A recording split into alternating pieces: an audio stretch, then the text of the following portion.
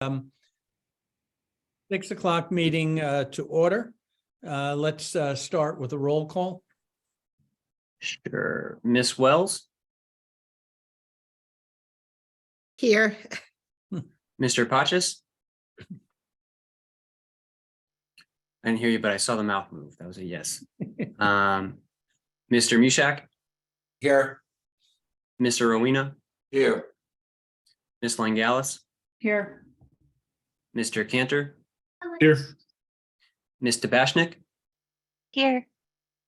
Miss Jordan Byron, Present. and Mr. Schulman. Here.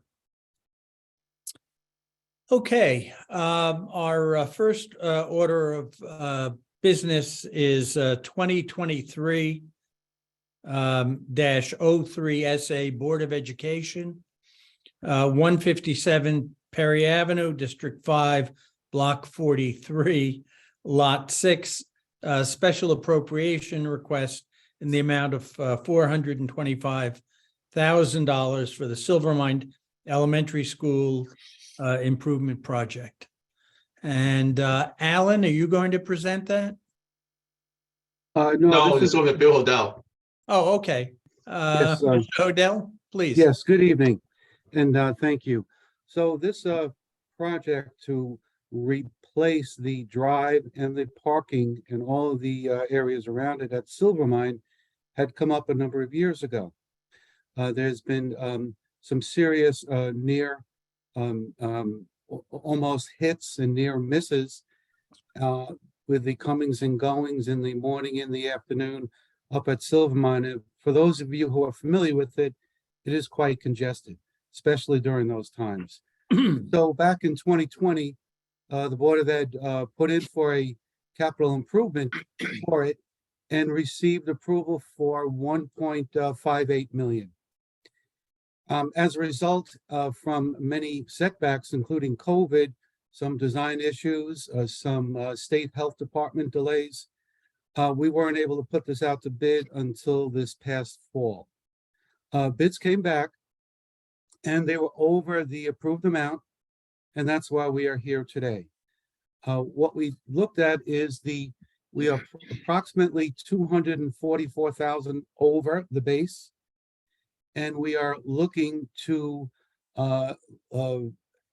find, or we're able to find within our capital budget allocation, $425,000. The way that breaks up is roughly $203,000 will be set aside for contingencies, and the remaining would take care of the shortfall.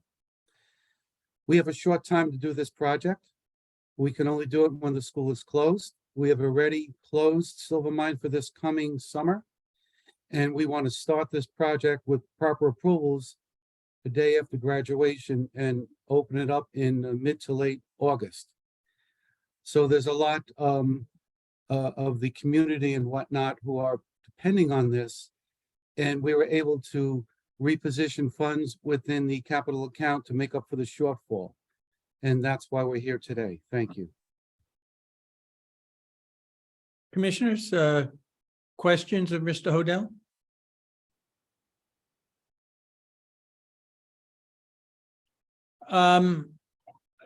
I know you had indicated in the at least in the materials we received where those additional funds were coming from, but we appear to have a fair number of members of the public here. For them, could you just outline where that $425,000 is coming from? So it's been prior allocations of the capital budget assigned to the Board of Ed, and there are a handful of them.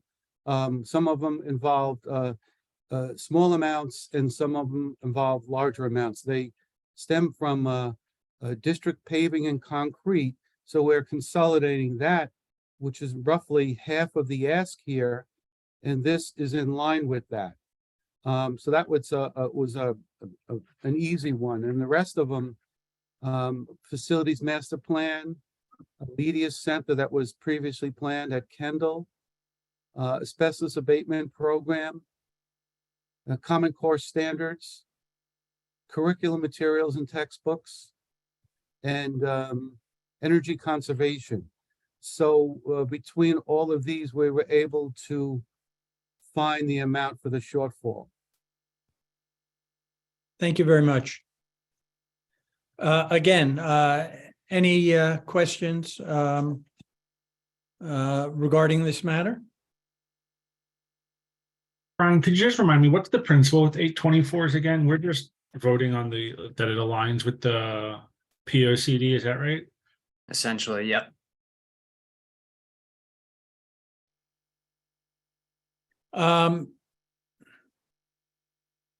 Is this one? This is something that a little deeper answer, Nick. This is something that the Planning Commission used to do. Zoning Commission did not when we were combined. Became the responsibility of the new combined commission. So, is there a motion to approve? I make that motion, Mike here. Okay, Mike Mushak makes the motion. Is there a second? And Hector Patches has seconded. Any further discussion, questions? If not, let's do a roll call vote. Okay, Ms. Wells, Aye. Mr. Patches, Yes. Mr. Mushak, Yes, sorry. Mr. Rowena. You muted, Mike, or Richard.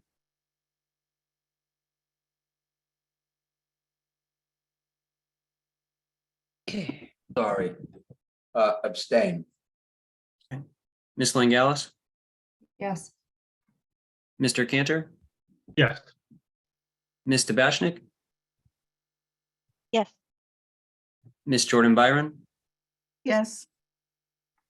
and Mr. Schulman. Yes. All right, the motion passes with one abstention. Thank you very much. Thank you. Move on to the next item, also an 824 referral. It's 2023-04, 8-24. City of Norwalk Building Management, 23 Calvin Murphy Drive, District 5, Block 7, lots 01 and 10. Municipal improvement request per section 824 of the Connecticut General Statutes to substantially improve Norwalk High School.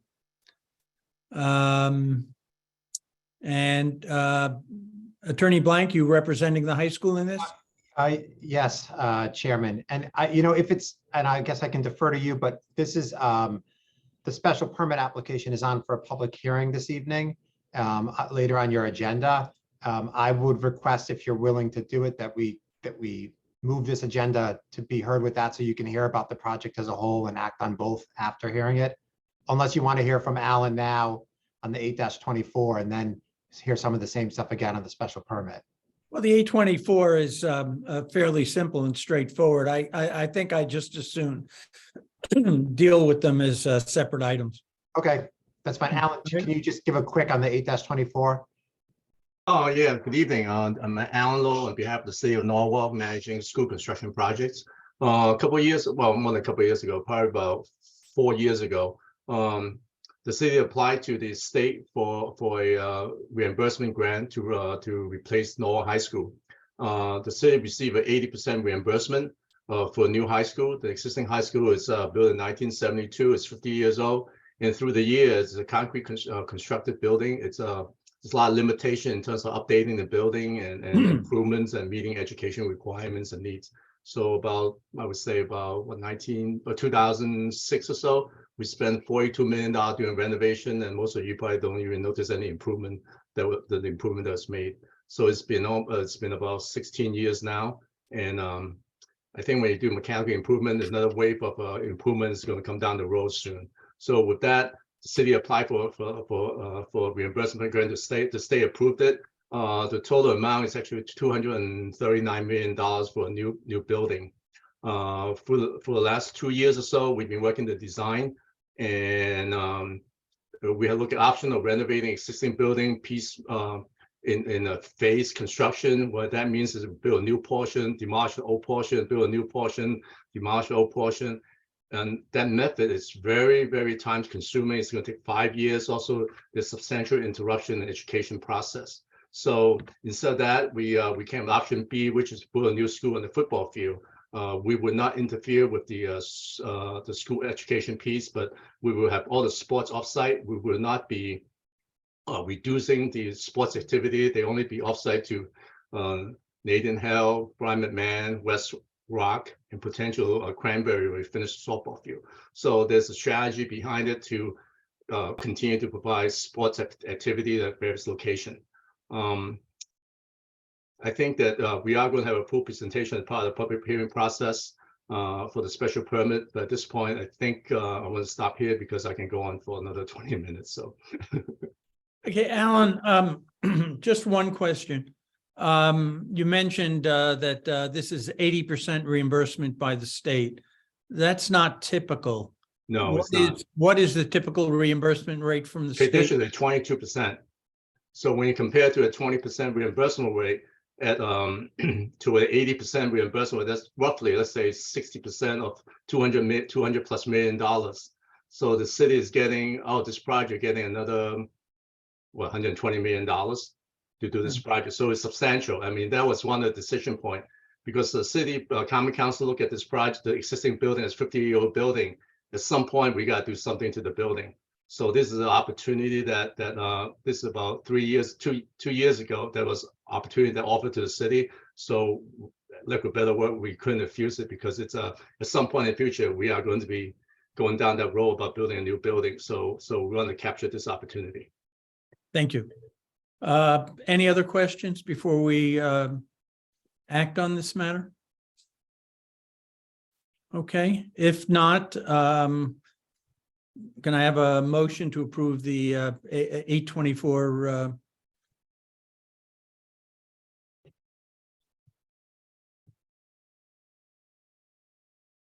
Mike, you unmuted yourself. Your mic. I'll make the motion. I was waiting for someone else too. Sorry. That's okay. Galen's second. Yep. Okay. Again, let's do a roll call. This is And I believe I to saw, approve the 824 referral on this. Mr. Williams is with us now, so I will call on him first. Mr. Williams, Yes.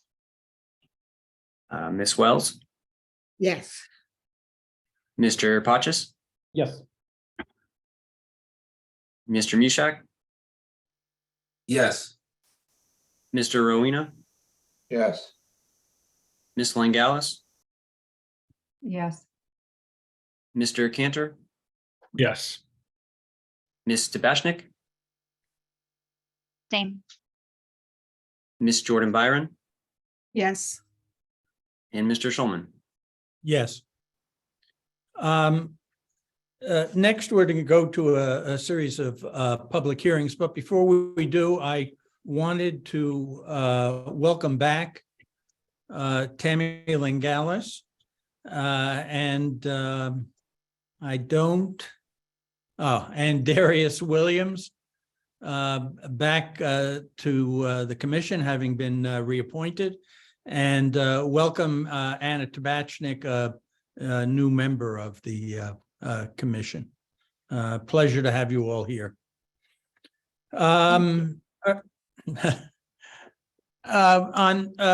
public hearings, on this first public hearing, I'm going to seat Hector. Anna, what that means, because you're an alternate, I can only seat you if there is a seat for you here, and we have enough regular members so that I can only seat one alternate. So what I will do is Hector Pachis will be seated for this public hearing. You'll be seated for the second public hearing, which is the high school, and then Mr. Pachis will be seated for the third the Tito Court public hearing. With that, we have quite a large number of public participants this evening, as I see, and so I want to explain how the public hearing process works. First, the applicant will be given an opportunity to explain the project in as much detail as they need to. Throughout that process, the members of the commission are welcome to ask questions. Anna, although you can't vote on this, you, as a member of the commission, can certainly ask any questions you wish and participate in the conversation. Once the presentation has been completed by the owner or the owner's representative, we will open it up to the public. We don't place a time limit on how long members of the public can speak. We do ask that you make your best effort to make all the points that are important to you in as short a time as possible, as a courtesy to everyone else. You only have one opportunity to speak, so please make sure you say everything that's important to you. We also ask that you maintain a respectful tone throughout your comments.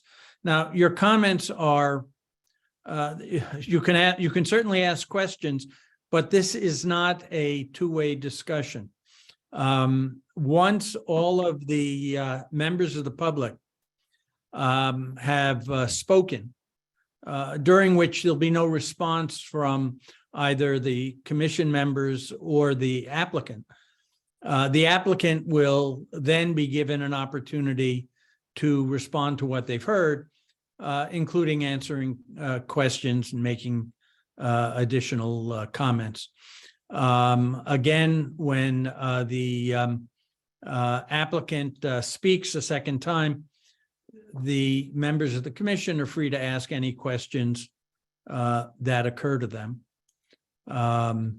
When that has been completed, we will move on to further discussion by the members of the commission and hopefully to action, approving or disapproving a project. With that, we'll start with the first public hearing. This is 2022-48 M/SPR Coastal Luxury Homes, 556 and 558 Westport Avenue, and 468, 10, 12, and 14 Renzulli Road, District 5, Block 8, Lot 17, 25, 26, 28, 33, 36, 39, and 42. There are two requests here, one for a zoning map amendment to rezone the property located at 468 and 10 Renzulli Road and a portion of the Renzulli Road right-of-way from B residence zone to business number 2 zone in conjunction with a site plan review application for a 4-story, 136-unit mixed-use building. And I believe, Mr. Flaherty, you're representing Renzulli? Yes, that is correct. Thank you, Mr. Chairman. My name is Craig Flaherty. I'm a professional engineer licensed in the state of Connecticut, senior engineer and principal with Redness and Mead, having offices in Stamford and Wilton. Just first want to make sure that all members of our team that may be called upon to speak, should questions come up, get moved over from attendees to panelists. So any members of the coastal team, if you want to raise your virtual hand, we can move you over. Bill Kenny certainly should be within as a panelist, if you can make that happen, Brian. I see some other folks out there, but perhaps they can come over if it's necessary. I will share my screen and get going with the presentation. As you so announced, we are here for a proposed project at the corner of Westport Avenue and Renzulli Road. It is made up of the properties, including 556 and 558 Westport Avenue, 4 through 14 Renzulli Road, and a portion of the Renzulli Road right away. There are 2 applications before you, which we are hearing concurrently. One for a zoning map change of a portion of the properties from B residence to B business number 2. And then, of course, what would be the subsequent site plan approval application. And we'll go over both through this presentation. Applicant is Coastal Luxury Homes. The principal is Joe Feinlieb, also joined on the call tonight by Connor McCabe and Travis Canavan. The presenters you will hear from tonight include me. I will give you a preview of the application, a broad overview of the proposal before handing the mic off to Colin Grothier of Bindfield Architecture to go through the building design. You will then hear from Bill Kenny of William Kenny Associates, who is the landscape architect, lighting designer, and soil scientist, wetland scientist on the project. And Greg Del Rio of Hardesty in Hanover is our traffic engineer. That then come back to me to complete the site engineering components of the proposal, and then go to summary and questions. So we start with an orientation. There's a few things to observe on this orientation. First and foremost, north is up. Westport Avenue, Route 1 cuts through the middle of the aerial, and you see the subject parcels outlined in yellow, and the area that we're looking for the zoning map change is effectively the back half of the conglomeration of eight parcels plus the portion of the Renzulli Road right away. You see to our west, that's 542 Westport Avenue. That's the theater and the Bed Bath & Beyond and the gym. You see their parking garage in the back with some solar panels on top, which you'll see again in another image. They have a driveway across from Lois Street here onto Route 1. This is a signalized intersection. We'll be talking about that during the traffic presentation. To the east of the site, you've got a bank, a little strip stores, and then this is the Whole Foods just over the town line in Westport and the associated stores at Whole Foods. So you can see the depth of the B2 zone to the west of the site, the depth of commercial development to the east of the site. You also see the depth of the B2 zone on the opposite side of the road. Here, evident on the aerial is the apartments at the old Pepperidge Farm factory. That's 235 residential apartments in a similar style building. Of course, there's a project in the back of that you approved recently at Fallen Street. And just off the edge of the aerial on the west side here is another project at Willard Street where you approved the self-storage and 219 residential apartments. All that in the same zone and to the same density that we are proposing for the subject parcel here.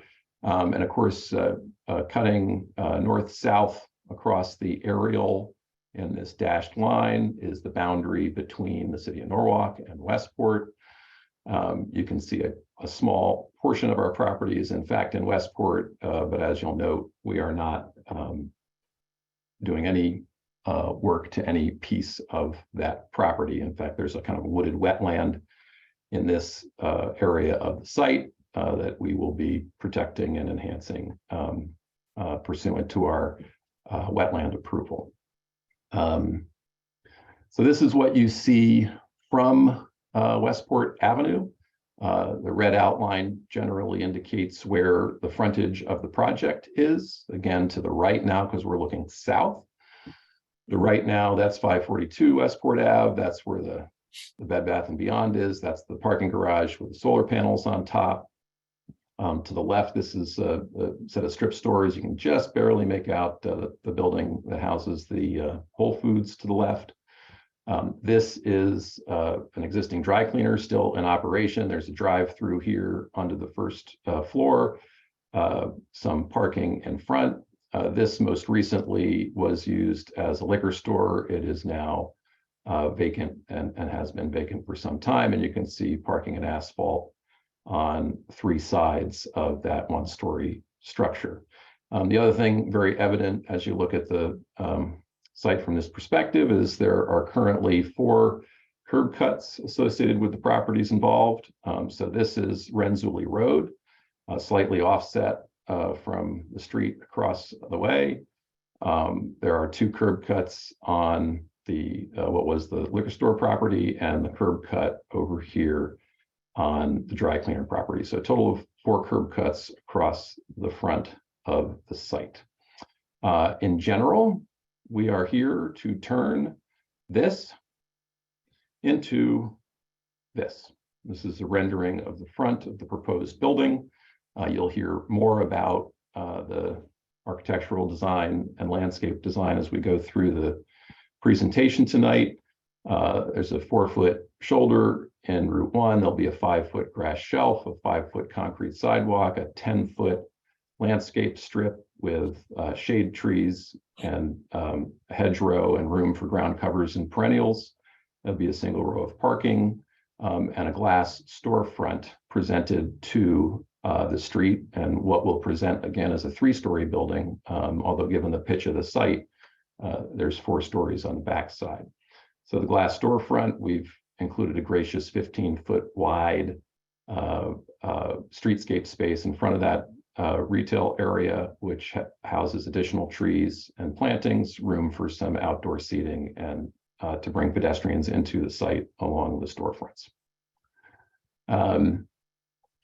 So this is how that proposed building gets presented on that aerial, so you can understand the context of the proposed building in this kind of Z shape relative to some of the structures adjacent to it and how the face presents on Westport Avenue.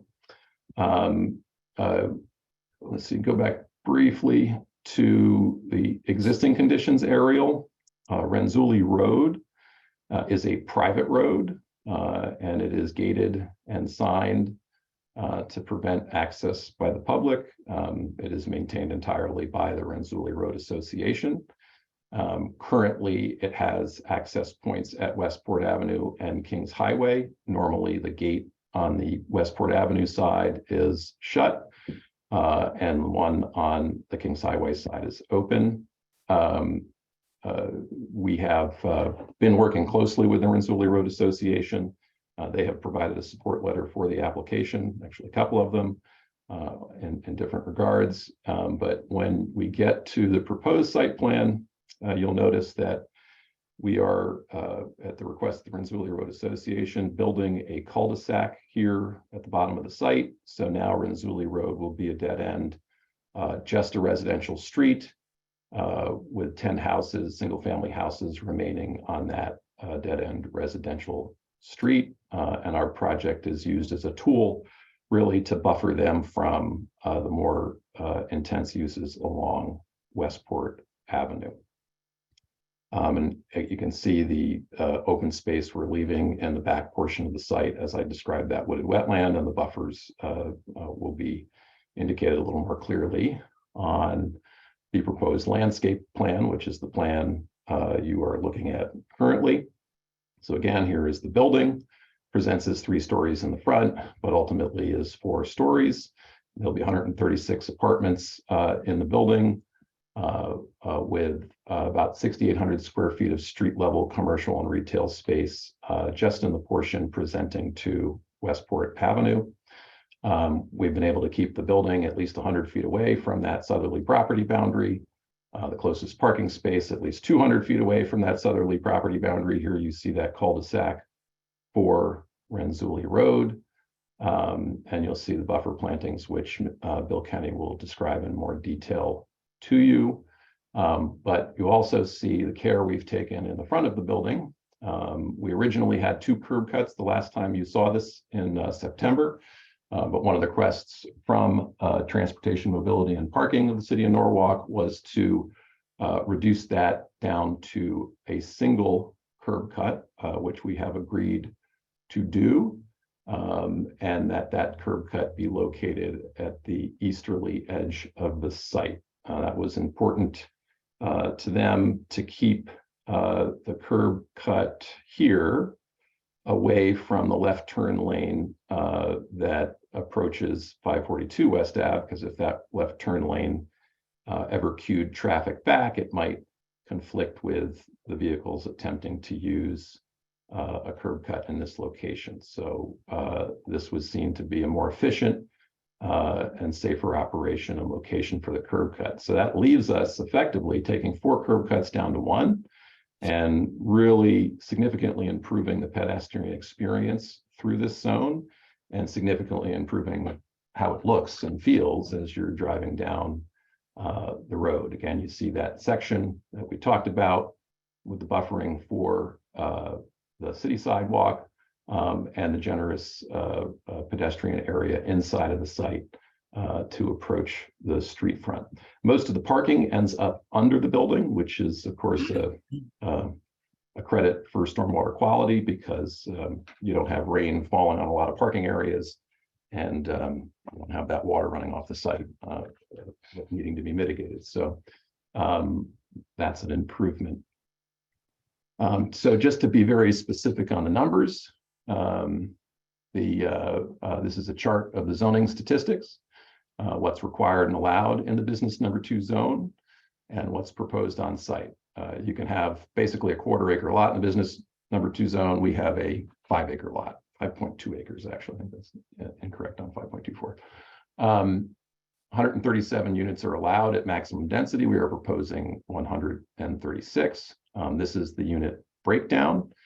So it weights a little towards 2 bedrooms and away from 1 bedrooms, but also includes what we think is going to be a product in demand, which is 10 3-bedroom units. The next row is how we comply with the workforce housing requirements. The 3-bedroom units are highly sought after because there's not a lot of affordable 3-bedroom units in town. So there's a bonus, a 2-for-1 bonus when you provide affordable 3-bedroom apartments. We are providing 2 of those at workforce housing income levels, as well as 10 additional apartments beyond that. There's the amount of retail at 6,800 square feet. Your regulations would otherwise require 165 parking spaces. We are providing 179. The regulations allow 4 stories and 50 feet, and we're complying with that. This continues some of the zoning statistics. We're under the allowed gross floor area for the site. We're well under the building coverage requirement. The zone allows 50%. We're coming in at 10.5%. We're well under the impervious surface requirement. The zone allows 80%. We're coming in well under at 41%. And that residential setback allowed by your regulations at 50 feet, we are doubling at 107 feet. I think it's also helpful for the public, certainly, and the commissioners to understand the thorough review that most of your applications receive, and certainly ours was no exception. We submitted applications to the Wetland Agency on August 30th, had our initial presentation with them on September 13th, submitted our zone change and site plan application to you on September 14th, and presented it initially to you on October 6th, as we kicked off the referral process. So we received comments from DPW on October 13th, initial comments from TMP, I should say DPW, of course, is the Department of Public Works. TMP is Transportation, Mobility, and Parking. And we received some other initial comments from you at October 6th and some comments from staff, which caused us to revise our plans and resubmit them on October 31st, addressing most specifically the DPW comments. Water Pollution Control Authority was also provided the opportunity to comment, which they did on November 1st. We sent our first response into TMP on November 9th, addressed WPCA comments on the 14th of November. And after several meetings with the Wetlands Agency, they ultimately approved the project on December 13th. Additionally, we worked closely with the fire marshal, and they provided their sign off on December 15th. That was mostly focused on the concept of turning Renzulli Road into a cul-de-sac. Through that process, we had talked to the police chief, we had talked to the fire marshal in Westport, we worked closely with Broderick here in Norwalk.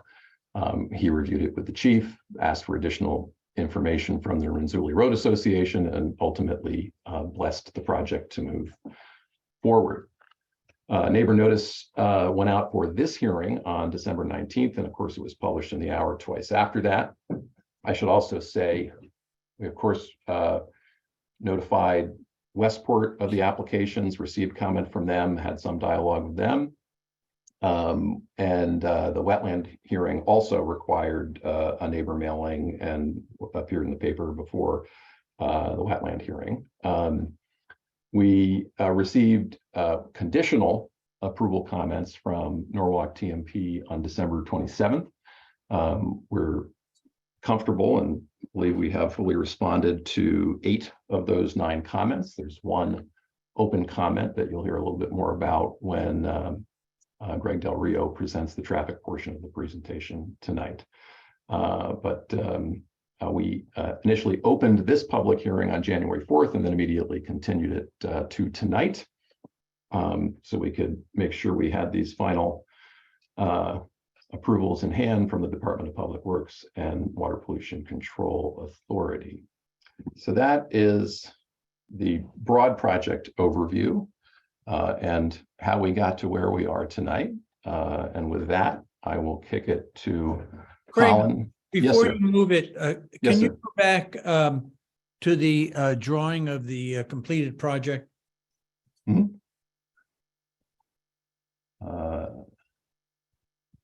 Okay, yeah, that's fine. I'm not sure whether this is a question for you or for your traffic people, but as I look at the plan, I wonder, is there adequate snow storage on this property? Can you address that? Yeah, I think I can. We're adding a significant amount of landscaped area to this plan. And again, the percentage of parking that's on site is about 20% of the whole. So really only 1 in 5 parking spaces are on site. So it's not a huge burden. So if you look in the front, of course, there's the snow shelf along the street. There's the landscaped area in front. There's landscaped areas here and here along Renzulli, which actually don't exist today. There's landscaped areas on either side of this small parking lot in the back, landscaped areas around the courtyard and cul-de-sac, landscaped areas down here. So I believe there is sufficient room on site. Obviously, if, well, knock on wood, we get a winter where we get tremendous snowfall, it would be up to building management to make adequate provision. And occasionally when we get those real crazy winters, when you get a few 1-foot snowfalls one after the other, they actually have to export some snow. But for, I think, a normal season, this to me seems to be sufficient space given the landscaped areas that are adjacent to proposed parking. Okay, thank you.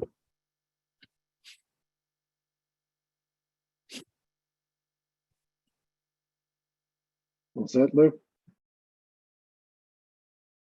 Yeah, go ahead, Colin. Okay, excellent. Commissioners, thank you very much. Colin Groth here, Byfield Architecture, Senior Associate. Happy to be presenting to you. Share my screen.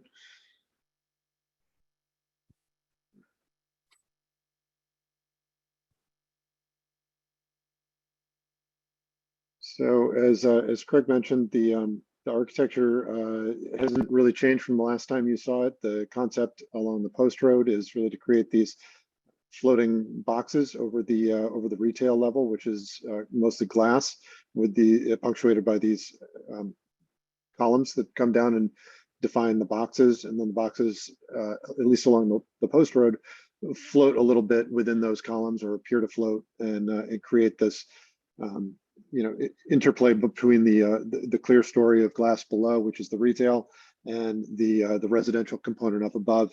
And as was previously mentioned on the Post Road Westport Avenue section of the building, it really presents as a 3-story building as opposed to the full 4 stories, which you'll see in the next slide, which is as the grade declines as you travel away from the Post Road further towards the Westport line and the Old Kings Highway, it becomes 4 stories.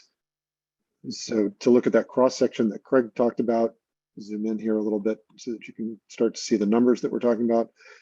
We've got the post road with the shoulder, a 5-foot snow shelf, a 5-foot walkway, sidewalk. Then we've got a 10-foot amenity zone for provision for larger plantings and street trees. Then we've got the parking zone, the drive aisle, and then a 15-foot buffer and sidewalk amenity zone outside of the retail. And then as you move over, you can see we've got the retail level, that 6,800 square feet of on-grade retail that fronts on this 15-foot zone and convenient parking. And then we've got dwelling units 2 levels above that, and then dwelling units replace the retail at the back of the building. And there is a subgrade parking garage in this section. So there is a connection there. And then it presents as 4 stories on the back side of the building. This kind of is the continuation of that section. If you can see, we've got the people that were up on the post road side of the building here. We've got the subgrade garage. This is the 4-story section of the building, and it continues to present as 4 stories as you travel towards the back of the site. There is a parking garage entrance for an even lower level of parking. So it's a fully basement level parking. So even once you've the building is presenting as 4 stories, there's a little bit of a drive ramp, as you can see here, that goes down, and that's where the majority of the parking is in complete basement parking and concealed from view. As you get to the back of the site here, this is kind of the resident circulation driveway where people can grab Ubers or pick up their friends. The entry to the parking that's below the retail is over on this side, and then this is the lower level parking. Back here, you can see a private amenity. So this is your pool deck area, and walking trail back into the wetland area as approved by the Wetland Commission. And then there is a play area and dog run on the far side inside the elbow that's closer to the post road on the northeast side of the site. Also see the provision for the solar panels on the roof. Yes. Solar panels on the roof and mechanical screening where down the middle of the roof for the location of the mechanical units. This will be a view of the courtyard, and we've transitioned to a similar vocabulary to the post road, but instead of being held up by columns, we're grounding these as they are kind of somewhat like a residential townhouse look with large glass windows, and then the balconies and the recesses to punctuate the facade, break it up, make it read more like somewhat individual 3-story buildings, and then there's a step back story to provide a little bit of a rooftop terrace for the units that do occupy that top level, and to provide some reduction in the appearance of the facade when you're at that ground level, so it reads a little bit more like a 3-story building as opposed to the full 4 stories. This is a view back from the wetland area. There's going to be some walking trails, which the landscape architect, if you have any questions for him, can can respond to those materials and what they're planning to do. But the idea is to be able to circulate through the wooded portion of the site and the landscape area and kind of really circumnavigate the building to get to the various parts surrounding the building. And then this is the pool amenity to the south, you can see, and corner balcony, and you can see the presentation of the 4 stories there. Material wise, we're looking at the same materials we presented last time, which is a black wood panel facade. Is very similar to the Japanese Sosujiban, which is like a burnt wood, very long-term, low maintenance product. Gray wood vertical siding, sliding patio doors, multi-pane windows, black storefront glass, and cable railings at the balconies. So a very simple, somewhat varied materials palette. The wood grain should give it some texture, along with the higher contrast between the light gray and the dark gray black, and then the accents of the windows and the stainless cable railings. So we think it's going to be a really nice composition and bring everything together. And the key elements being the interplay between the post road retail block and the zigzag residential block, really taking advantage of the contours of the site and giving everybody that's on the back of the building some views of the back of the site, the existing mature trees, the new plantings, and the different areas of the site. So everybody's going to have a little bit of something positive to look at, and even the residences that front on the post road, Westport Ave, are going to have 2 layers of landscaping before they see the post road. So we think all that's really positive and going to be a beneficial project for the area. That's a high level overview of the architecture. If you have specific questions about the plan, I'm happy to pull up some plans and answer them. But generally, not too much has changed other than the things Craig has already highlighted in terms of the site planning and building layout. Thank you, Colin. I guess with that, we will ask our landscape architect, Bill Kenny, to share his screen and review the landscape plans with you. Great, thanks, Craig. Good evening. My name is Bill Kenny. I'm the principal of William Kenny Associates in Fairfield. We're a firm of ecologists and landscape architects. I'm a professional landscape architect, wetland scientist, soil scientist. We were hired to help with this project in a number of ways, and using both our skills with both landscape architecture and ecology. I'm going to share my screen. This is a plan that we prepared for the application, and first I'm going to discuss the landscape and look at it in 2 primary types of landscape: a pedestrian, what I want to call pedestrian hardscape, and other outdoor spaces and amenities, and then a softscape, or essentially the planting, and I'll walk through those with you. And lastly, the landscape lighting. For the hardscape and pedestrian hardscape, we have the a proposed play area, a dog run, dog area, the pool and adjacent terraces, as well as a streetscape at the front of the building where we have some other seating, where there's a walkway in front of the retail area that is wider and allows for seating and recreation and relaxing at that location. With the hardscapes, they're really going to be allowed for gathering, recreational play and exercise and relaxation. In addition, the last type of hardscape is the pedestrian path that winds its way through the property and circles the building, and provides access all around the building. And one thing of interest is that working with the wetland agency, which they granted approval for this, we have the path extends into the wetland area on the eastern portion of the property. and allows for the residents to access that area, access and enjoy that area, and appreciate that natural resource area of the property, which is, I think with this project, it's a great win for the residents in the city and the community, how this area is being protected and enhanced. And I'll get into that as I start to discuss the softscape portions of the property.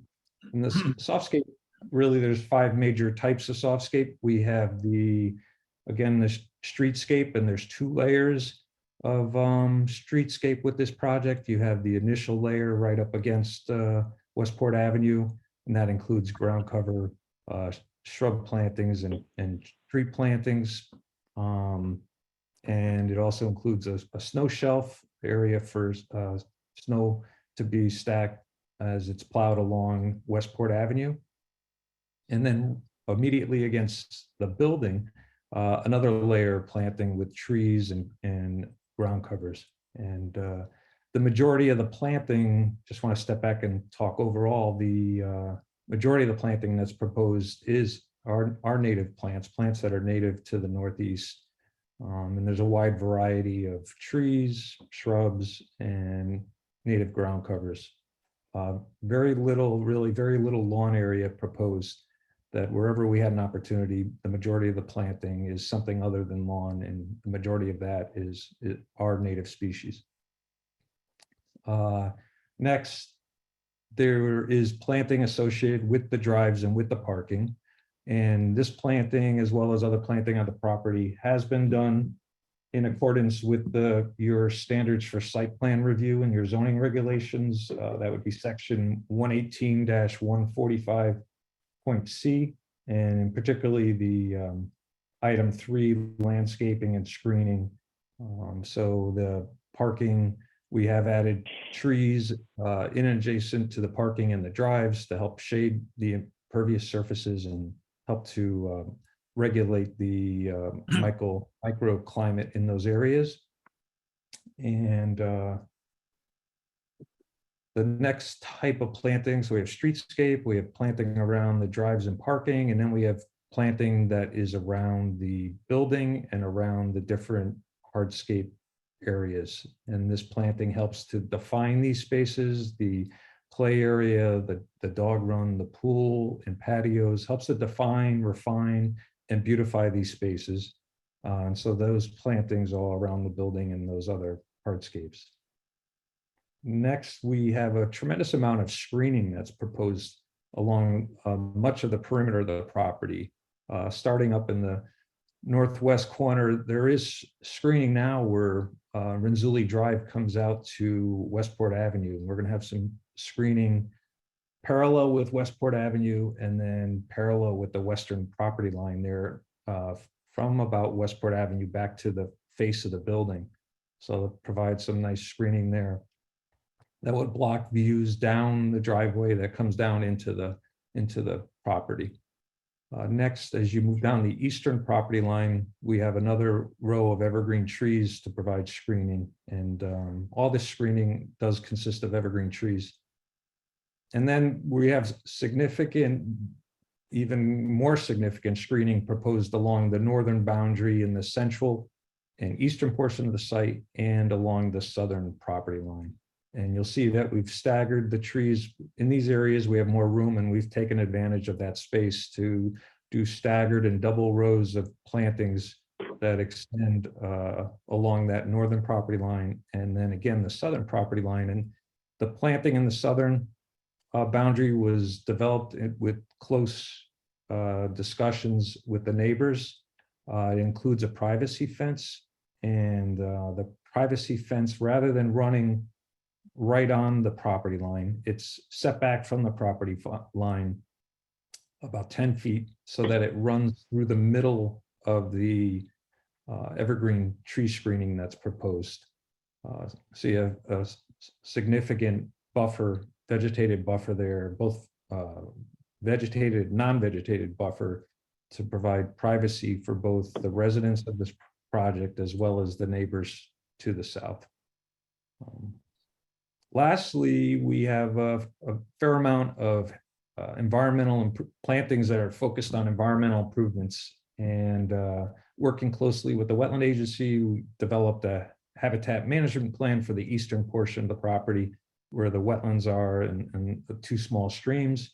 That plan includes removal of invasive vegetation. It includes removal of lawn areas that are currently adjacent to the wetlands, and taking some of these current ornamental areas that are near the wetlands and converting them to naturalized areas. So they'll be planted 100% with native plants and restoring some native habitat in those areas. And again, this is where there will be a pedestrian path that allows the residents to walk through these areas and experience and enjoy and learn from the areas. Mr. Kenny, am I correct that the eastern portion of the property where you have those walking paths, that is not going to be accessible to the public? It's for the enjoyment of the residents? That's correct. Thank you. Also, drawings, so we've submitted standard details in our plant list and notes and details for the planting, as well as the boardwalk that we discussed, and the fencing and the screening. And then there is a separate plan for lighting. The lighting has been carefully developed to, again, comply with the intent and of your standards for site plan review. Section 118-145.c, the item 4, illumination, where it asks for reasonable intensity and illumination without adversely affecting adjacent property owners. And we worked with the lighting manufacturer and did careful review of the lighting, did the photometrics evaluation, and we're showing that we're providing the minimum needed lighting for safety and on the property, for safe use of the property, both for vehicles and pedestrians, without having light illumination spilling over the property line. And so we're showing little to no spillover, and that modeling was done without the benefit of all the screening planting that's being done. So it's going to have even less potential for any adverse effect because of all the planting that's also being proposed. I'd be pleased to answer any questions that you might have. Mike, any questions? No, just bravo on the native plantings and the habitat restoration and the heavy tree cover along Westport Avenue, but no other questions. We're going to hear about percentage of stormwater, I guess, at some point, right? Yes. Retained, yeah. Yes, sir.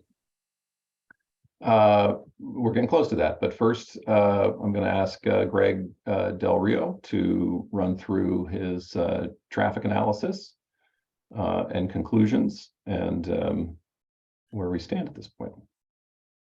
Good evening, all. I will do a screen share. Greg Del Rio, for the record, professional engineer in the state of Connecticut, traffic engineer for Hardesty and Hanover. Let's see, sharing the screen here. Can you see it? Yes. Okay. So just confirming the program, 136 residential units and 6,850 square feet of retail on the first floor fronting Westport Avenue. Just a sort of a zoom in on the site plan and how it relates to Westport Avenue and the surrounding street and sidewalk system. So I'll start off with the sidewalks. Where we're coming in from the west, we have an entryway that brings us into the site, and then crossing over, connecting to the building where residents can go to the back, or if you're going to the retail, you can continue on the walkway in the front.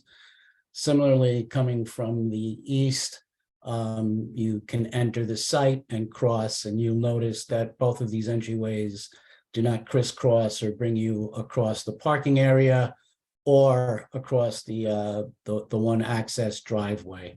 As Craig and others have mentioned, currently there's 4 access locations. So we're consolidating all of that into one access location, which of course, provides improved safety and reduces the number of conflicts with pedestrians and bicyclists that might be walking to, from, and through past the site in both directions. Entering the site, we have a little bit of a wider throat to allow some of the truck movement, since we only have the one access point to enter and exit. Trucks can back into this spot here to provide their deliveries and services and loading. We have 18 spaces in front to provide support for the retail uses. And if by any chance all the spaces are full, we have a sort of a hammerhead treatment where you can provide a U-turn to come back and out and exit. So this is a full movement driveway, allowing both left turns and right turns. And we've moved it as far east as possible to facilitate the movements, and so that they're not being affected by the queues from the intersection to the west, as well as only cross 2 lanes to get into the westbound lanes, because further to the west, you can see it widens out to allow the left turn lane that goes into the shopping center. So that gives you a little bit of context for the site access and connectivity to the surrounding area. So the traffic study included we always start with our trip generation. And so for this program of residential mixed-use retail, in the morning, there would be 59 new primary trips. And in the evening peak hour, there would be 85 primary new trips to and from the driveways. Compared to the existing, when the wine and beverage center was there, it would have been 44 trips in the morning and 111 in the evening. So we would be, compared to what was there, we would be adding 15 new trips. And actually in the evening, we were actually a little bit of a reduction. When the wine cellar was there, it was actually generating higher volumes of traffic than our proposed site. However, the wine cellar has not been occupied for quite a while, so we did not account for it in our traffic study. So our increments are actually greater. We're only accounting for the traffic that we accounted for, which was the dry cleaner being open and the existing houses on Renzulli Road, the existing residential units. So that's a generation of 21 trips in the morning and 46 trips in the PM, which is compared to the 59 and 85 is additional 38 in the morning and an addition of 39 trips in the evening. So when you apply that to the driveway, roughly these 59 and 85 trips, let's focus on the PM since that's the higher number. Roughly, it's about a 60-40 split, 60% going west, 40% going east. And then there's another 60-40 split of entering and exiting traffic. So that's depending on whether it's the morning peak or the evening peak, that would be, the 60-40 split is in different directions. So what that means is there's no more than 30 vehicles on any one approach through these 2 adjacent intersections. And that's the extent of the study area, because once you get past these 2 intersections, you have even less trips through adjacent intersections. So less than 30, just for context, in an hour, that's 1 trip every 2 minutes going through on average through this intersection or the intersection to the east. So that just gives you a little context, and here's our site. So the operational analysis based on those increments of trips, when you compare the proposed build condition to the no build to what's out there today, you can see there's no impacts. That's what these 2 columns are. Change in level of service. There's no changes in level of service. And additional seconds of delay.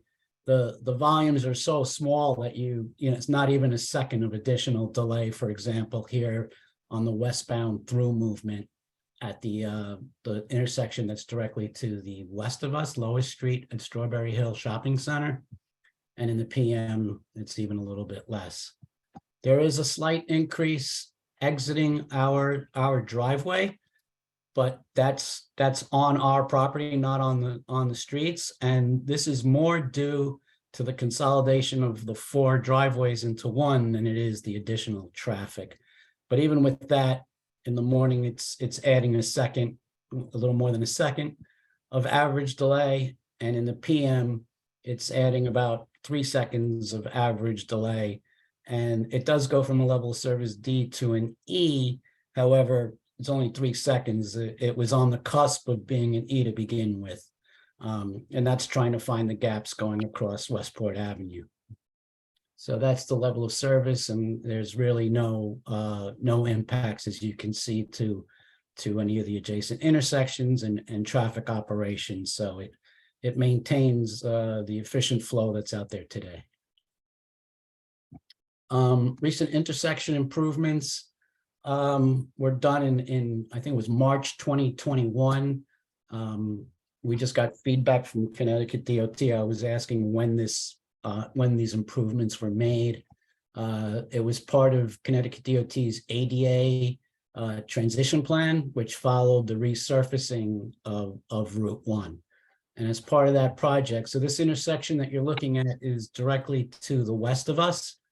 And this is the Strawberry Shopping Center, and this is Lois Street across here, and McDonald's. This is the driveway to McDonald's for context. And you can see the new ADA ramps and sidewalk as part of the resurfacing and the ADA transition plan. You can see the new sidewalk and ramps over here, including the tactile strips for ADA compliance, as well as going across Lois Street. So, so if you're a pedestrian crossing from the south to the north, you'd come to the southwest corner or the northwest corner, depending on where you're originating.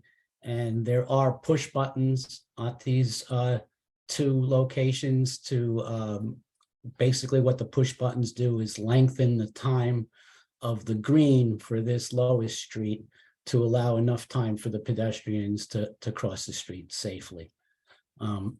So that was done just a couple of years ago in March 2021.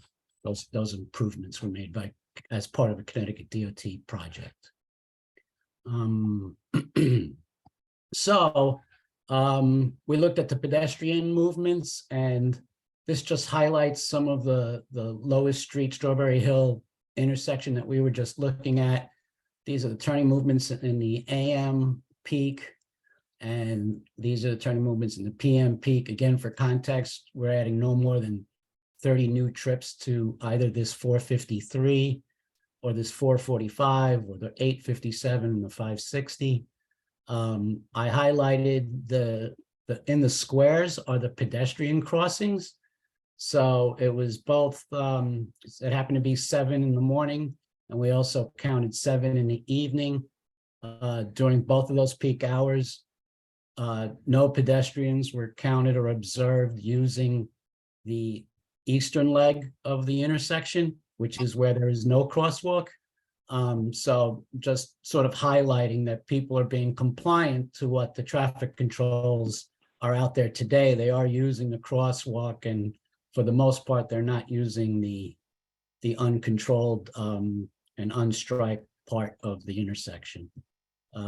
We did do we reviewed crash data all the way back to 2017 to 2021. We looked at 5 years of crash data to not only capture the, because some of the crash data was during the pandemic. TM&P, said, why don't we look a little further back before the pandemic just to make sure we're not missing anything. The patterns prior to and during the pandemic were pretty similar, and particularly at this intersection.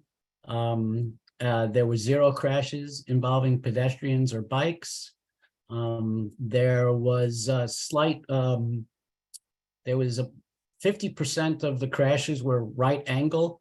So we did dig in a little bit into that to see if there were any patterns with those 50%, and there really wasn't. So, even though 50% were right angle crashes, there was no pattern within those right angle crashes. They were all sort of unique and didn't show any trends as far as they were all, making an eastbound left versus a westbound through movement. There was no real trend found.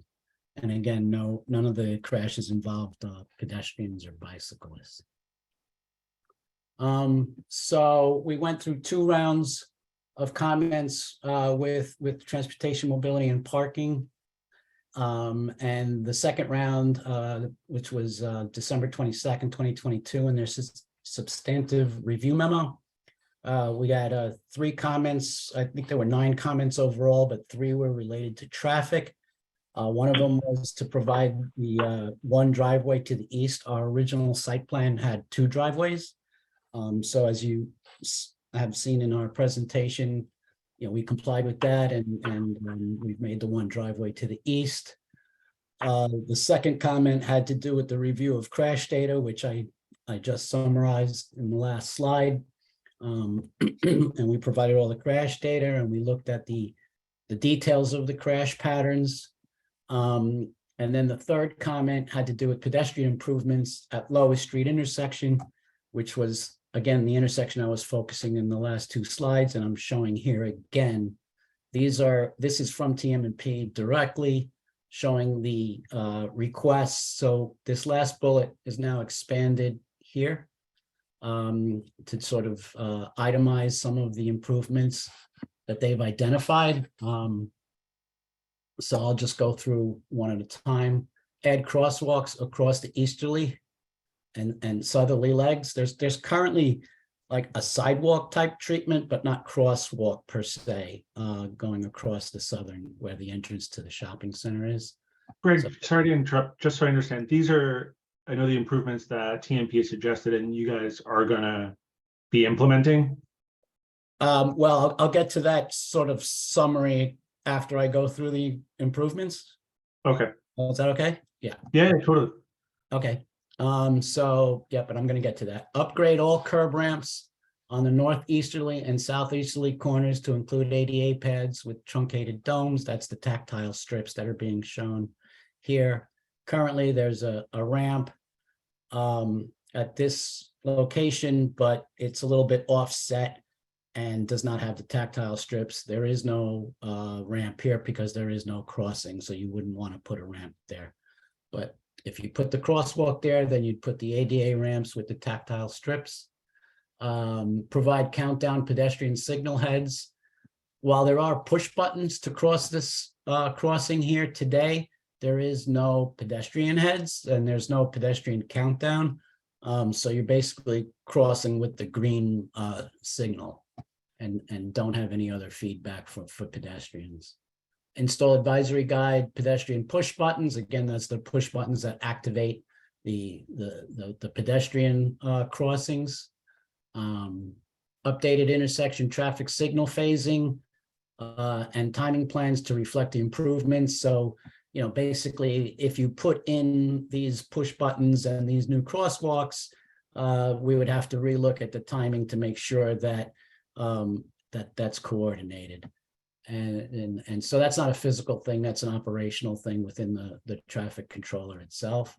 And then install backplates with retroflective reflective borders on all signal heads. That has to do with actually the signals that traffic sees, and it's those sort of yellow borders that go around it to make it a little easier to see the signal heads themselves. So that's a quick summary of the sort of improvements that TMP has requested. That's the last one on my slides. So in summary, really, there's no impacts that were identified that required any kind of mitigation off-site or even signal timing changes, which often happens. And as far as the pedestrian improvements, we certainly understand why TMP would like these improvements, but they're not necessarily warranted by the addition of our project based on our traffic study and the analysis. We're willing to work with the city towards those implementation of the improvements and agree that the extent of any improvements should be determined, as part of the OSTA, the Office of State Traffic Administration, and Connecticut DOT's review when we go to them. I think that's it. If you have any questions. Craig, just to be perfectly clear, what you're saying is you're not necessarily going to do these 6 things. You're going to work with TMP, you're going to work with us, but you're not necessarily going to do those. We're going to see what happens with it's Connecticut's DOT's road, and so they have jurisdiction over anything that happens here. So when we go through the OSTA process, assuming we're moving on from and getting Norwalk's blessing, then we would go and see what Connecticut DOT wants to do. Okay, thank you. Thank you, Greg. Stop share. I can head to my portion. I have a quick question for the traffic consultant. Sure, go ahead. Go ahead. Does an F come after the E, or is the E the bottom? F comes after the E. Okay, thank you. Thank you, sir. Yeah, I mean, to highlight the point on the traffic improvements, we're certainly worried about the overall cost, which is undefined. With projects like these, you can get a little bit of a Pandora's box as you add things. The back plates sound easy, but they change the wind load on the signal head. So does that affect the structure that's holding up the signal heads, right? So there's some kind of open-ended items there, and we don't know where they'll end up after a thorough review through the OSTA DOT process. Second, we are concerned about an overall sense of fairness. This is effectively someone else's driveway, not ours. And our amount of traffic being less than 2% through that intersection kind of speaks to that. And the third really is we can't have it as a part of a site plan approval because then it officially becomes something that is a part of the project. And my concern is that would potentially delay the building permit, because then the OSTA review would have to be complete prior to us being granted a building permit. And that would, in this climate, effectively kill the project, because we have to get financing and to close on the property, and we can't have a huge open-ended item like that. But again, we get it. We understand why it's being asked for. Better is better, certainly, but we think it's best handled by the state process that we have to go through, and not arbitrated by P&Z tonight. But I promised that I would go through some site infrastructure before we head to our summary. So I will do that now. Which one do I want to go to? Let's start here. Back to the landscape plan. This course is being fed by city water from Westport Avenue. City sewer, there's actually a gravity line and City of Norwalk sewer easement over here. We think we'll be able to use that gravity line.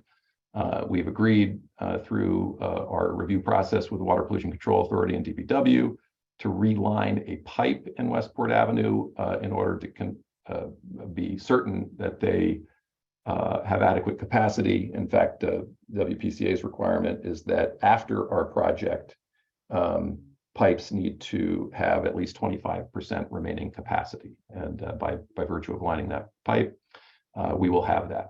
There's also a small residential force main that currently feeds 3 of the remaining houses on Renzulli Road that snakes up through the edge of Renzulli Road here. We have to maintain or replace that pipe as well as part of this design and approval. But getting to stormwater. So here's just an existing simple coverage calculation or coverage exhibit for the site. Right now in gray, we've got about 2 acres of impervious surface. As you might imagine, given the date that these surfaces were built, there is little, if any, stormwater mitigation associated with the rainfall that lands on and ultimately runoff that discharges from the site. So we have basically 2 acres of impervious surface ultimately discharging down Renzulli Road without control today. There is a watercourse corridor, which you see evidence of in the wetland in the back of our site. That is piped under the adjacent properties and then ultimately discharges to a stream on the southwest side of Renzulli Road. This, of course, was all looked at very carefully by the Department of Public Works and the Wetlands Agency. So our site splits into two pieces: that water which drains into the wetland in the back, and that water which drains down to the Renzulli Road at the southwest corner. To give you more of an understanding of that water course, I'll bring up the watershed map, which is all the water that, all the land area on which water falls that then makes its way to our site. So hand is outlining our site at the bottom of the page. This is that wetland watercourse system. There are two 30-inch reinforced concrete pipes outletting into that wetland. The first comes from the north, and that basin I am outlining now goes up along Hills Lane, around the Pepperidge Farm site, a little bit of the Fullen site, and then back down Westport Avenue, the strip mall, 30-inch pipe coming out here. The second 30-inch pipe is coming off the Whole Foods site, but ultimately, again, the watershed tributary to that pipe goes all the way up to Orchard Hill Road and comes down. So these watersheds are 30 to 50 acres in size each. Under proposed conditions, we are discharging very little water to the wetland. In fact, all of our impervious surfaces, except for the walking trails, are being shed to the west through our stormwater mitigation systems. So we're able to reduce flow to the wetland watercourse system. We're of course going to clean this up as Bill described to the best of our ability. But I always say that redevelopments are an opportunity, and we certainly have an opportunity here to do a much better job with stormwater management. We are, of course, increasing impervious surfaces by about 0.8 of an acre, but it's less about the overall increase and the effect of that increase. So as I said, we had about 2 acres under existing conditions that runs off the site in uncontrolled fashion. At the end of the day, 97% of the proposed impervious surfaces will receive water quality treatment, and they receive that water quality treatment in a number of ways.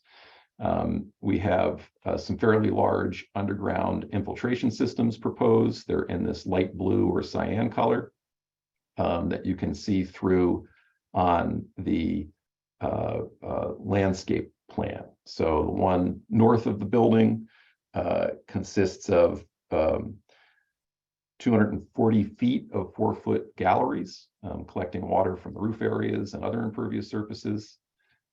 There's one that's built in and under the pool terrace, which is 224 feet of 5-foot deep galleries to catch and store stormwater, again, from roof areas and other areas of the site. We have a filtration system here to the left of that pool terrace, which is 208 feet of 4-foot galleries. And then we are adding catch basins and oil grit separators to catch as much of the cul-de-sac as we can and provide water quality flow treatment there. So with the covered parking, with the standard catch basin sumps with bell traps, with the addition of oil grit separators, with the addition of infiltration systems and filtration systems, and of course a sediment erosion control plan during construction to protect these wetland areas while the site is disturbed.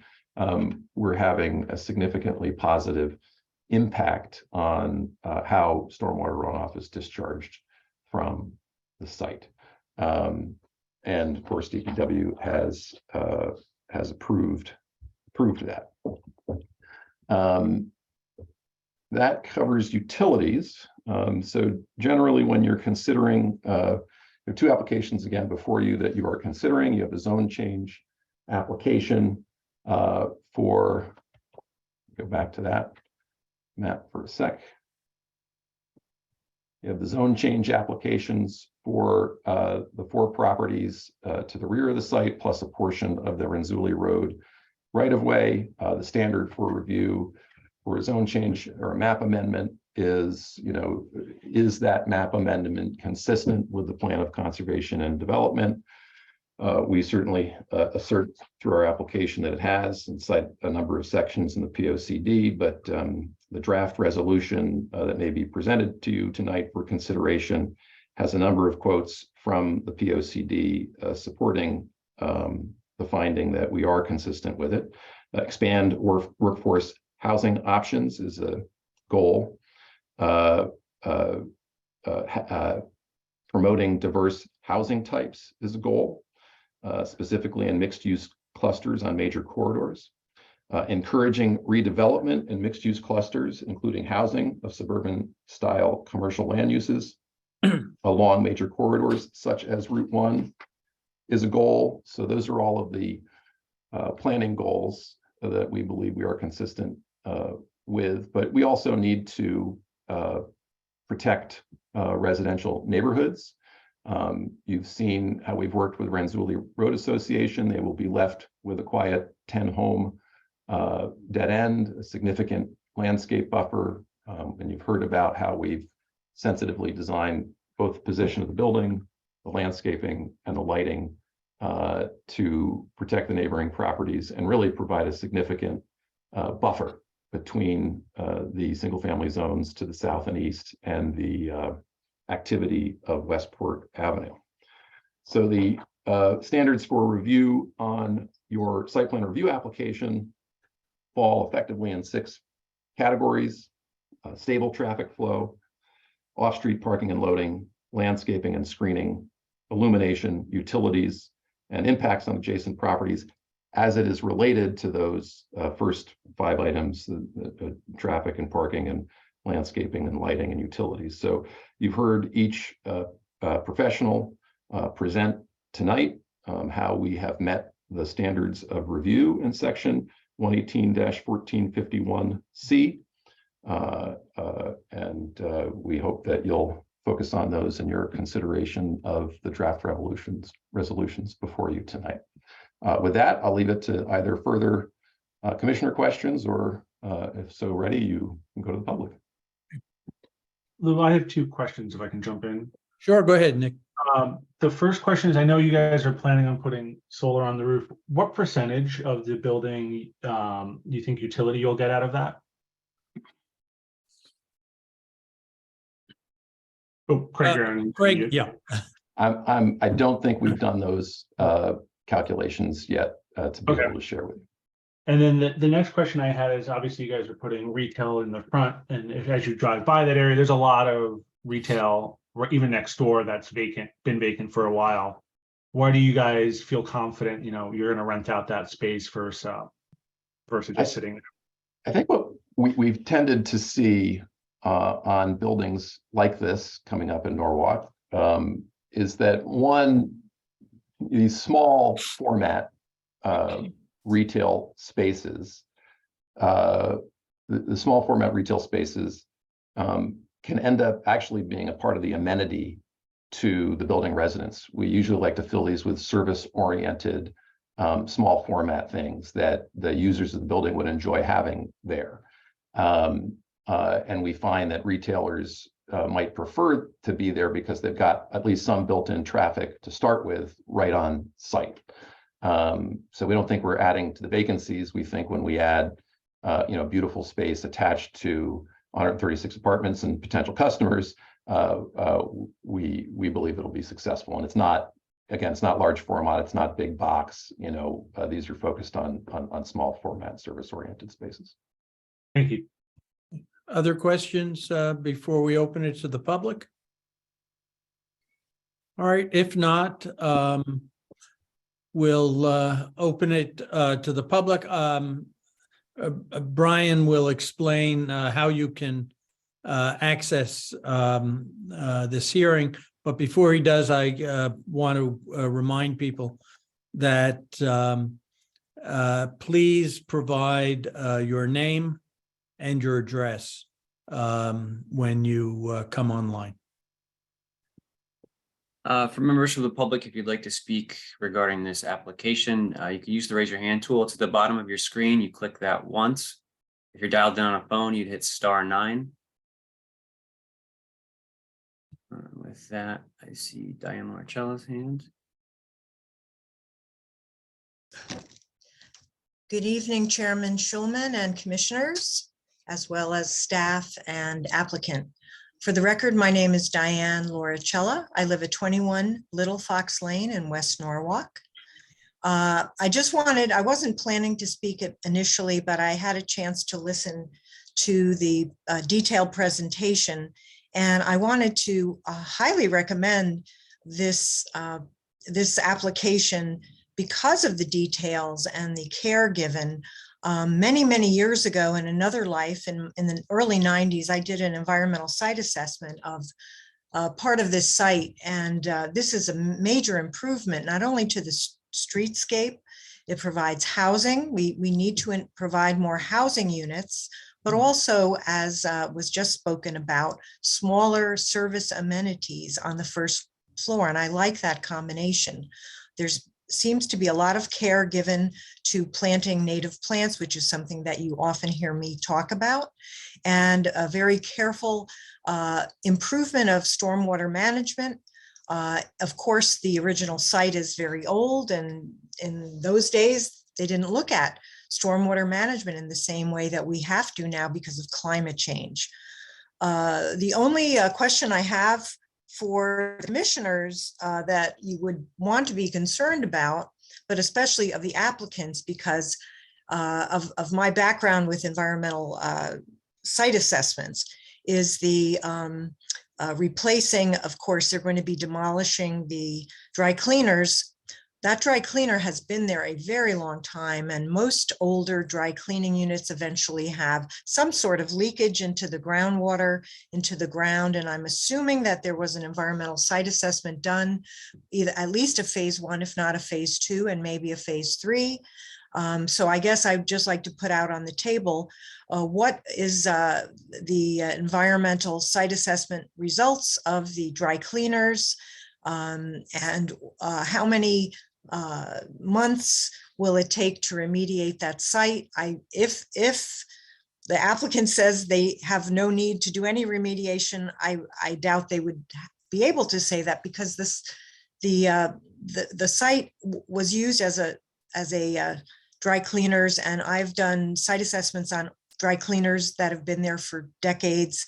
Unfortunately, the nature of perchloroethylene and other, what I like to call to layman, methyl ethyl yucky poo, which is the solvents used in a lot of these processes, do leak, they spill, the filters, there's floor drains, there's all kinds of ways that this particular solvent is heavier than water, so that there's a chance it may have spilled into the soil and maybe the groundwater. So that's my only question, is what impact is this prior to demolition will this have?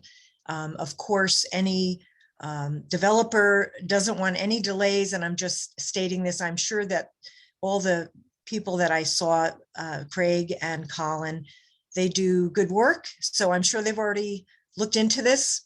I'm trying to make sure that you all don't have any delays and you could get this beautiful project back right in Norwalk. Thank you. Thank you. Okay, next we have Gibby Gregory.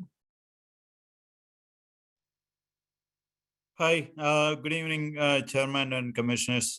This is GB Gregory, 2.5 Rensselaer Road, Norwalk. I'm a resident in Rensselaer Road, and I have two concerns. One is my house is just next to the proposed commercial development.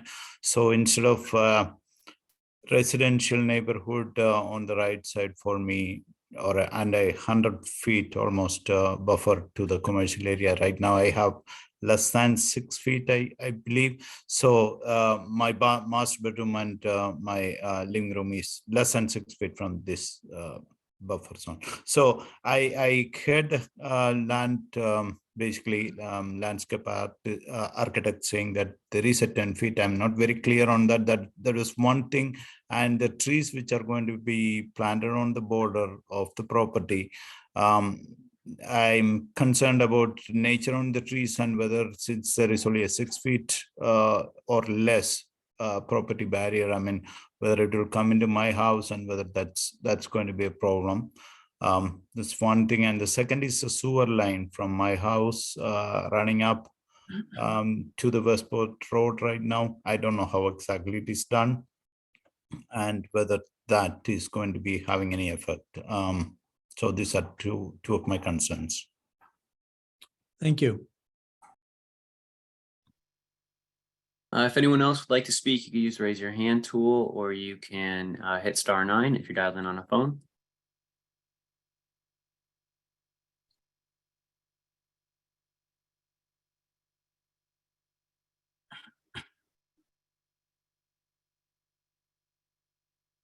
Margie Hunter. Hi, my name is Margie Hunter. I'm at 80 County Street. I heard that there was a lot of ADA specific items on the traffic study, but I did not hear any specifics on any units that are going to be rentable that would be ADA accessible. Which of those units would be available possibly at the lower income or workforce level rentals?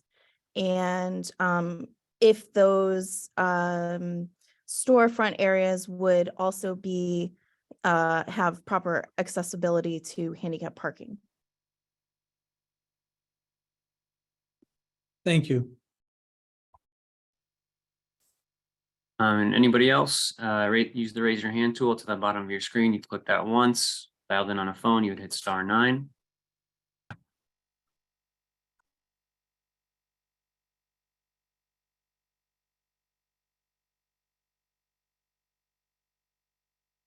Seeing no one, Mr. Schulman.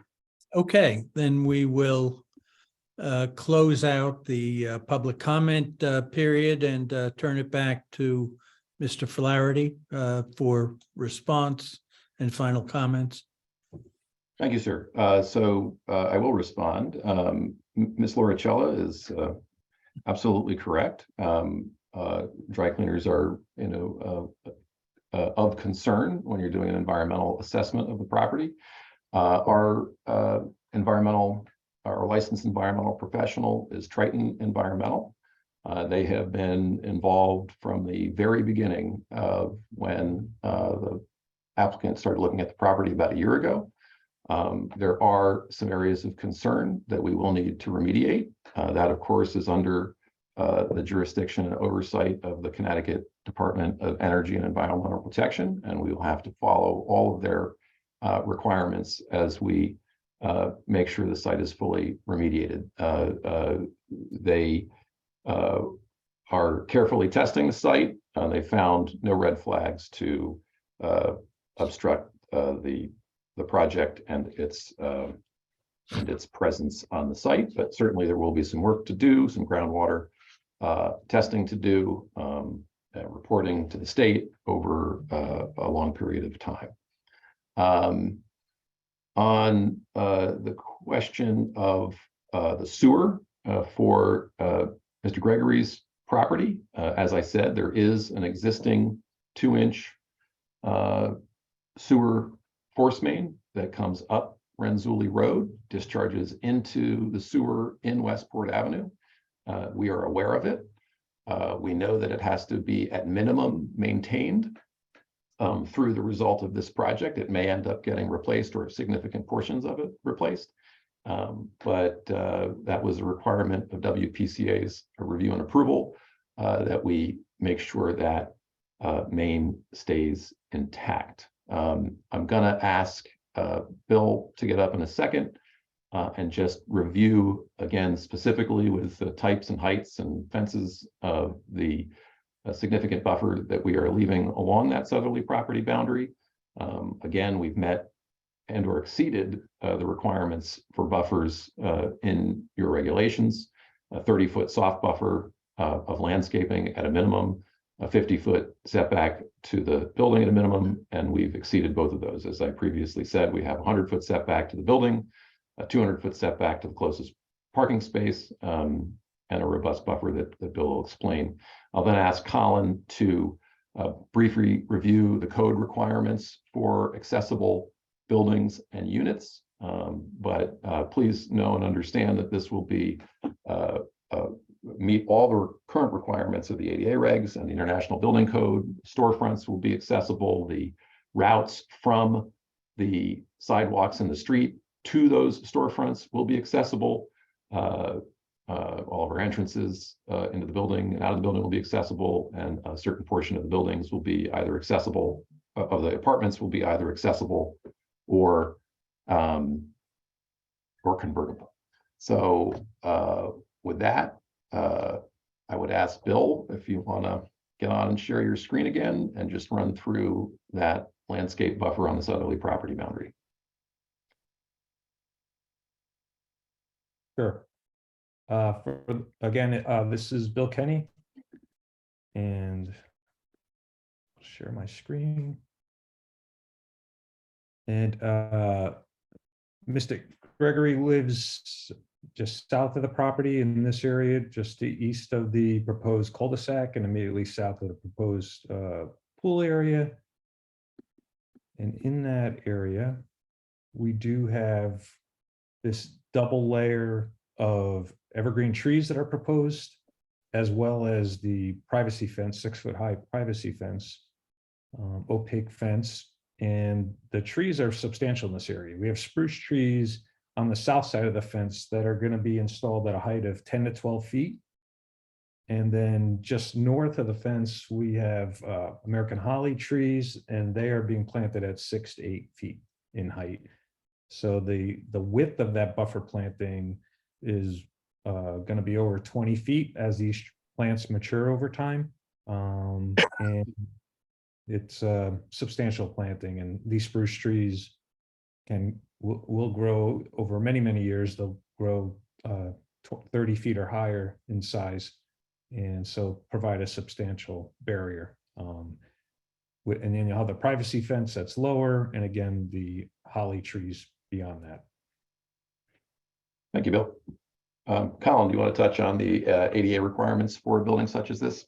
Yeah, I can jump in, and I don't know that I necessarily need visual examples unless anybody wants to see them, but the in a building such as this, you're correct. Everything is pretty much required to be accessible.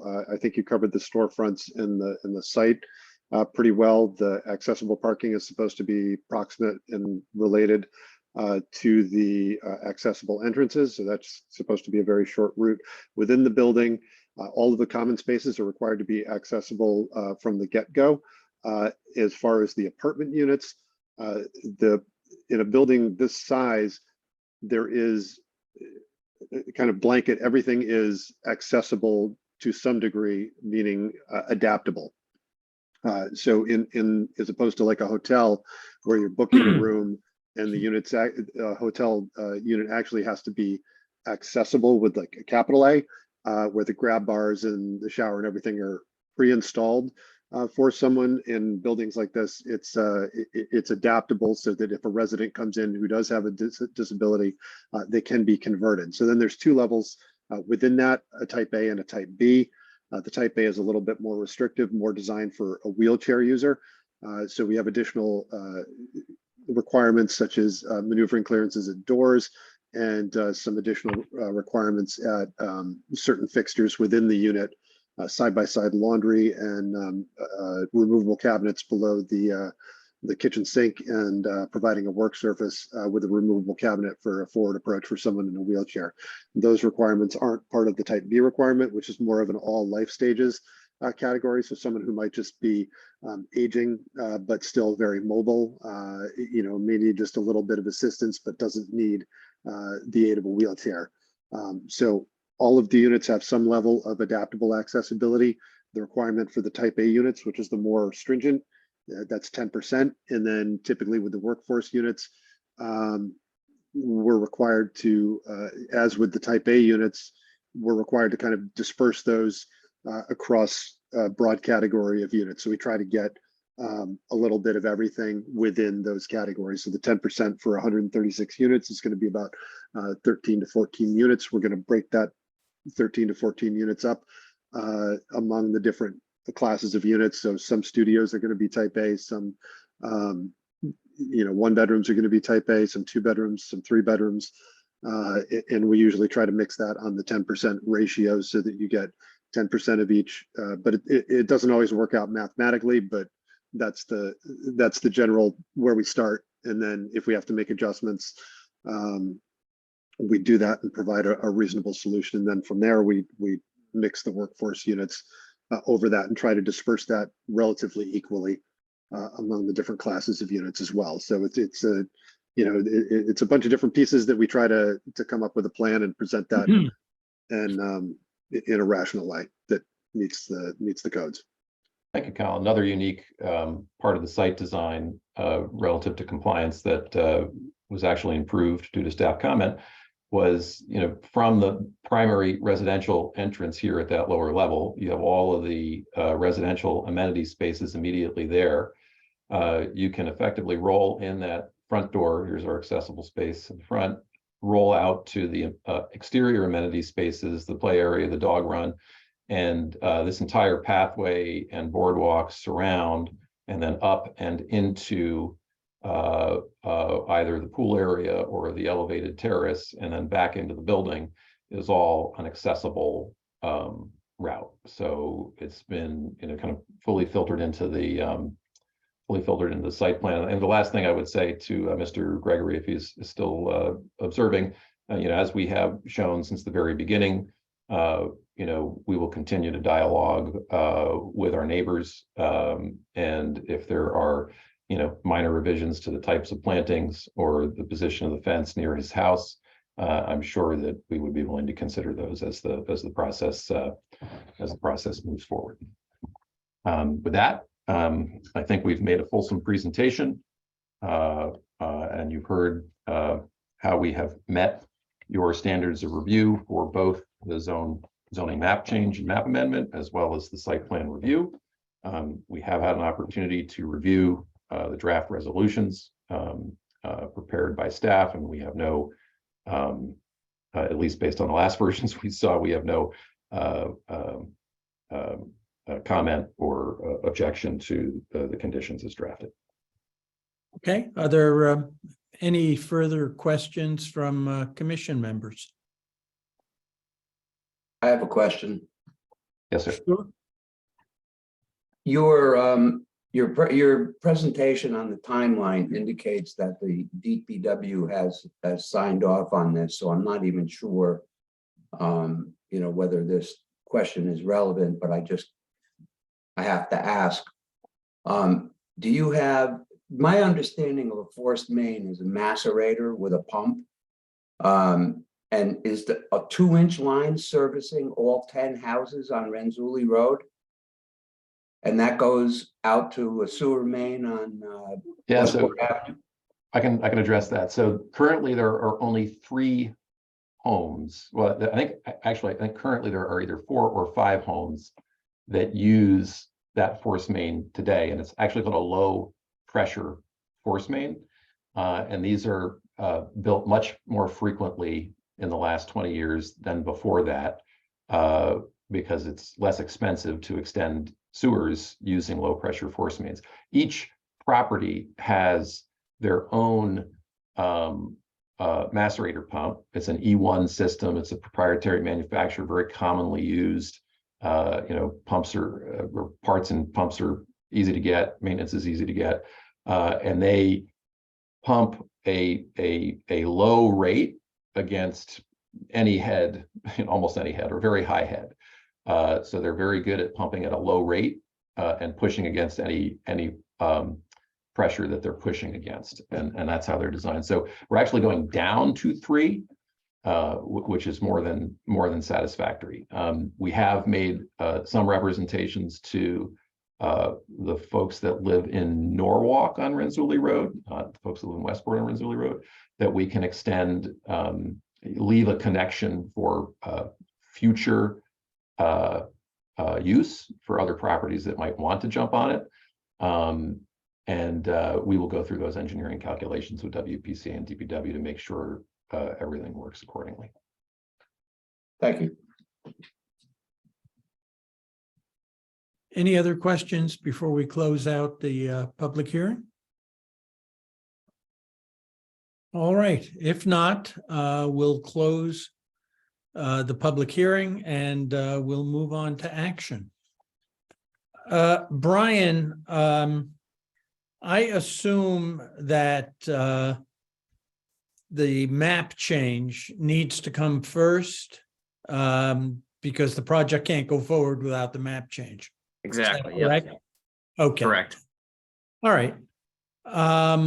Do we have a resolution on the map change? I think we had Yes. something very simple and straightforward on that. Okay.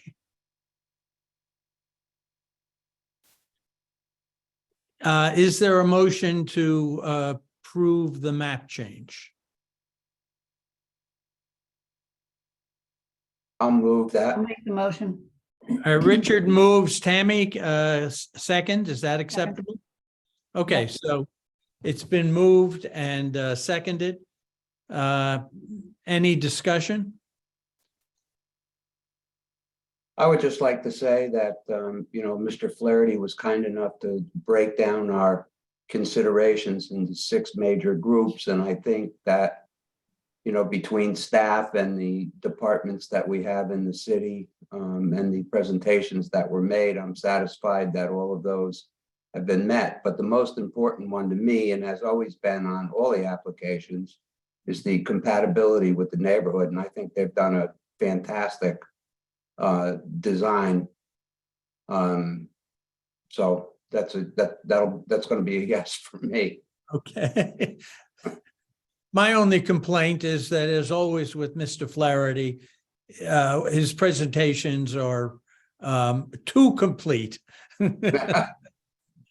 All right, we have a motion and a second. Let's do a roll call on this. This is a motion to approve the map change from B residential zone to business number 2. All right. Call you in order that I see you. Mr. Cantor, Yes. Mr. Williams, Yes. Miss Wells, Yes. Mr. Pachis, Yes. Mr. Mushak, Yes. Mr. Rowena, Yes. Miss Langalis, Yes. Miss Jordan Byron, Yes. and Mr. Schulman. Yes. That's unanimous. Okay, let's move on. Again, I'll remind you, this is not a being done under a special permit, which gives us a little more authority in requesting changes and so forth. This is a site plan review under which we have just a little bit less authority. We have a resolution to approve the site plan review. Let's post that.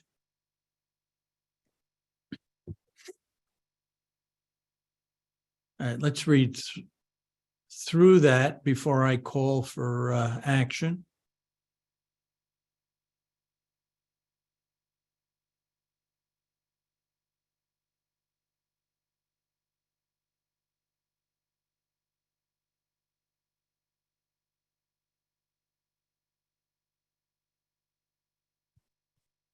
All right, now 7, is this the new wording?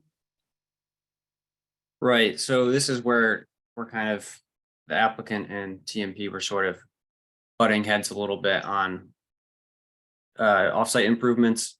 So we figured kind of the safest bet for you as a commission and what's sort of legal for you guys to require is that the items that TMP had recommended get addressed during the OSTA process, with the understanding that OSTA sort of comes back to TMP and kind of gets their opinions on it. So at that point, I think it's better for the applicant, OSTA, and TMP to sort of hash those improvements out at that point than to require it as a site plan condition. Yeah, I mean, I wish we had the authority to make decision regarding those additional improvements, but frankly, under site plan review, we probably do not.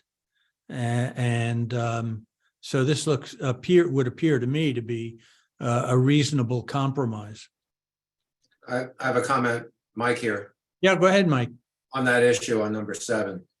I applaud TMP for trying to balance public improvements with private investment. They do that proactively. And they're 100% committed to improving public safety, as the improvements to that intersection at Lois and Westport Avenue have indicated.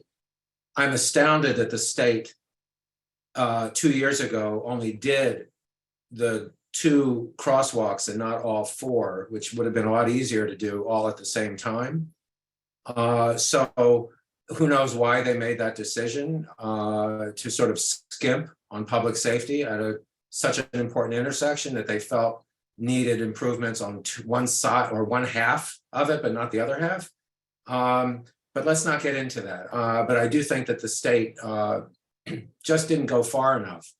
And I think this applicant did, by removing the curb cut as requested by TMP, have met a very basic requirement of improving safety right immediately around their site. So I think that this is good wording. I just wanted to say that I appreciate all of the TMP's contributions in this ask, but that I think the applicant made a good case as to why it should not be a condition of this approval. Thanks, Mike. Okay. Is there a motion to approve? I move that we. I'm going to let Darius, I'll let Darius have this one, and Mike, Darius needs it. Yeah. you're the seconder. Hector seconds. He was raised his hand as well. So, Okay. happy to Let's- just vote for this. Let's do a roll call. I'm sorry, Lou, I accidentally muted you. I tried to unmute myself. Mr. Cantor, Yes. Mr. Williams, Yes. Ms. Wells, Yes.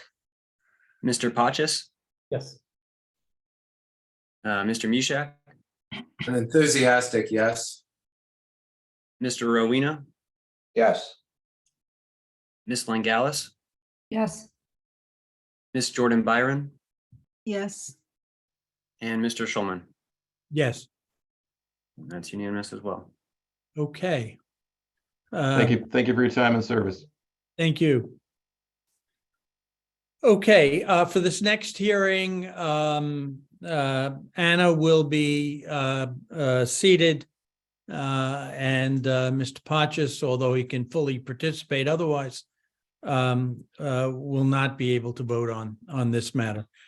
And this matter is 2022-56 SP, City of Norwalk, Building Management, 23 Calvin Murphy Drive, District 5, Block 7, Lot 01 and 10, construction of new Norwalk High School and P-Tech campus with associated athletic fields. And is that you, Attorney Blank, will be presenting? Yes, Mr. Schulman. Good evening, Commissioners. Adam Blank. I'm the attorney for the project from Wofsy Rosen. I live here in Norwalk. I will try to be a little briefer than Craig if possible, but You it's- get brownie points. I know, but it is a significant project, so I don't want to give it short thrift here or thrift. So we're excited about moving the Norwalk High P-Tech campus project forward. In front of you is a special permit application for the new school with associated athletic fields. There's no text changes or map changes sought, no variances, and no wetland permit needed. We do have the building department, fire marshal, and health sign-offs. We had some comments from DPW and from TMP that we're working through, and we believe that those departments are supportive of the special permit application that we're here for tonight. You're going to get a presentation tonight from Brennan White, who's the landscape architect at Castle Boost. He'll overview the site plan and the landscaping. Paul Dominov, who's the project architect also with Castle Boost, who overview the architecture. Stephen Ullman is the traffic engineer. He'll run you through some of the various traffic improvements on the project. We also have here tonight Matt Stephen, who's with BSC, who provided the civil engineering and drainage. We're not planning on having him give a presentation unless it's necessary, but obviously he's going to be here to answer questions that you may have. Additionally, Alan Lowe, who you all know and love, the building and facilities manager for the city, is with us. Dan Phillips, the project manager for the city of Norwalk on school construction projects. And Jim Giuliano may be here as well. Also, the program manager for the city of Norwalk on school construction projects. And they're going to be able to help really answer questions that you have and cover anything that the rest of us missed, but they're not planning on giving a sort of a formal presentation. I want to just overview some high level stuff, and then I'll pass the microphone. All right, you should be able to, am I screen up for you guys? Yeah. Okay, great. So this is aerial. You've got Norwalk High School with the fields in the back and Merrimack over here. And just to sort of remind you, but you've got Strawberry Hill up front, County here. Then there's also, so this is Country Lane that comes up sort of along the side, and King Street is in the back. So there's four sort of streets that surround the property. Obviously the plan is to put the replacement school essentially in the back and shift these fields and related accessory structures that will go with them up to the front of the site. The athletic fields that are proposed, it's a new football field, 6 new tennis courts, a multi-sport turf field, new varsity softball field, and well, that's the JV. The new JV field will be in there, a half-court basketball, and there'll be a concession stand with the field house as accessory structures. We've had, and I can just show you, and you'll get quite a bit more detail from others, but so the site, King is back here, King Street, Country Lane, County, and Strawberry Hill. So you've put the football field essentially up near the Strawberry Hill County intersection with the other sports fields, and parking up front, some limited parking around the side, and in the back of the school with the new school in the back of the site. We've had numerous conversations with the community, and it started with a couple of different potential development plans where there was feedback received from the neighbors. We've worked extensively with the King Street neighbors. That one of the original designs called for access to the site through King Street, which was strongly opposed. And so as an accommodation to those neighbors, we've eliminated that access point. So we've worked with them. We provided notice to the neighbors prior to filing the application, sort of I'll say a more formal notice prior to filing the application. And then we provided additional notice when the application was filed, as well as in advance of this public hearing. And of course, the green cards for that have been submitted to your staff. We've received some feedback from neighbors. I would say some of it was just general questions and concerns. We did get some feedback asking for along Country Lane in here, There was a chain link fence that was proposed in addition to some landscaping. It was asked that that be a solid fence, which Alan will correct me if I'm misspoken, but that I don't believe that we have any objection to doing that. There was also a request that to the extent it's possible, you'll hear about the landscaping, but that to the extent that we can increase the number of trees or like arborvitae, which is already fairly extensive, but to the extent that we can increase that buffer to add additional buffer plantings, which we will endeavor to do to the extent possible. There was some questions regarding solar and concerns over existing lighting.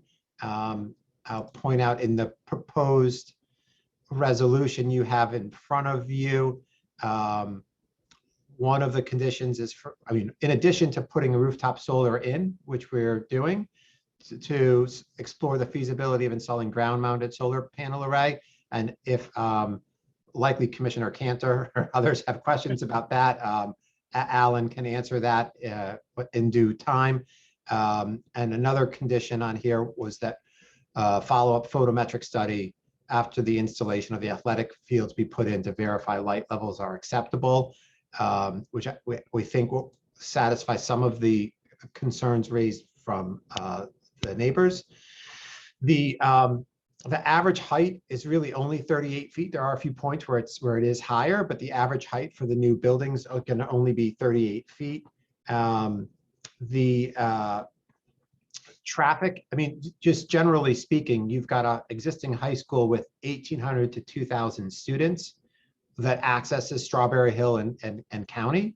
We're proposing a new high school with 1,800 to 2,000 students that will access on Strawberry Hill and County. So all of the things related to traffic are really kind of a wash. There are some changes because of the changes that we're making to the site, but it's really just a swap. And we believe that the improvements that we're making are quite substantial when it comes to traffic and really pedestrian safety and student safety. We are increasing the number of parking spaces. There's 428 currently. It's going to go up to 437. There are some real significant improvements to the layout now that will allow, right now, traffic cars will sometimes queue on Strawberry Hill for pickup or drop off, or the kids will come out of the school and be picked up just right on Strawberry Hill or County because there's not a great circulation pattern on site. And there's a bus queuing lane out on the street.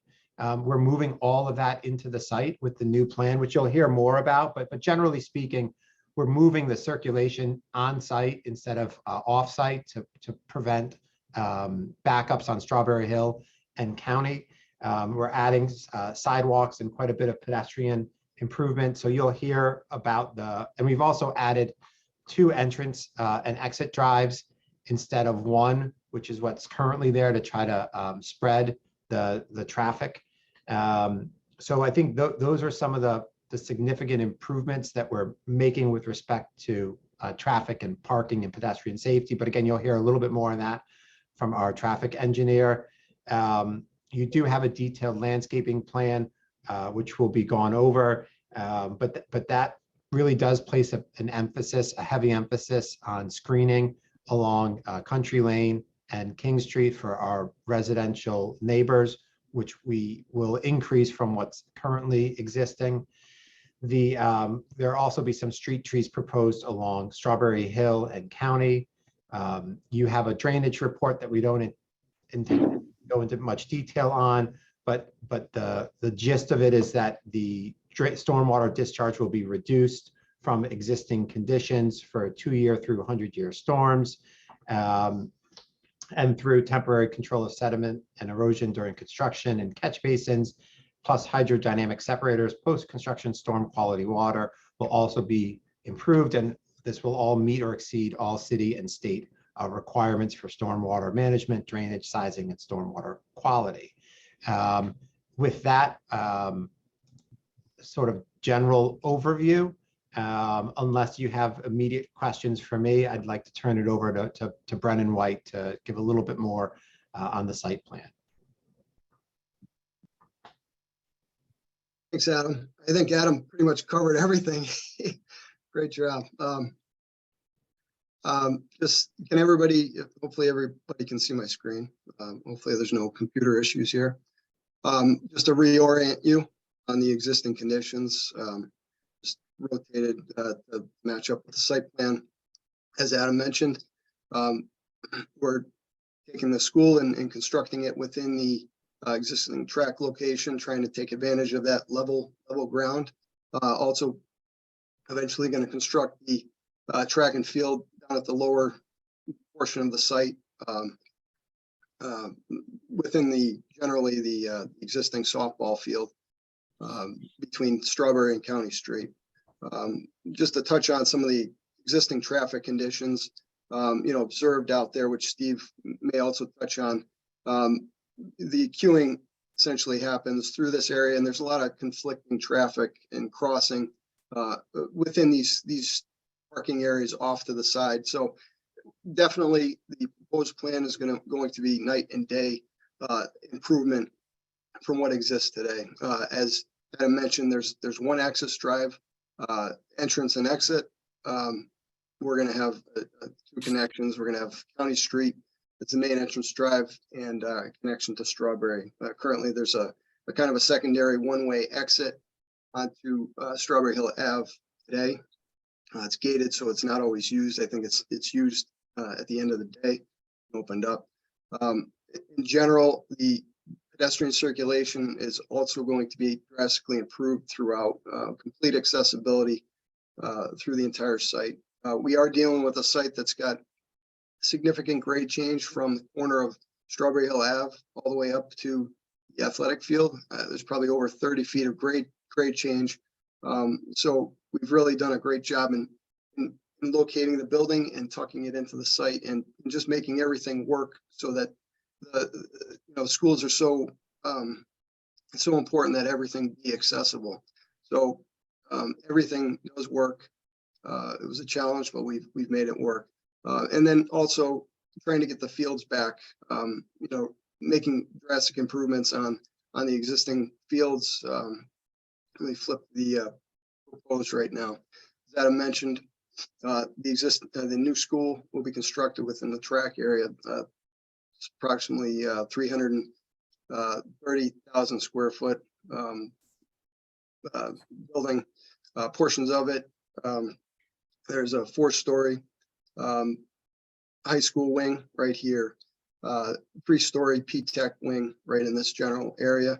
This is the main entrance, so it's visible from both entrance drives, and a main plaza right here as a collector for all the central parking and pedestrians as they walk in through and along this main axis, which connects the school and the main athletic complex. We've got pedestrian circulation all the way around the building as well. I should also mention that the south end of the school, the height of the building is much lower. It's around 30 or 35 feet in general along this facade. So the existing buffer, which exists out today along King Street, will remain intact. It's a very significantly dense buffer. There's also a berm which will remain as well. But we will get into it a little bit. But there's, as Adam mentioned, there is a significant buffering that we've added to on the east and south side of the property. Getting back to the access into the school, main entrance drive off of County Street right here. It's a 1 lane in, which splits for a student traffic and others that might utilize this lot for drop off. And then it splits to 4 buses as they loop around the building and drop off. We've taken the buses that are queuing currently along the bus loop that comes off Strawberry Hill Avenue, taking the buses off the peripheral streets and bringing them onto the site.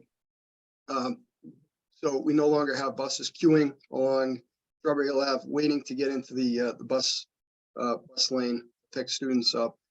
Student or parents that are currently parking along Strawberry Hill Ave will also come into the site. We've got over 1,000 linear feet of queuing for parent drop off, which will occur the entrance drive coming in from Strawberry Hill Ave, up and along the facade and exiting out.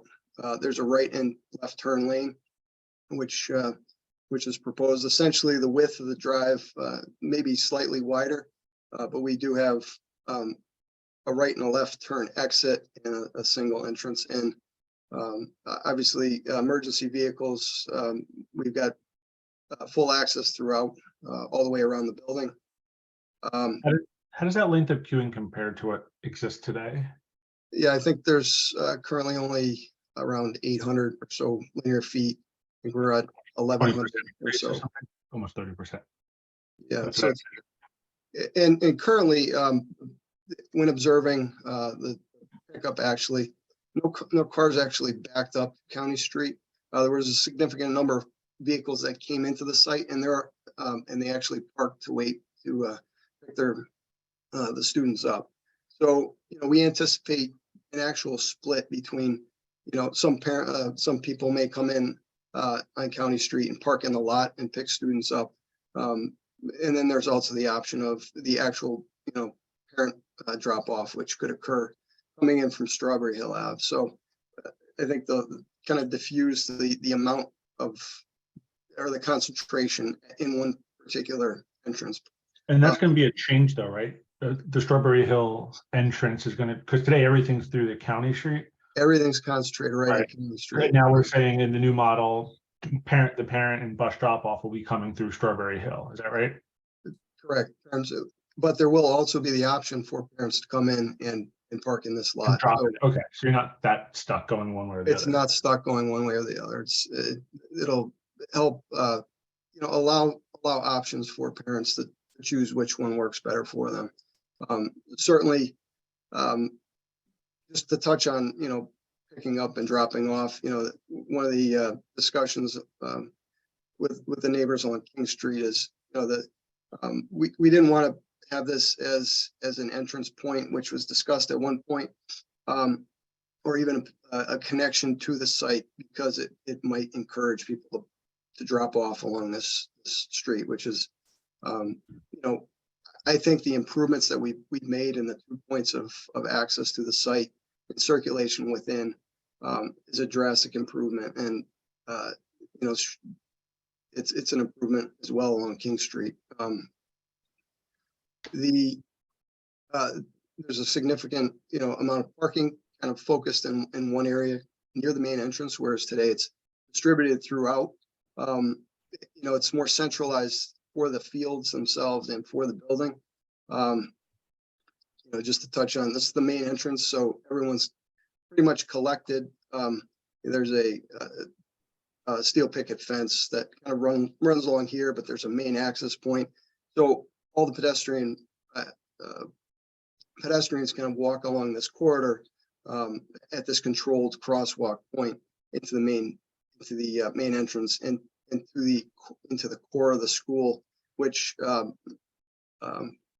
Paul can touch on later as he runs through the interior portions of the building.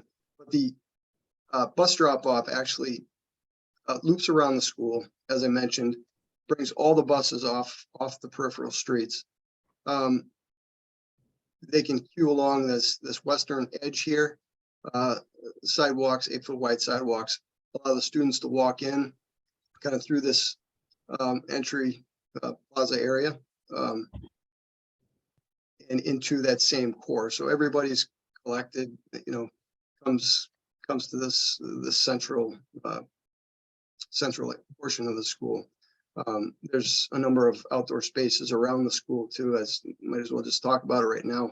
As I mentioned, the main entrance plaza, nice gathering space, seat wall flanking the main entrance, plantings along either side as well. There's a health clinic entrance right here, which is adjacent to the parking. We've got an outdoor seating area with tables and chairs and really year-round space. Synthetic landscape grass space. It's a place for the students to gather outside of the cafe area. We've got some outdoor learning space right here, which kind of spills out of the central core of the school. Walkways, as I mentioned, around the site, they're all accessible. We've had quite a bit of dialogue between the design team and the city. M&P had great comments. We've responded to them as well. The periphery of the site, we will be reconstructing sidewalks. So it'll be new sidewalks along County Street, new curbing as well, and Strawberry Hill Ave. But we will not be going out into the lane or impacting any of the roadway. So in terms of the existing bike lanes, they'll continue to function the way they do today. We do have an amenity zone, which was one of the things requested, features requested. So I believe a 5 and a 6, so 5 foot wide amenity zone along Strawberry Hill Ave, and a 5 foot wide sidewalk.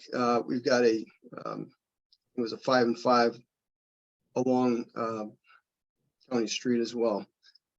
So we've got sidewalks on both sides of the entrance drives that come up into the site. This one allows a safe access point and a single crossing. This point right here is really the only thing the only vehicles that are crossing that point are buses. So, students, there's no conflict with students entering the site at this point, as well as this point right here. Pedestrians accessing the site are only crossing at this one point where you've got buses that might cross. So a much more controlled crossing location. There's bike facilities throughout. So bike racks distributed around the school, as well as the athletic components of the site. We've got off the main parking, kind of up 20 feet. It's probably very dramatic and quite a breathtaking view as you walk into the athletic complex. This upper plaza area actually extends right out to the top of the bleacher. So you're not actually looking at the back of a bleacher. You enter the complex and you can look down over the field. So this has about a capacity of around 2,000 seats. This is the home grandstand with accessibility down to a concessions building that overlooks the field. We've got visitor bleacher here, which is around 547 capacity, so 547 seats. We've got a team room right here. We've also got access down to post tension 6. There's 6 courts which are actually tiered in the hillside. There's 6 courts. Those are not lighted. The main competition field, 400-meter track with a synthetic field, that is a lighted field. And then we've also got a synthetic softball field with a multi-sport field as well that will be lighted. And then we're reconstructing currently, which is it's a natural turf softball field, which is used by JV. We're actually expanding that a bit, and it's going to be the JV softball, but it will also function as Near-Max play space for the physical education. So there is access from the school that is provided out to this field. So a dual purpose there, as well as half basketball court, which there is secondary. There's an access point from, let's say, overflow or for overflow events or events for overflow parking and pedestrian access either by stair down to the school or ramp down to the school. Mr. White, it's an area we really don't address, but is really quite important. And that is the hardening and the security of the building from intruders. Obviously, you can't share with us everything that's being done to secure the building and make it safe for the students. But can you at least reassure us that this is an issue that was seriously taken into consideration in the design of the building and the grounds? Absolutely. We do have a security consultant. Paul might be able to touch on that a little bit as he talks about the architecture. But, in terms of the main plaza, the front area, there's the curb separation, but we've also got bollards that line that space to prevent vehicular access. Generally, each access point to the building, it's certainly monitored and, credentials are necessary to get in. We've got, there will be, the site will be monitored throughout with video. But Paul may be able to touch on that a little bit more. But it is, to reassure you, it is covered. Getting back to the landscape that I'm kind of briefly touched on, there's a significant amount of landscape that goes into this, this new high school, and a considerable amount is focused on the buffers on the east side of the property and the south side. I think there's over 225 trees alone throughout the site, and a good portion of those, majority are probably along the property lines of the east and the south side. There's a number of existing trees which are actually larger, and they're actually off the property. So if you look at an aerial, you'll see considerable amount of green that extends onto the site. We're actually supplementing a lot of that. A lot of these trees you see here, we've got evergreen and deciduous areas where we have a little bit more space between the property line and our access drive. We've got larger evergreens, but in areas where it's a little bit narrowed down because of the access drive, we got a very heavy dense planting of arborvitaes, as well as some deciduous trees. On the south side of the property, as I mentioned, the existing evergreen buffer on a berm will actually remain intact, and we're actually infilling that with additional evergreens. So this corner of this building is actually tucked down, whereas this starts to be about at grade. The building is actually set at about the field elevation. So this facade, kind of as you drive along King Street at a pedestrian elevation and view, will be very well screened. The remaining portions of the site, we've got landscape throughout the parking areas, parking islands. Obviously, we have to consider snow storage and not overdo it, but there are areas that are accounted for snow storage. We've got plantings along tree line entrance drives, some additional buffer between the athletic field on the west side of the building, the west side of the site, as well as street tree plantings along Strawberry Hill Ave and County Street. Is this, oh, sorry, go ahead. No, that's fine. Go ahead. Sorry. The main field, that's lower just because the natural elevation of the site, right? Like that's not Yes. being dug in any which way. It's just more, it's just lower, and therefore you could do the walkout in the way that you described. Exactly. So the existing building is stepped. It's built into the hillside. As we take the building down and reconstruct, there will be some excavation.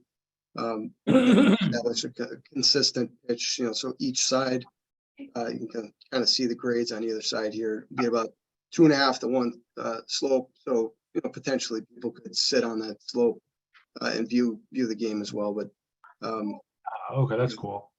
yeah, and so essentially this is underneath this is all sloped down. And then one question on the roof of the building, I saw a note that said rooftop classroom space, third floor patio. What's that exactly? It's considered right now, we're working through budget, considered as an outdoor space for students. Is it literally like a patio on the roof or something like that? I just couldn't tell what it meant. A rooftop terrace, so it would be an outdoor area, a secure area for students. On the roof of the building. Right. We are going to have rooftop solar, so that is considered, as Adam mentioned. That is in design right now, so will be a benefit to the project. I think the initial calculations are about a 33% coverage on the building energy use. So, with that, actually, as far as the stormwater and utilities go, we've got, based on all this development, no additional net increase in runoff on the site. We've got underground detention areas throughout. A good portion of that will take place in the main parking area. There are several smaller units around the building, and obviously, as we phase this construction in, that was considered. So they've been kind of located accordingly.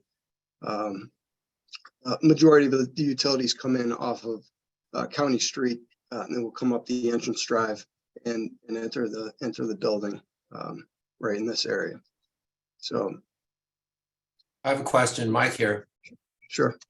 Can you go over pedestrian and bicycle access from King Street into the site?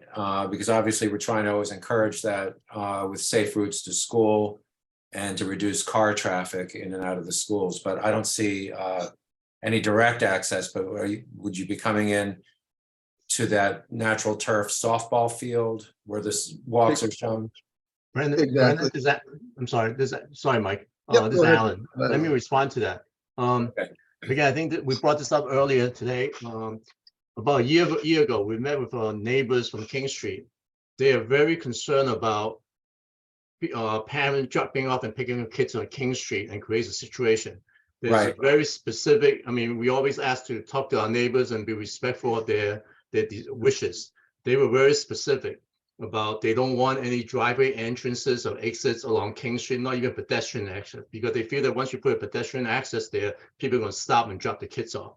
So respecting their request, we didn't put one in, but in case somebody wanted to come into the building, they would have to go into the narrowing parking lot and near that half court, near the softball field. That's where we walk down and get into the property.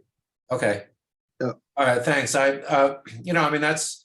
That's indirect, but it is at least, obviously, you have a whole neighborhood at King Street and south that is going to want to get into the school property. That's just a reality.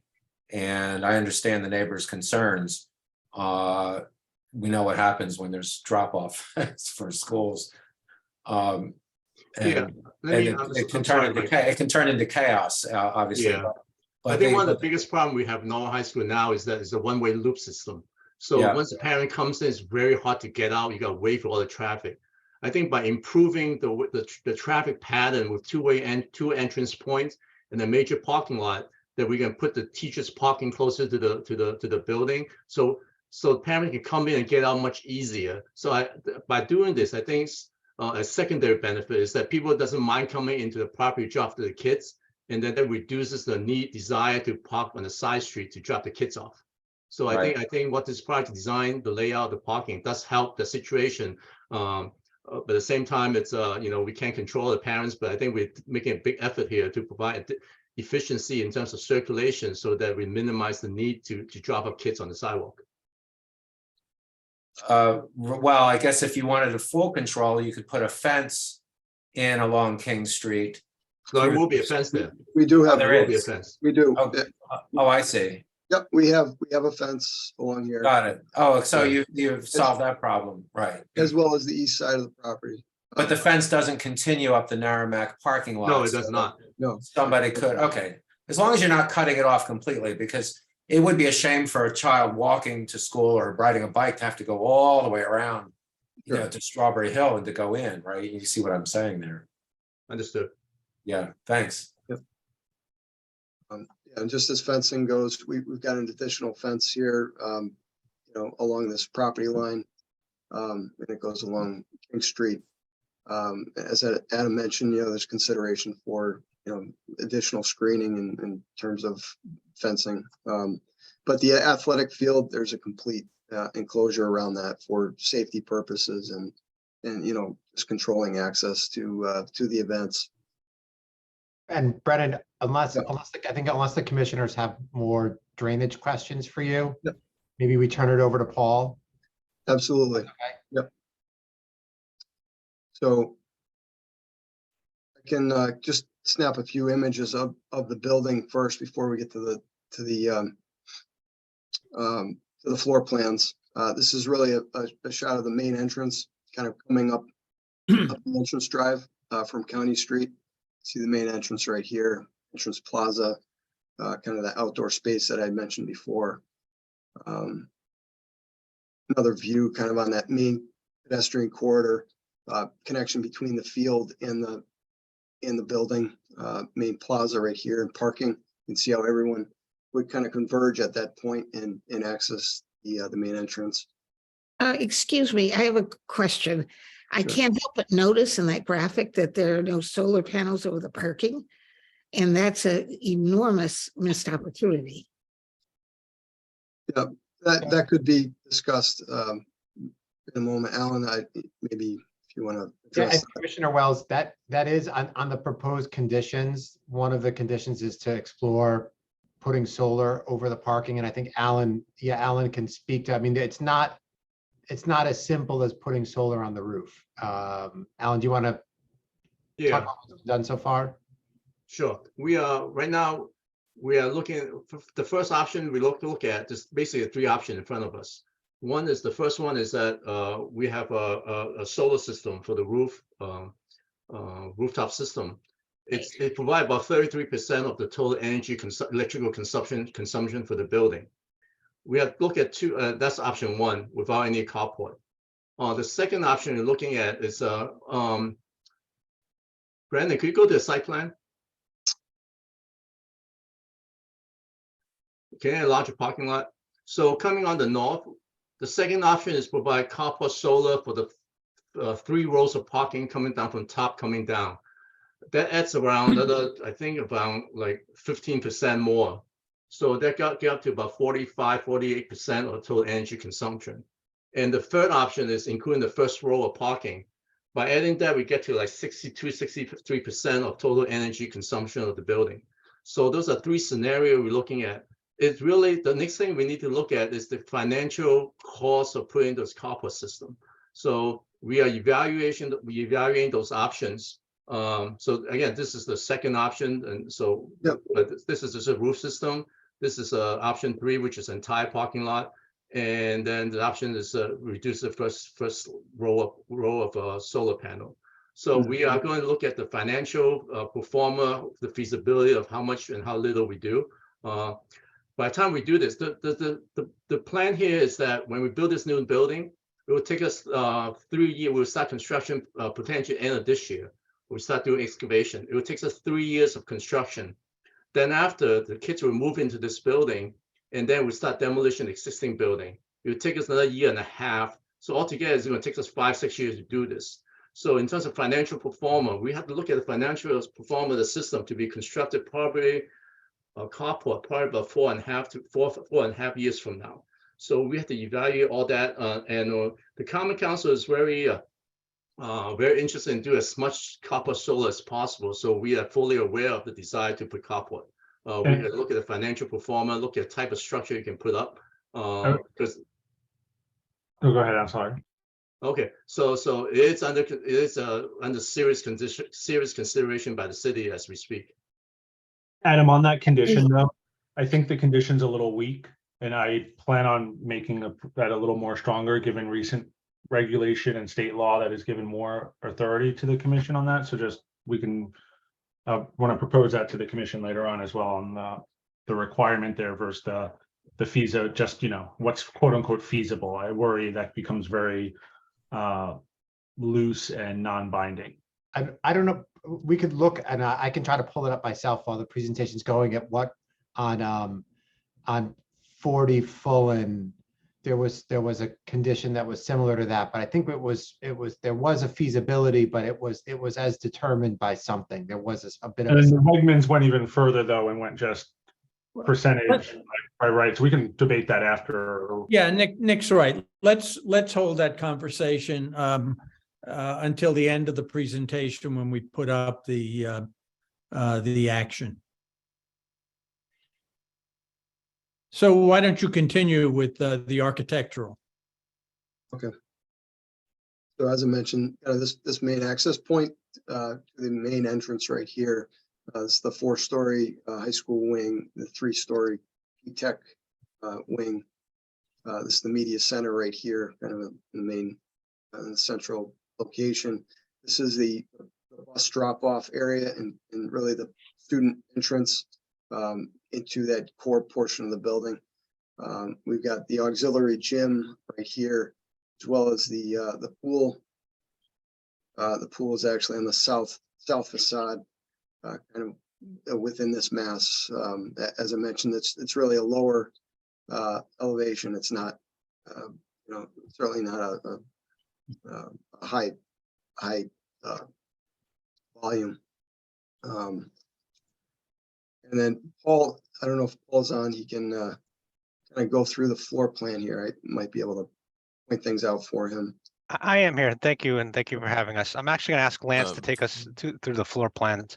And I also asked Lance, we recognize that tonight you have another public hearing after this. So I asked him to be brief and keep it a high level, but we're here for any questions you may have. So go ahead, Lance, take us through the plans briefly. Can everyone hear me? Yes, we can.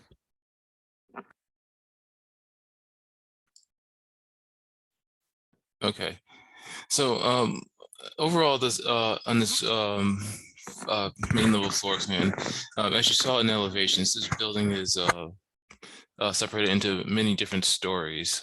At the top left here is a 3-story portion, which houses the P-Tech program. So we have a number of classrooms on each floor with a core for the administration. And on the top right-hand side here, we have the Norwalk High School wing. Similar arrangement, classrooms along the perimeter with a core for the administrative areas. And in between them on the north-hand side is the administration offices for both the P-Tech and Norwalk High School. Connecting all these wings in the middle of the building is a student's common area. It's just a large area, large volume for gathering, for the cafeteria and etc. Just adjacent to that is a building services area for general purposes. On the south-hand side of the building is where we have more of the specialized areas. On the left-hand side is the gym and locker rooms. just south of that is the pool that Brendan had mentioned. Then for the most of the right-hand side is the auditorium and other music related areas such as band and choir. If we move to the second floor, thank you, Brendan. We see the P-Tech wing and Norwalk High School wing again in a similar arrangement as the main level. Now on the north-hand side, instead of the administration offices, we had the media center. This is the large volume that you saw in the elevation that Brendan had presented. It's one of our key highlighted areas here. One of our special elements. It's more of like a multimedia and library space. If you go down just south of that to where the student commons was, we have a large opening indicating that the student commons area is a multi-story. Wanted to keep it a big lofty space. Just to the south west of that is the gym, two-story space, which is that blue square there. And just to the left of that is actually an auxiliary gym on the second floor. It's of a similar size, but without the bleachers. And then on the right-hand side is the two-story portion of the auditorium. There is a mezzanine level of seating there, as you can see on the left-hand side. And just bottom right of the plan is just the two-story volumes of the music rooms as well. If you go to the third floor,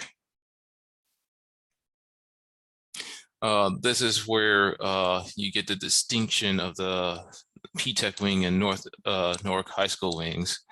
Once again, it's a similar floor plan as down below. On this floor, however, you lose the student commons volume, and we have additional classrooms provided. These are visual arts rooms, I believe. If you can continue to the fourth floor. This is our only four-story portion, which is the Newark High School wing. And once more, we have the arrangement of classrooms along the perimeter and administration in the core of this volume. And then on the right-hand side, you can see we have two auxiliary buildings which go out onto the new athletic field that Brendan had pointed out. We have a new concessions building, which is the top plan there. It's more or less of what you already have, just more updated, an updated facility. Then on the field house plan, which is just below that, that's for athletic teams when they have events going on, just more of a team room and lockers for storage during games. If you can go to an elevation real quick. Lance, the actual elevation or one? Let's go to like the main elevation. You want the just the main one. The image? Yes. Yes. This one's good. Just wanted to point out the different materials that we're utilizing on this building envelope. As you can see in this picture here, on the lower half of the building is brick. That's for about the first story. The majority of the building is brick. We have some elements that are completely brick, like on the right. But otherwise, the upper portion of the building is actually metal panel. It's a metal panel range screen system. The windows are a combination of storefronts and curtain walls, oriented best to illuminate the inner rooms as best we can. Then we have a decorative roof edge going around along the edge of all the volumes, and that's pretty much it. Alan, you mentioned earlier. Brendan, you can take over. Go Quick ahead. question. Alan, you mentioned earlier the difficulty with the current Norwalk High and it being a concrete building and hard to evolve and change. In this design, do you feel that there'll be more flexibility over time as you know, the school needs to evolve and change? You're on mute, Alan, if you're talking. Sorry, I clicked it and I didn't click it right. No worries. Yeah, I think because the existing building it's a cast in place concrete structure, which is very popular back in the 60s, 70s. So when the floor heights, unlike a steel construction building, you can take out the drop ceilings, you can do all that stuff, you can move space around, and you can, you can put walls in, and then, but then see the existing buildings are called waffle slab. So you can't get ductwork through, you can't do anything, everything is hung below. So when you change, you can't change space utilization as much. For this building, this conversation come up. This building designed to today's needs as well as to the next 50 years. So maybe 50, 60 years from now, I may come to Lou and ask him for permission to flip the building back and put the building in the new old location. But at the same time, it's but I won't do that to you guys. But bottom line, it's yes, the building does have a lot more flexibility. We are very sensitive about flexibility of space and utilization. And recognizing the educational piece. I'm responsible for building the building, but we are with full communication with the Board of Education staff in all public schools in terms of understanding what their program is. So we want to create a flexibility, and I think they're moving forward to this interdisciplinary kind of teaching style, that not just the English department, but then integrating different departments together to share knowledge and developing education strategy. So we are fully aware of what their needs are. And we are projecting that there are going to be changes in the future, and to the extent that these buildings are flexible, that's what we need them to be. Will this building be fully climate controlled? Yes, it's designed. The state has very specific requirement in terms of a high performance building. Generally speaking, that level is basically silver, at least silver level. So we are probably be added or more than that. So yes.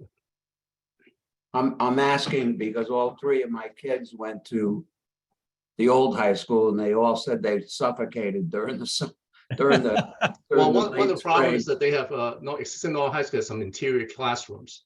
So we have to, it's a little bit annoying because when we renovate back to like 10, 12, or 16 years ago, one of the problems is bringing fresh air into the interior classroom. It's very tough because, like I said before, we're a concrete building. It's hard to get ductwork in the middle of the building. And also now you get fan call units inside the classroom. It's very noisy. So there's a lot of struggle with the existing building. This building is going to be fully to today's technology and building management system. So it's, it's high tech. Thank you. If you want to hear more on architecture, we can do that, or we can move to the traffic engineer. I have one comment to make, Mike here. I brought this up at the Cranberry School discussion, it's being replaced. And the old school had canopies going right out to the drop-off and pickup area that protected kids from rain and hot sun, and with weather extremes just getting worse. I always thought those were a feature that we should include in all schools. You see them at Fox Run. Currently, they're at Kendall. These were all put in, when those schools were built in the 1960s. And yet I don't see them here. I see a canopy up against the building, but in the middle of a hot afternoon or a pouring rain or a snowstorm, kids have to wait in this, in all kinds of weather to get on and off the bus, and to wait for their parents to pick them up or to get it dropped off. It makes no sense to me not to have canopies out by these drop-off areas. They're not expensive. It's just simple as kind of structure, and you can always put solar panels on the roof as well.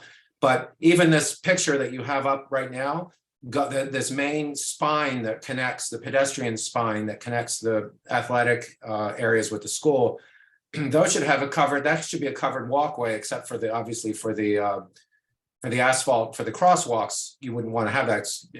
But in between on those islands, those could be covered. And then you would have a protected path to get around. I mean, it's an added expense, but I don't see that as a luxury. I see that as an essential in an era of climate change. I'm just throwing that out there. And Commissioner Rushek, I don't know, and if Alan knows, I don't know if it's been considered for this particular project. I can tell you as a parent of a middle school child, I mean, I remember when I was a kid, that would have been very handy, and it was handy having the overhangs.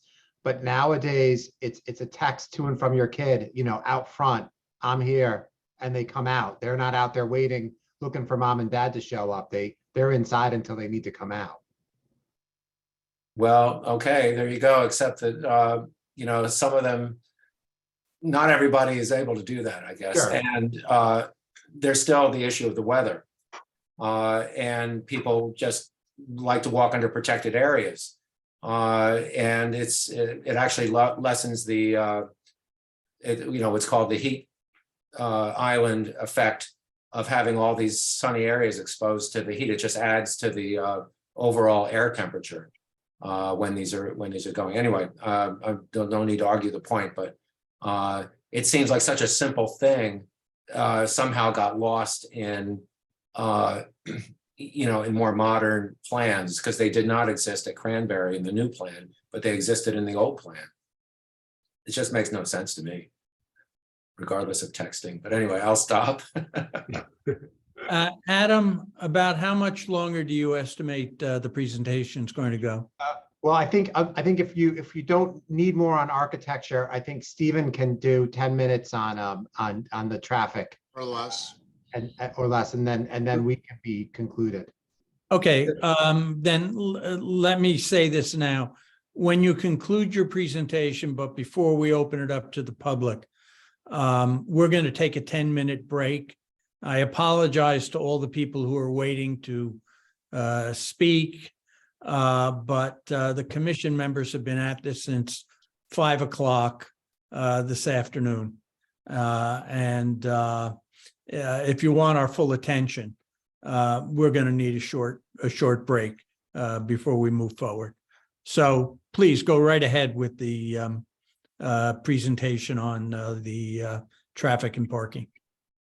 Right, Steve? Okay. Brennan, may I share? Absolutely. Go ahead.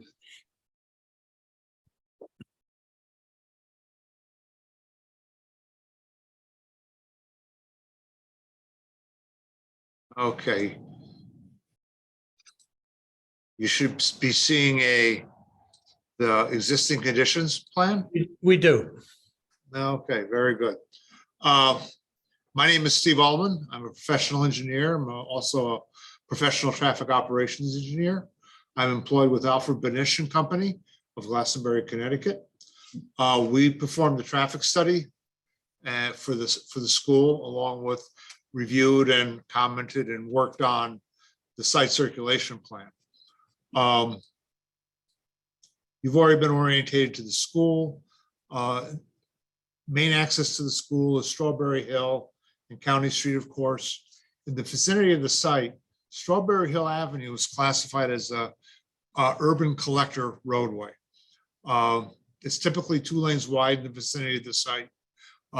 It has additional turn lanes added at signals and major intersections, but it's 2 lanes wide here. There's a bike lane on either side in this area. The posted speed limit along Strawberry Hill here is 25 miles an hour.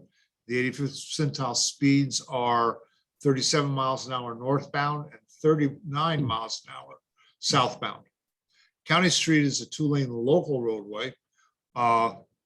Starts at Route 1 to the west and ends at the William Street at the Norwalk Westport Town line. Posted speed limit along County is again 25 miles an hour with the 85th percentile speeds of 35 miles an hour eastbound and 36 miles an hour westbound. The intersection of County and Strawberry Hill here is signalized. We performed turning movement counts at 7 locations. during April of 2022. Those locations are Strawberry Hill at King Street. We counted that because when I first set up the count program, we were thinking there was going to be access down here to the school, which there was not. County Street at Strawberry Hill, we counted. We counted the 3 driveways used by the school along Strawberry Hill, the southern exit only, this driveway here, which is used for a small parking area, and the exit for the bus loop. We also counted the intersection of County Street at the school drive. I mentioned counting the Strawberry Hill, and off the screen, we counted Strawberry Hill at Route 1. We also conducted 48-hour machine counts along Strawberry Hill Avenue and County Street. That's how we obtained the speeds along those roadways. We requested and obtained the crash data from the Yukon Crash Repository. Originally, we did from 2019 through 2021. Traffic, mobility and parking asked us to go back pre-COVID. So we then analyzed between January 1st, 2015 through December 31st, 2019. That's a 5-year period. Review of this crash data indicates there are no crash patterns that are seen out here that are indicative of any issues that are geometry or roadway associated. There were no pedestrian or bicycle crashes during the time period studied. Let me go back just real quick. I'll cover this again. Brennan, Adam, everyone's covered this, but I'll hit it again. All the traffic for the school, or 95% of the traffic for the school, excluding buses, enters and exits from the existing driveway to County Street. Right now, during morning drop-off, they come in and drop off anywhere along here, and then exit back out this way. You have some parents that actually turn around in this area. There's parents that pull into these parking lots to drop off and into this loop. The buses, as you know, drop off here along Strawberry Hill Avenue. There's a little pull-off area of its very own. And drop off the students, and they walk here to the school. For drop pickup in the afternoon, parents queue along here. They park in the various areas here. They park in here. They park along this driveway. And then when school lets out, the parents pick up their students, their children, and they leave. Some like the parents that are parked either text or always park in the same place. I can't tell, but students find their parents and they leave. The buses in the afternoon have to stage. There's only room for about 13 buses or so in this drop-off. So you have 13 buses queued along this roadway, waiting for students to come to the buses. And the remaining 7 or 8 buses queue along Strawberry Hill. They just park along the side of the road and they wait, blocking Strawberry Hill. These buses leave, the other buses come into the area, and the students then go to those buses. That's essentially the existing condition. The proposed condition, as Brennan pointed out, we are making this access point here, which is now an exit only, into a full access drive to Strawberry Hill with the parent drop off along this whole area. They'll drop the students off here and then they'll exit. This roadway here in front of the school from curb to the back of the parking is 24 feet wide. There's room for cars to park along the curb and room for cars to exit out along beyond them. So that's the primary parent drop off. If parents want to park, if they have to drop their kids off because they're parking, with band equipment or whatever, they can also come in County Street, use the parking field, and then exit back out County Street.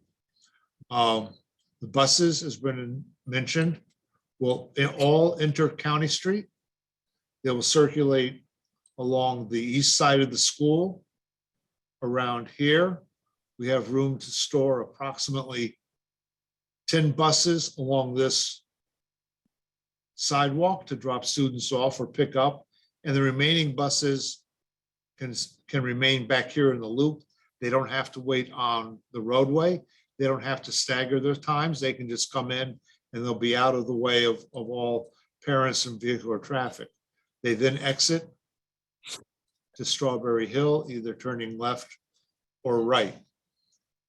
The driveway to Strawberry Hill will now have 2 lanes exiting, a right lane and a left lane, with a single lane entry.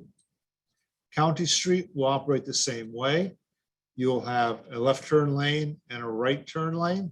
Right now, it's only really a single lane exit. Sometimes people squeeze by, sometimes they don't. Buses will come in from there. They will use this middle lane in order to circulate behind the building. Parents, students, and faculty who want to get to the main lot will stay in the right lane and be funneled into the main lot. Pedestrian access from Strawberry Hill will be greatly improved. Right now, students just cross wherever they please.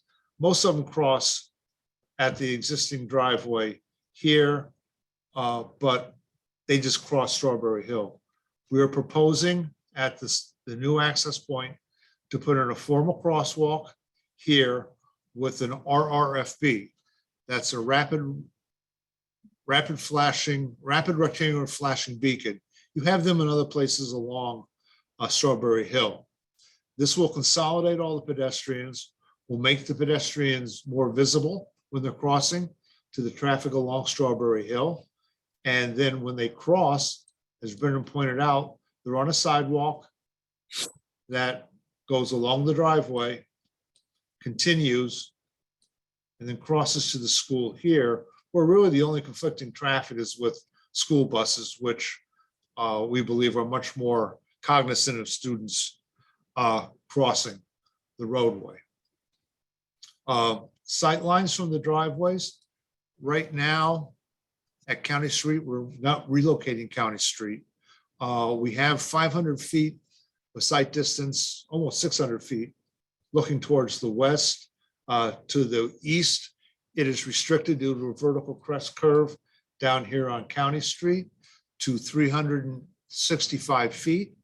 That exceeds the 280 feet needed distance for the posted speed limit of 25 and the 335-foot sight distance needed for 30 miles an hour. On Strawberry Hill Avenue, you can see to the north, all the way to across to County Street.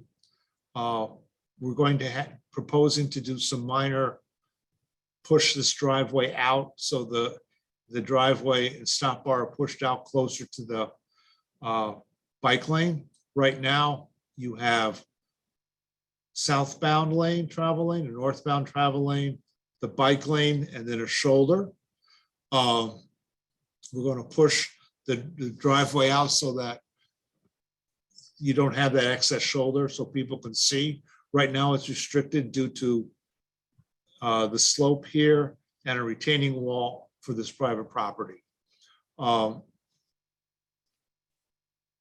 terms of levels of service and traffic operations, right now, this driveway operates at levels of service F in the morning and D in the afternoon. This driveway just doesn't operate now. With the proposed changes in traffic by the shifting of cars to Strawberry Hill, the shifting of the buses, this will operate at a level of service E during the morning and D during the afternoon still. This will operate at level of service D in the morning and E in the morning for the left, for the coming out, and D in the afternoon, which are acceptable for side streets and driveways, especially from a school, when you only have a peak period of maybe 20 minutes, 30 minutes to the driveway. It's Mr. our Ullman- opinion. Mr. Ullman, have you considered any traffic calming elements in order to slow traffic down on both County Street and Strawberry Hill Avenue? Well, right now, Strawberry Hill is one lane in each direction. I don't know what kind of countermeasures you can use on Strawberry Hill. It's a collector arterial roadway. There's no real way to put in horizontal deflection, and vertical deflection would be up to the city to consider, speed humps and the like. On county, the same sort of thing. Short of, improved signing on County Street, there's no real signage that tells you you're approaching the school. On Strawberry Hill, you're in a school zone. You have Namarack School here. You have other schools along Strawberry Hill. We are willing to work and discuss with traffic, mobility, and parking certain options. One thing I thought about the past week or so were possibly speed, the active speed signs, speed limit signs. Your speed is X. That flashes when it's faster. I don't know what the city's experience is with that. I've heard mixed reviews Commissioner, on that. Steve, let me just interject for a second. The sort of as a potential short circuit on this, your concern was a concern raised by TMP in their comments regarding the application. Obviously, a condition of the sign off is that we get TMP's sign off, and we don't have a real answer for you at this time, other than we're going to continue to work with TMP to try to find a solution that they think works and we think works. Okay, thank you. I'll just add, TMP is on this call if, or in this meeting, I should say, if you wanted to ask them for a comment. I'll leave that up to people at a higher level than me, like the chair. I don't think we want an off the cuff answer. Well, it wouldn't be off the cuff. I think that they're here because they're here to answer questions, basically. That's why they're here. So I wouldn't call it off the cuff. They could offer their opinion at this point if someone. And we're certainly open to working with so desires. TMP. Yeah, and sorry, I didn't mean to argue with Lou, but no, that's okay, Mike. They're not just listening in, they're here as a representative of TMP. And they've been sitting here for hours for the purpose of offering an opinion if needed. So. Well, I'd certainly be interested if they've thought about this problem. Yeah, I mean, you asked, so I think might be done to enhance safety along those two streets, especially as it relates to the cars during school operating hours. Well, I don't think it would hurt to spend a couple minutes if we want to ask Jim if he's listening. He's listed on the list. I'm here, Michael. Thank you.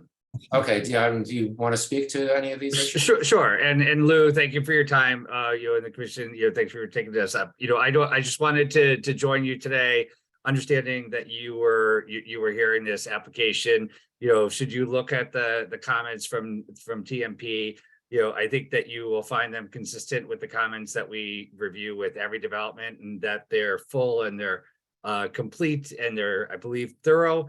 We raised some of those same concerns that you have, Lou, and we really looked at challenging the traffic impact analysis to identify some countermeasures that could be introduced on there. We put together a comprehensive list, and I think that the team has been fabulous to work with, and we have all the confidence in the world that we'll work through the remaining challenges. We want to see the speed reduced on Strawberry Hill and County today. You know, we hear those for challenges that are come from neighbors and in other communities. So I think we are fully committed to working with them throughout the entire process. I think these are things that evolve as the project matures. We've identified some other ways to look at the data. So I don't know that we have some hard drawn out conclusions. I think what you really see from TMP is that we really challenge any development to come up with a variety of solutions, and then we start to manage what are the solutions that are adequate and appropriate to see in our city environment. So you have a whole list of comments today. They're there. I think we will continue to work with the team here, who's been absolutely fabulous to do. We're very excited about this. We think that there's a lot of opportunity to really improve from the traffic situations that exist today and have the new high school, really be a fabulous representation of the city. Well, that's very reassuring. Thank you very much. Thank you. Okay. Thanks. All right. Do you want to have Steve, can you finish up? I've guys are completed. brave. I mean, we will continue to work with TMP and to resolve all the issues and try and come up with some innovative ways to calm the traffic out here. Thank you. That concludes my presentation. I'm here for more questions if you want. Okay. Anything else, Adam? No, that subject to just a rebuttal, that will be the end of our presentation. Okay, then what we're going to do, and again, I apologize for people who've been waiting patiently. We're going to take a 10-minute break. Let's reconvene at 9:35. Okay, we'll see you all then.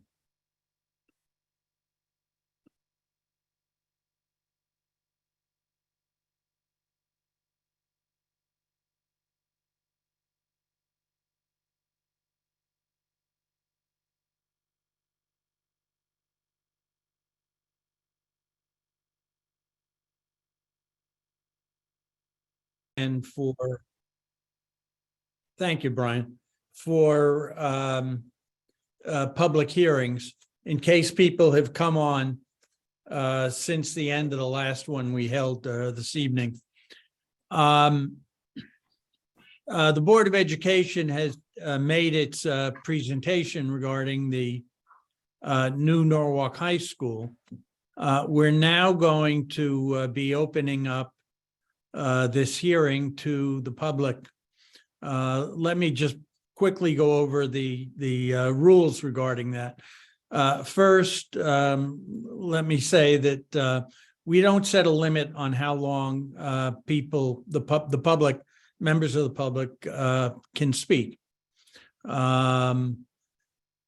What we do ask is, in the interest of everyone else, that you try and make your comments as brief as possible, but at the same time, take enough time so that you cover all the issues that you feel you need to address, because you only have one opportunity to speak.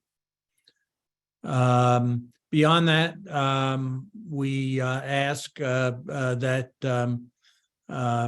people behave in a neighborly way toward one another. After all the members of the public who wish to be heard have had an opportunity, we will turn it back to the Board of Education for responses to questions you've raised or comments that you've made. Your comments are not a dialogue, in the sense that you may have questions and please ask them, but don't expect that either the commission members or the representatives from the Board of Ed are immediately going to answer them. That happens after all of the public members who wish to speak have had an opportunity. We then turn it back to the Board of Education to respond to those comments and questions. So with that, and from what I can tell, just about all of the commission members are back. We'll turn it over to members of the public. We ask that you give us your name and your address. And Mr. Baker will explain how you can access the meeting. Okay, so for members of the public, if you'd like to speak regarding this application, you could use the raise your hand tool. It's at the bottom of your screen. You click that once. If you're dialed in on a phone, you would hit *9, and that will raise the hand, and I can bring you over. And with that, I believe that Mr. Livingston is on and had comments he wanted to make. I don't know if Mr. Livingston's there. If not, we'll go to the. Yeah, I am Brian. Thank you very much. Thank you very much. Thank you for the opportunity. Tom Livingston, 23 Crockett Street. I'm also the member of the Common Council and chair of the Land Use and Building Management Committee of the Council, which is has primary oversight of this project. And I just want to say a couple of words. I know your agenda is very full. You have another hearing coming, but I want to just weigh in just to give my wholehearted support for this very important project. As you've heard, Alan and his team have spent a lot of time with community outreach, speaking to neighbors, speaking to future students and parents, and getting their input and incorporating it into their plans as presented to you tonight. From my perspective, I'm speaking for myself, but I think it's fair to say that others in the council feel the same way. We remain committed to this project. We think it's extremely important to the city. We know that there have been concerns raised in the past, and as I said, Alan and his team have worked to address them, and we will continue to address them as they come up. We look forward to working with the community and getting this project done, and to building a state-of-the-art building that we can all be proud of. But again, my real message here is that we remain committed to this, and we will do what it takes to help get this done. So thank you very much for your time and attention. Thank you. And I see Ms. McMurray on. I don't know if she has any comments that she'd like to make. Thank you very much. I just want to reiterate what Mr. Livingston said. Alan has been so wonderful along with his team in addressing the concerns. We had a meeting with the neighbors on King Street almost a year ago now, and we've been very diligent about listening and taking in all of the comments that have come towards us. And I just want to reiterate that Alan and his team have done a really great job addressing those concerns as they've come up. As someone mentioned earlier in the presentation, plans are ever evolving, and but I really do feel confident that we have addressed a lot of the concerns that have come up, if not all of them. And then, as Mr. Livingston said, we are committed to this project and making it the best it can possibly be for not only the students and the staff that will reside in it, but also the neighbors that live around it. Thank you. Thank you. Okay, and then we have Miss Loricella. Good evening. For the record, my name is Diane Loricella, 21 Little Fox Lane in Norwalk. The project, I know, has gone through many iterations. I applaud and support all the different people, including the citizens that spoke up when the initial Plan A and Plan B were presented. For the record, I am a member, but I'm not speaking on behalf of the Connecticut Green Building Council. I'm also a member, but not speaking on behalf of the Connecticut Environmental Network, which is a group of statewide people that are on their town energy task forces. I had been assigned by the Mayor Rilling, when he first was elected, to put together a similar energy task force. Unfortunately, it did not meet its potential, and it is no longer viable. It lasted for about 1.5 years under the chairperson that the mayor handpicked. If anyone wants to talk about that in the future, call me. I wanted to talk tonight. I am representing the Norwalk Zero Waste Coalition, a group of citizens that still feel that we can look at where we waste either trash, energy, and strive for looking at opportunity. And I think I want to first begin just briefly saying there are many, many really good features that have been worked on this project. I was really impressed by how much due diligence related to the traffic control, because I have friends who have children in the school. And as we know, that had been a real challenge, a real nightmare at times for the traffic flow. So I think that it's so terrific that that has been addressed. I also think that I really like to see the tree planting plan screening. I asked, and I did look over as much of what was presented on the city website. I'm not sure if it's native trees that are being planted.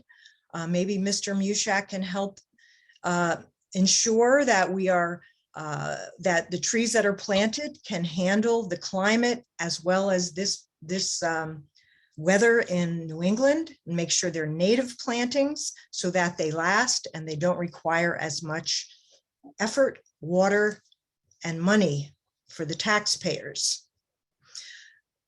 With that said, I wanted to state for the record that I am currently very disappointed with the effort made by not only the Land Use and Building Management Committee of the Common Council, who you just heard from, the chairman, and Mr. Lowe. Neither of these two people will be very surprised at what I'm about to say. It has to do with the lack of optimization of the newly constructed rooftops of this building. There had been a policy that I felt was antiquated and not correct for our other school building construction that worked on the premise that unless it's a new roof or new construction like the extension put on Narragansett, we will not place solar panels on the roof. That has been a backward policy, but I had hope because this entire building is constructed new. It is a new replacement building with all new roofing. Yet, as you heard tonight, only 33% of the rooftop will be utilized, according to the plans of Alan and his team, who should know better by now, because this is not the way other towns do business. I'm here tonight trying to help the taxpayers save money on the electric use and utilities used by our Norwalk public school system. As many of you in town realize, we're in a quandary on the budget making side for the Board of Ed, yet again asking for double-digit increase in their budgets, both operating, which pays for the electricity, the gas, oil, if the older schools have that. In this case, of course, there will be some solar, but I have been through this dance before with Alan and his team and Mr. Livingston, where they do not optimize the use of solar on rooftops, on carports, and on ground-mounted solar. Those are all three separate ways and measures to employ solar to create electrons to electrify our schools. And it has not been optimized. So I ask that this commission do not vote tonight, no matter what you are told by Mr. Lowe or anyone, that if you don't approve it tonight, we're going to miss out on this or that. I've been through this before. They have not done the best job that I've seen other school districts do on optimizing the use of the three types of solar I just mentioned in order to relieve the taxpayers from the burden of utilizing Eversource only. In this case, I believe it's Eversource that is very influential here, a little too much on on one of the slides, I saw the hookup for the natural gas. We have a policy that this commission, especially since you are doing rewrites of the regs, no longer allow fossil fuel to be the thing we go to first, and then maybe we use some solar or geothermal or heat pumps. Instead, this is an opportunity for us tonight to say, no more. Let's first look at optimizing solar and any other renewable energy, because it is 2023, people. I have given, you probably are saying, well, Diane, have you offered to the team and the people that just spoke different other alternatives? I have for years. That's why I decided to come out tonight and sit through the 3 to 4 hours so far. And I thank all the commissioners and staff for doing so as well. I just wanted to tell you that I did email, because I wasn't sure how long this was going to go. I emailed two documents to Steve Kleppen and Brian Baker for later, for reference for all of you commissioners, about entities that you should consult with about optimizing solar and actually striving for what is now known as a net zero energy school. They did not listen to me. I begged them to look at the People's Action for Clean Energy, or PACE, out of Bloomfield. They have extensive knowledge and can come to Norwalk to talk about solar canopies. And then we have the Northeast Energy Efficiency Partnerships, which is a not-for-profit that literally offers free architectural and engineering advice to municipalities and schools to look at net zero energy schools. Now, unless Mr. Lowe will be able to testify that he has been talking with them, I would say put this public hearing on hold and let's come back in the next meeting, because not doing so and having the consultants that Mr. Lowe utilizes, which is fine. I don't expect Mr. Lowe to be the expert, but some of the people that our taxpayers have hired to be the expert have fallen short. And unless they have employed or looked at net zero energy schools, this is all of this breastfeeding about how green we're going to be is somewhat misleading. Not totally. And to achieve LEED Silver, you don't even have to have any solar. There are ways now with efficiency that you don't need to have electric photovoltaic energy chargers. You don't have to have refillable water coolers, which is something that can be utilized. So the three things I just mentioned, I would like to know, have those been considered? I do believe that we should scrap the rooftop patio if it will allow us to increase our percentage of solar panels. We have a city council person who has told me that they are happy to exchange solar for a rooftop patio. And I say we could have the good features that I did see on the slide, but we could have them on the ground as far as having places to experiment with plants and that sort of thing. We need rooftop solar. 33% does not cut it. I am sorry. It just does not. You'll probably hear the same excuses I heard. I've been going to meetings for the year or two that we have been trying to discuss this. And then I waited. I thought that it was clear that we were going to try to optimize renewable energy. And I waited over the winter. I had a life to live, as many of you do. So I was hopeful. I was very hopeful that we would do better. Unfortunately, what I saw, and I tried my best to read all 88 slides, as well as the permit, the special permit narrative that Mr. Lowe did, and Adam Blank's letter of introduction, and I didn't see anything about solar. I saw the natural gas hookup. I saw a lot of blueprints about where the lighting will go. And so I ask you for the following. We need to increase the solar on the rooftop. And please do not believe what I just heard about how many years it will take in order for the canopies, because we're going to be, we definitely can and need to look at solar canopies. I understand that won't happen immediately, but what we will have immediately are rooftops. And so I implore this commission to tell Mr. Lowe and his team and Mr. Livingston and his committee, they need to go back to the drawing board and increase the amount of solar on the rooftops at least 60%. I gave them the name in Newtown, Danbury, and Fairfield. All of these school districts have saved their taxpayers hundreds of thousands of dollars on electricity on their schools for years. Norwalk is at least 10 years behind other towns. Why can't we get this straight yet? Even the Jefferson School, only about a third of that rooftop is on solar, and they refused to do canopies because they had all kinds of excuses.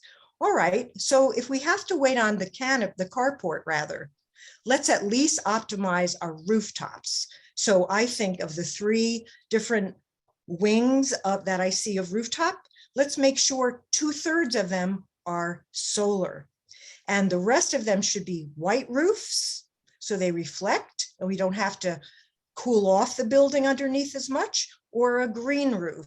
I think this commission should from now on, at least on our public buildings, if not the private buildings, have an across the board policy and regulation. You have to go for the renewable and the green stuff first and make whoever the applicant is, even if it's Alan Lowe, who's beloved, they have to explain why they're not doing the other stuff. I also ask, I don't see anything in the plans for EV recharging stations. That would be a darn shame, because I do think in the years to come, more people will have electric cars, and so will the parents and will the teachers. I think that we're not optimizing natural light because the architects have been told, I believe, if they were told to optimize solar, they would have optimized the solar. I believe they're being told by the city and NPS and the council, hey, it's good enough, it's better than nothing. I do believe, because their natural light it's been form over function on this project. I'm looking right now at a photo of what the part of the building would be. There is a lot of glass, and many in the green architecture business do not use so much glass. Guess what's going to happen? It's going to heat up that space. So I do not see an employment of the use of awnings, which is an old-fashioned but a reliable way to cool off your inside of your building. And I do agree with Mr. Mushak about the canopies for the kids to shield them from the weather. And I say, let's put right away solar panels on those. I do also want to say that for our stormwater management, this city continues to hardly ever utilize green infrastructure. They have a demo plant at the Webster Street lot that they are proud of. However, we are continuously not optimizing green infrastructure, and that would include a green roof using succulents, not a patio like they have on the mall, but actually they should cover whatever solar should be a green roof. And then if you keep that, a roof. And I'm repeating that these are things that other people use. I will shortly. I know Yankee Gas and Eversource seems to be getting gas hookups with every school. And as a citizen, I am very sad that my city is encouraging this kind of behavior. It's easier, it's traditional, and it's not the change that some of us expect. It does not follow the good words of the POCD. I'm very sad that you all so quickly approved the 8-24 referral because my read on the Ms. POCD. Moricella, please stick to the topic. Yes, I am. No, not when you're talking about previous actions we took. The POCD is something for this particular special permit, and it does not follow Chapter 11 and all of the good words that we all worked on related to renewable energy and striving to optimize that. I'm just going over, I went through all the slides, so please, it was a lot of work that you all have done, and I as well. So I'm going to go EV stations. I believe very, very strongly that Van Zelm Engineering and whoever else is being used for the electricity source needs to go back to the drawing board. I have seen pole-mounted light fixtures. Why aren't they solar? There are outbuildings. Why aren't they solarized? The concession stand should be solarized. The other outbuilding, and I don't remember what it's used for, should be solarized on the roof. These are new structures, Alan. So there should be no reason not to place solar on that roof area. The only way the numbers work out is when you optimize the surface for the solar panels to go in. That is why with a PPA, and they can explain what that means, they have to increase the surface area. We have it with outbuildings and more of the solar.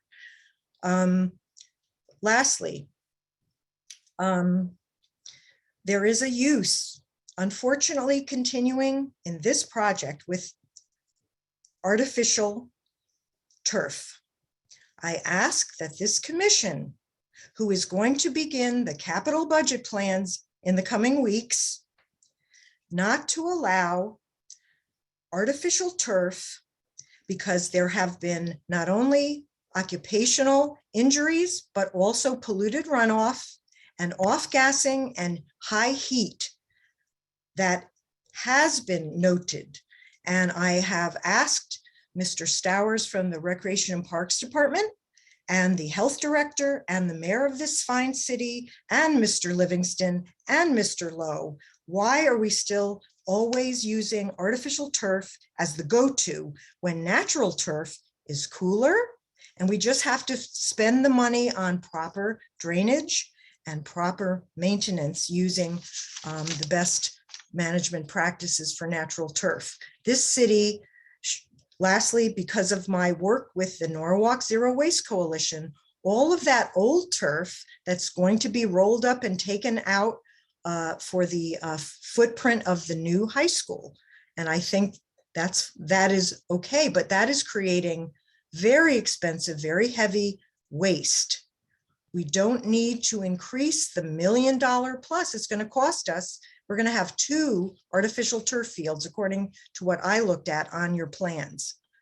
Do not allow it. There are alternatives. Natural turf should be included, please. We need to optimize and use window awnings and canopies and insulated shades. I ask, this was an empty canvas, and I am very disappointed in the people that are going to crow to you about how green this structure is. It doesn't go far enough. I expect a lot more from my city and the people employed by the city and the people elected by the city to embrace what they talk about of having a greener, cleaner city. So please go back to the drawing board, put this on hold, because they won't be able to answer my questions and my thoughts on this tonight. They're all in on the way they want to do it. And this has been going on for months. They dig in their heels, and if they really want to extend an olive branch, include people like me. Ms. McMurray and Mr. Livingston stated that they did include many of the public's views. Well, they did not include mine enough. They did include some of it, and I'm so pleased about that, but they did not include enough. because it is a curriculum enhancement for our children. It is a darn shame that P-TECH, which has a terrific program, and Norwalk High School children will not be able to benefit when their own city is not optimizing renewables and not using artificial turf. Thank you very much for your time. Thank you. Okay, next we have Margie Hunter. Thank you. My name is Margie Hunter. I am a resident of 80 County Street. I see that you have spent a lot of time in sort of building up the natural barrier between the new school and King Street, but you haven't done anything to mitigate the replacement of the school with the football field. I feel like there is going to be a lot of noise from the announcements and the use of the field. I'm also concerned with reflection of the sound, given that the stadium will be built into the side of the hill, essentially creating a bowl, so to speak, of noise and sound. And given the fact that you will be doing all of this construction, it is my concern that any of the natural barrier, such as mature trees that line the current baseball field, will be taken down and replaced with smaller, immature trees that will not offer immediate sound barrier. I'd also like to raise the concern that the buses will be exiting out of Strawberry Hill, but they won't be exiting close enough to the light. Right now, we have a police officer who monitors that light change so that when those buses are released from the lane that they are built up in, it is a smooth sort of transition. If you are releasing them onto Strawberry Hill that much further up from the light, it might cause a backup at that light.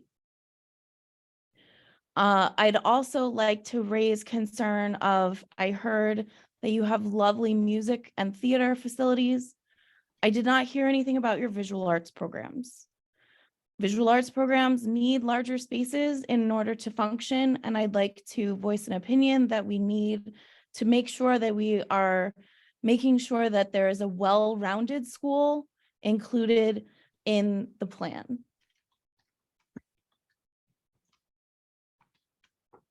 I think we have also put a lot of work into this project. I think you guys have done a lot of research and development to try and put forth as much effort as possible into this. And I do believe that the education of our youth is necessary, and investment in that education is necessary. So by no means do I say that this is a bad project or that I don't believe in this project. I think this is a project that needs to move forward. I'd also like to ask the question, the football field, is it going to have some sort of fencing to keep parents and students from walking across them? Right now, we have the issue of during baseball season, parents will park on the sidewalks along County Street instead of parking in the parking lots, which causes a lot of risk for kids that are exiting cars across the street and darting out into traffic. It also causes a lot of potential traffic accidents for people that are pulling up onto the sidewalk or pulling off of the sidewalk into traffic. So I would just like to ask if there is some sort of fencing that would sort of funnel people away from parking on the sidewalks while they use those facilities and actually parking in lots that are meant for those sorts of uses. And I'd also like to just say, I agree with Diane. We need to make sure that we are thinking about how we are going to go forward and what this school needs to look like in 50 years, because obviously the one that we built the last time lasted that long. So we need to make sure that it's going to last equally as long, if not longer. Thank you. Thank you. Next is Marvin Neckrich. Can you hear me? Yes, we can. Okay. My name is Marvin Neckrich. We live at 6 Country Lane, bordering the high school. We've been here now a few weeks shy of 50 years. And we've seen many things happening over the years. And one issue I want to talk about is related to landscape and sound and debris. The previous speaker was correct in comments about sound effects, and it's going to get louder with the fields closer by. But we've noticed an increase in debris lining the fences that border our street, and I'm sure around the other areas that border it. And that we complained over the years, people to clean it up, and they really haven't done that. So I'm hoping that the new landscape plan will include cleanup and that stays clean, and the new fencing that goes up also protects us both by sound and sight. That's a specific area. Some general question is, one, I haven't heard anything about the off-site fields that were included with the original Norwalk High School creation back 51 years ago. The only thing they use it now is for band practice, and the other 2 field areas are a lot of property, but not being used. And I know they've got a lot of issues there, but I haven't heard any comments about what they're going to use it for, or if they're going to use it at all. And the comment from the last speaker was correct.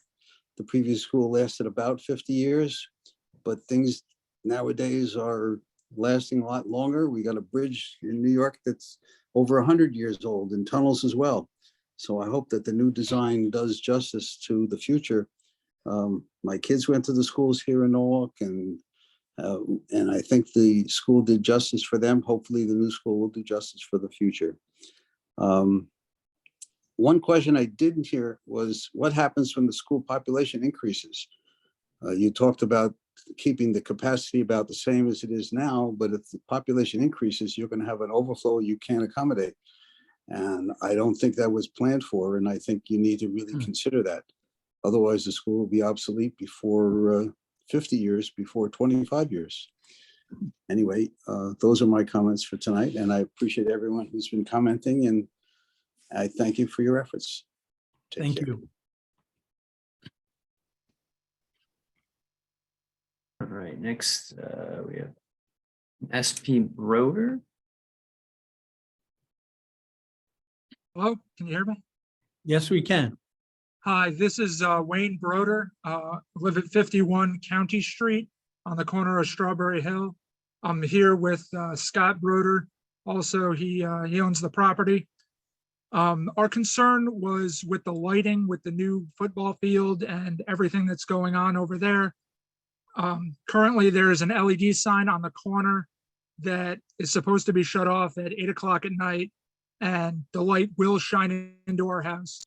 And with the new football field, I know that in the documents, there's going to be lighting for, it says acceptable light will be maintained along, and you have to light the property accordingly for the football players and everybody to be safe. But when those games and activities are not in use, and at nighttime in general, to have those lights shut off so they're not shining into any of the adjacent properties, or our house or any of the neighbors, because that becomes a severe impediment to, you're just sitting there watching TV and there's light coming, and you're trying to go to bed and there's light coming. And that's our main concern and question. How will that be addressed with shutting off the lights, lighting properly, and not having a lot of extra brightness overflowing into the neighboring housing? And that's all I wanted to speak about. I figured I'd keep it short for you guys. Thank you. Thank you. Next, we have Stuart Gerlich. My name is Stuart Garlick. I live at 80 County Street. an early speaker urged us not to worry that traffic pattern wasn't going to be changed too much. That would be fine if everything was working well now. Twice a day for me to get out of my driveway, I am totally dependent on the goodwill of the other drivers to get out of my driveway. It can take 5-10 minutes to get out. And once you get out, the corner of County Street and Strawberry Hill is a log jam. I can wait 3-4 light changes before I get through that thing. So I don't think that the traffic pattern has really been worked out. And the only thing I've heard is that King Street is satisfied because they've been totally blockaded from an opening, and anybody parking there to drop people off and everything. I think County Street is a much busier street than King Street. And I think one thing that wasn't mentioned is population density in the area. Directly across from the driveway to Norwalk High School on County Street is a 132 unit condominium, which you don't have on King Street. So I think the traffic pattern still does not work. I understand that you're opening up another entrance, but I don't think that's going to alleviate the problem. The other thing I would urge you to do is to put a time limit on people speaking. Thank you. All right, next we have Bob Capola.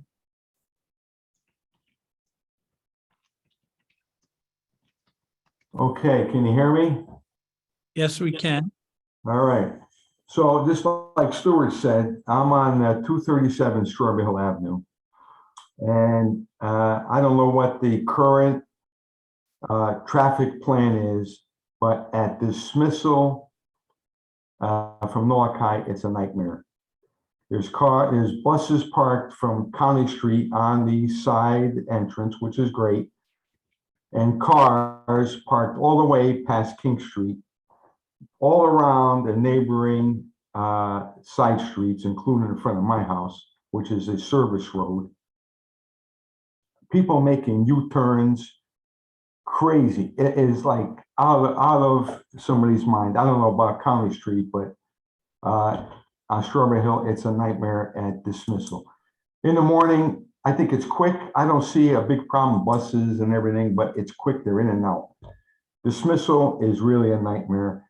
The same on, nobody's talked about Naramake, but when Naramake dismisses, sometimes they'll go up that way. That road is almost blocked with people coming in to pick their kids up. That's another nightmare in itself. So those things have to be looked at. The other thing I'm concerned about is, somebody else mentioned, is the barriers on King Street. Yeah, they fought for that. They have a lot of pine trees there now. They have a lot of foliage. The same thing on the area near the football field down in the synagogue. With this new plan, there should be plenty of foliage on Strawberry Hill and even around Naramake where that new field is going to be. There's no reason why I got to look at those lights and that noise and everything where King Street and near the synagogue is covered with foliage. And the same thing on County Street, like that Stuart just mentioned, or somebody else before. So that's a concern. Why don't we have the density on Strawberry Hill to protect ourselves from the noise and the lights? The other thing is, right now, student parking, my turnaround, which is a service road, I'm on the corner of Rome Street. There's cars parked all over the place from these students. There's got to be 15 cars a day parked there illegally because there's signs posted, no parking during school hours. Now, what's it going to be like when you start growing this new school? The rules just aren't adhered to. I'm not going to go on and tell these students not to park here. I'm going to have to call the police or send a note to the principal of the school. There's not enough parking, or they don't want to walk from Andrews Field or wherever the overflow is. That's a big concern. People have to blockade. They have to put cones out on the street so they can get mail delivery. And that's right now. That's not with a new school.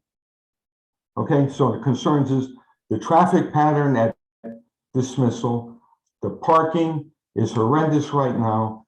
And we should have on County Street and Strawberry Hill, the same barrier of trees and foliage to protect us from the noise and of these new fields. That's my concern. Thank you.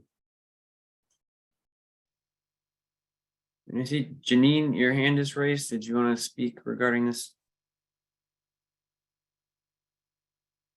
Thank you. This is Janine Randolph of 14 Kingsbury Road and member of the Board of Education. To state the obvious, I'm speaking in favor of the Norwalk High School project this evening. I agree that Mr. Lowe and the team have made a great effort to listen to and work with the community, particularly when it comes to the King Street area. And I am hearing other parts of the community speaking up as well. Along with my city counterparts, Mr. Livingston and Ms. McMurray, I stand behind this project and hope we can go through with this. I think and hope that good compromises can continue and we can move forward this evening. Thank you. Thank you.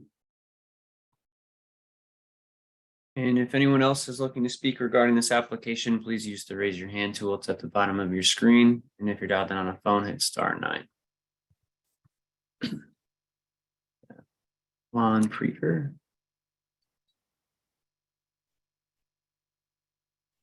Hi. I like your project. I live on 4 Country Lane, right next door to the high school's County Street entrance. So we're ground zero with all that's going on there. And I want to thank Alan Lowe, who has sent out letters talking about the project and that there would be a meeting on virtual meeting. So that's why I'm here, thanks to him. And he was nice enough to give me a call back when I left a message. And I find him to be a really nice guy, and I'm sure all of you are, and you're doing a great project for the city of Norwalk. There seems to be an awful lot of,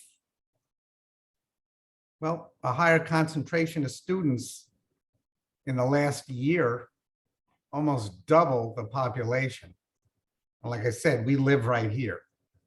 And I don't know how it's going to be going forward, but as far as the noise, we get buses up this entrance. They make quite a racket. So maybe there could be a sound testing for the mufflers on these buses. And there's a new building. Isn't that a relatively new building where the garbage dumps are across the street here? Of course, we hear all the trucks smashing the garbage bins early in the morning. 4 o'clock in the morning, they're taking the garbage out at the service area. You've got this new building. I think it's a relatively new building where you have in the summer, at least, the air conditioners on the roof make a racket. They are very loud when the AC is on, maybe even the heat, but it is very noisy. And maybe on weekends, you get an army of these leaf blower guys making a huge racket early in the morning. They're looking at their clocks as soon as it strikes 8 a.m. or I can't remember, or maybe 7 a.m. They're out there, but I love your project. I think it's a good thing for Norwalk. And I'm sorry you had to listen to somebody for over an hour. I almost needed to put on a neck brace. But one other thing, I was walking up Strawberry Hill, and a lot of the houses on Strawberry Hill have their solar panels on all the roofs. And I stopped and I asked one of the homeowners, when we have a blackout, do you have a blackout too? And the woman said, yeah, we have a blackout. I said, you mean the solar panels don't give you electricity? When the average person would think you wouldn't have a blackout. Well, you do get a blackout. So solar panels are not the end all, and neither are Teslas. Their batteries are constructed from giant dump trucks unearthing 500,000 pounds of lithium ore and using a lot of diesel fuel. So I think I'm not an expert on solar panels, but I think all they do is you save a little bit of money. The extra electricity they make goes into storage for the utility company. Unless you pay extra to get off the grid and you can use your own electricity, it's not going to prevent a blackout, and you're still going to need your generators run by natural gas or propane or diesel fuel. So I wouldn't go crazy over solar panels. And I heard talk about a breezeway for pedestrians, students, what have you. That sounds like a pretty good idea. Can't hurt to protect people from the weather and the sun. And that's all I have to say. Thank you. Thank you very much. All right, next we have Diane. Good evening. This is Diane Cece, 37 Olmsted Place in Norwalk.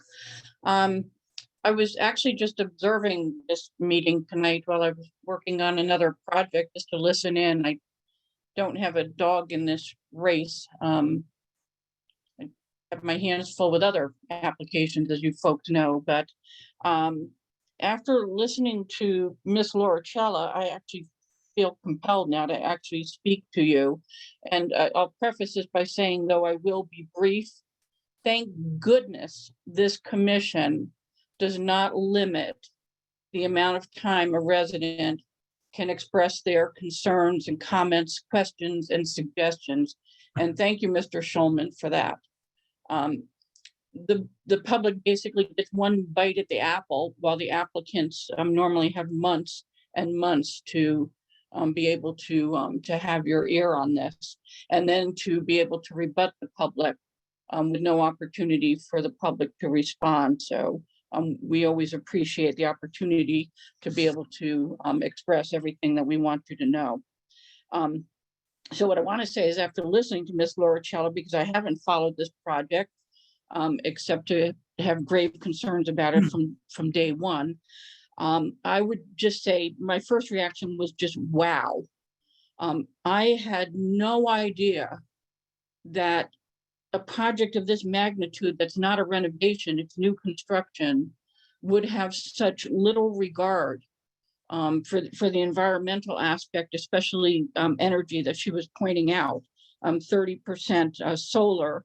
I believe she said no geothermal, and that it would be natural gas, and that wouldn't just be as a redundant energy source, as a backup. So I can't even wrap my head around this. And I think what you heard from her tonight, in addition to then what I heard afterwards regarding the traffic concerns, the parking concerns, safety concerns, lighting concerns, and noise concerns, but just what you heard from Ms. Lauricella, I think is grounds for this commission to certainly not vote on this tonight and hold this application open to be able to address everything that she spoke about.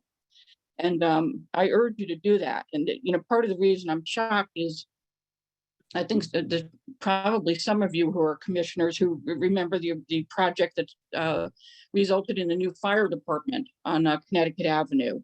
And I think we were shocked back then that there were more requirements for solar and other energy efficient and resilient and sustainable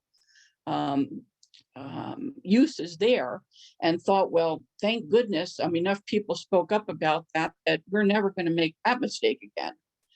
And so I'll just close by saying that while I say I have no dog in this race in terms of Norwalk High School, beyond, I hope the name stays the same, by the way, Norwalk High School. But the dog I do have in this race is I am a taxpayer in this town. And so I do think that you have to have some regard, both as the Planning and Zoning Commission the folks who represented us from the Common Council and our Board of Education, and have some respect for our pocketbooks. And in that regard, I hope that you seriously consider what you heard from Ms. Lauricella this evening. Thank you so much. Thank you.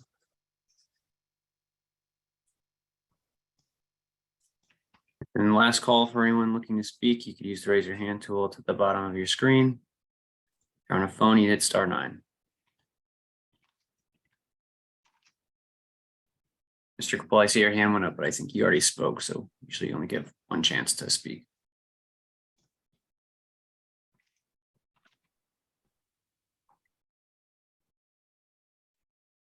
Seeing no one else, I'll turn it back to you, Mr. Schulman. Okay, Attorney Blank. Okay, I'll try to address them, the comments, and I'm relying on the team to help with some of them, but just again, a big picture. So I won't address the ones that were positive. This is not, although this is a new construction, it's a new construction at an existing high school site that I would say is not ideally functioning currently. We are going to be moving around the configuration of the site, but at the end of the day, somebody's going to face a football field. Somebody's going to face a tennis court. Someone's going to face the back of the school. That's existing now, and it's going to be true then. There may be some sort of winners and losers, and it may change. But that's sort of what happens next to school, and it's not increasing. It's the same capacity. But I understand that people want whatever comes to be sort of better than the last version, and I think that we're substantially doing that. And so I'll kind of go through some of the comments and see if we can maybe address some of them. So there was a number of comments about solar, and I want to point out sort of a contradiction, which is that what we've suggested to Commissioner Cantor specifically about the carport solar was that we would be comfortable with a condition requiring carport solar to the extent that it's feasible, or actually I can I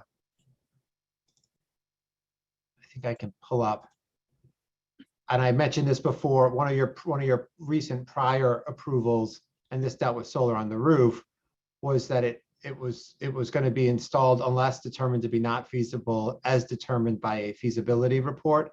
And I recognize that that's not like 100% concrete, but it's more than just saying it shall be considered. And the contradiction is that, there's a desire for us to install solar and be cognizant of the taxpayers' pocketbooks. Well, that's exactly what we want to do. And if it's not economically feasible, if it's going to cost a whole lot more money for solar without a commensurate return, I think that's not what Allen and the city is looking to do. And if it can be accomplished in an economically prudent fashion, then that's exactly what both Allen's looking to do and Tom Livingston and the council's looking to do. So I'll let Alan and maybe Brennan too about, I believe it was that there's a third of the energy of the building is coming from the rooftop solar, not necessarily that a third of the roof will have rooftop solar. You want to talk about the solar and whether there'll be EV charging stations on site? Yeah. First of all, some comments is kind of personal, but I'm not going to respond to those. Everybody's entitled to their comments and positions. But I want to make it very clear that what we stated previously, I think we can pull out that drawing. It's 30% of total electrical consumption. Okay, that's a substantial amount. It's not like a little bit. It's 30% of what the entire building, a 330,000 square foot building uses on the rooftop. So we actually have a drawing that we showed before. It cover as much as roof as possible. In fact, this is the draw. This is the footprint of the building. The area that doesn't have it is because the south is on the bottom. So the shadow of the building project over area that you cannot build, you cannot put solar system on. And also we got mechanical system on the roof. So again, this system as shown right now, it's provide 30% of total building consumption. It's not 30% of the building. So I want to make that very clear. And a couple of other points, I don't want to sound like I'm debating here, but at the same time, I want to make is that I think there's no requirement of the city to do a solar system on any of the roofs. But for the last few years, we have contracted with solar developers, and we have put Board of Education had put solar section of the solar system on Naomi School. We also completed a new wing for the Pona School with solar system. We finished Jefferson, and we're in the process of doing Cranberry. So without any requirements, I mean, I think that we always come to the planning commission previously, and I guess zoning commission also, that we are looking to rooftop solar, and we do put them in regardless whether you have regulation or condition or your permitting process. We are doing it. So I don't want you to mislead that we come in here and promise something and we don't deliver. We do deliver. Regarding carport solar, it is a structural element. It's a large foundation. There's a lot more capital costs associated with it. Each one of our consultants are required to provide an energy analysis report to the Land Use and Building Management Committee of Common Council. They actually come in and present it, talk about different type of mechanical system within the building, as well as options in terms of geothermal, turbines and solar and everything, all the available energy conservation measure that we can put into the building. We talk about operable window, non-operable window, and on and on. So there's a lot of conversation that we have at the Land Use and Building Management Committee, which is open to the public. Alan, have you determined what the payback is on the solar that you're currently proposing? For rooftop, generally speaking, we get financial benefit after about 12 years. Okay. Okay. So it's not a copper solar, it's longer, but I just want to explain something here. Rooftop system is very different from copper system for two primary objects. When we do a new roof, it gives us about 25 years of life. A solar system, generally speaking, the panel warranty is about 20, 25 years, but it actually lasts about 30 some odd years. But when we have to replace the roof, we have to take the roof system off. But we're not, at that point, 25 years from now, I won't be working for the city, by the way. But 25 years when we take the system out, they're not going to put the same system back on, right? So you figure depreciation of what's in the improvement, basically we had a depreciation for 25 years. However, a carport system, because the carport system would be there for potentially 35 years. So depreciation of the carport system could go 35 years. Okay, so there's different distinction. And the comments were made that, well, we can't put it on an existing roof. Well, City Hall, we actually put in new roofs, and we're trying to have the roofing, have the solar developer to put a system in City Hall. But because the building portion of it is old, or most of it is old building, they could not do a structural analysis on the building to justify the additional load on the building. We got through the approval, signed an agreement, but he couldn't do it. So it's not by will that we don't do it, it's physically we can't do it. So, I mean, there's a lot of behind the scene efforts that are made, but again, we don't do it, we're not responsible, but we actually go and analyze these, and the Land Use and Building Management Committee Council and the Common Council actually look at this stuff and decide that, if payback takes 20 years and the agreement 20 years is really not worth it, right? So there are different reasons why we do it and we don't do it. So, but again, I just want to let you know that just because, when the Planning Commission and Zoning Commission put in a condition on a permit, regardless, we are responsible to do the most energy efficient thing that we can find to implement. So, it's not. What about EV charging stations? We are going to have, initially, we're going to have 8 of them installed. Preliminary, we're going to put in 4 stations, and with capacity, add 4 more. Because the more you add onto the system, you can upload the electrical system for the building. So we don't know what 5 year, 10 year, or 20 years from now. But the other thing we're looking at is if we do a carport system, we will put in a potential adding more stations on the other side. And we also talk about it in the future, if like 20% of cars or 30% of cars are electric cars, we will bring additional electrical service, separate service onto the site. because when you try to get the load off the building, you got to upsize all of your equipment, switching gears and everything else to support something that may or may not happen in 20 years. So those are the things that we actually talked about. Again, we are doing 8 of them, but at the same time, initially, we're going to be 4 in place with capacity to get to 8. Okay, I'll move on unless there's another question on solar. There was a concern about artificial turf. I don't want to open up a lengthy debate on that. I will though say that as part of the health department sign off, they've asked us to look into the feasibility of really trying to make sure that an artificial turf field that's free of forever chemicals is what's ultimately installed there. And let me just make 2 comments on this. One is that by the time we install this new fields, it's going to be about 4 years from now. So hopefully the industry will continue to evolve and the product they use to be better products for environmentally speaking. The other comment I want to make is that for artificial turf field, I think for high school users, it's important to be artificial turf field because we practice, the football team get on the practice at 3 o'clock, soccer team get on at 5 o'clock, and I'm making this up here, lacrosse team come in at 7 o'clock. If you want to be able to do all the sports activities, you probably need 3 fields in order to natural grass field to support it because you got to maintain it, wear and tear, and everything else. So having artificial turf field give an urban city like ours the ability to provide multiple sports uses on one location, so we don't have to maintain like 5 fields in order to the benefit of 2 fields they can provide. So again, like the old days when you use the Andrews field, that field is only used for game time. We couldn't use for practice because we couldn't chew it up. So having artificial field give you those options in terms of multiple team uses on the same facility.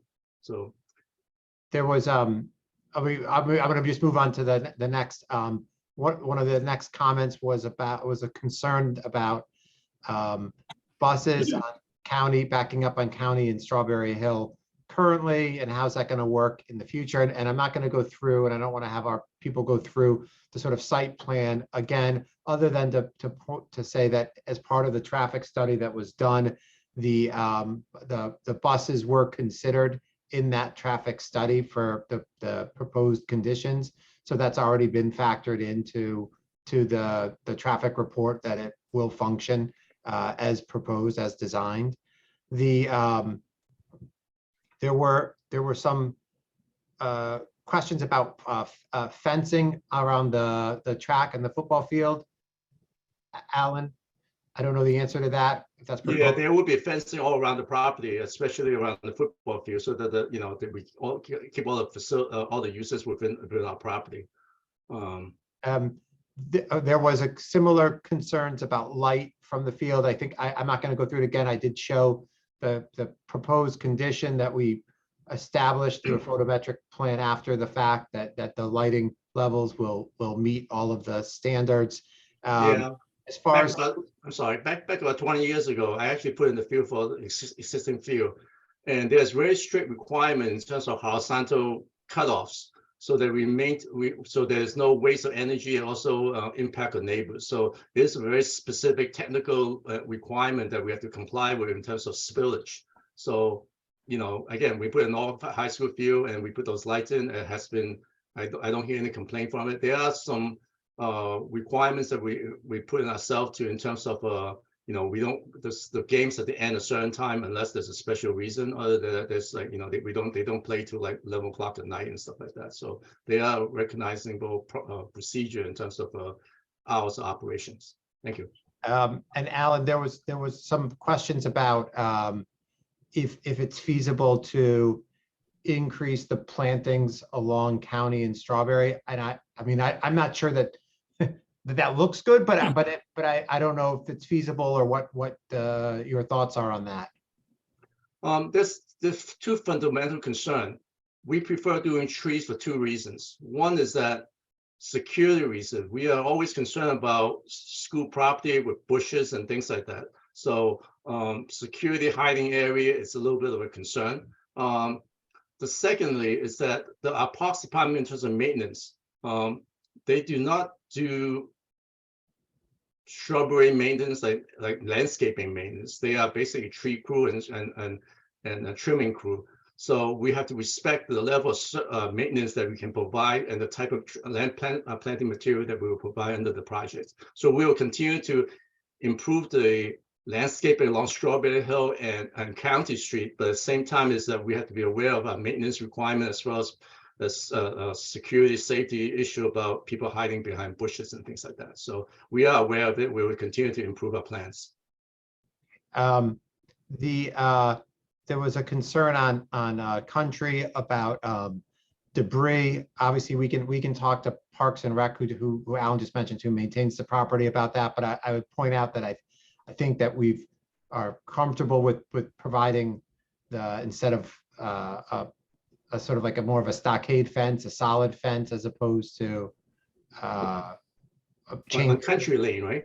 Yeah, Country Lane. I think because they are very close to the building, and I do look to provide full screening fencing along the Country Lane so that we will try to provide more privacy to all those residents. So by doing that, I mean, look, obviously we Parks and Rec should try to keep the site clean, but with a solid fence, if it's not clean, they're not going to see it anyway.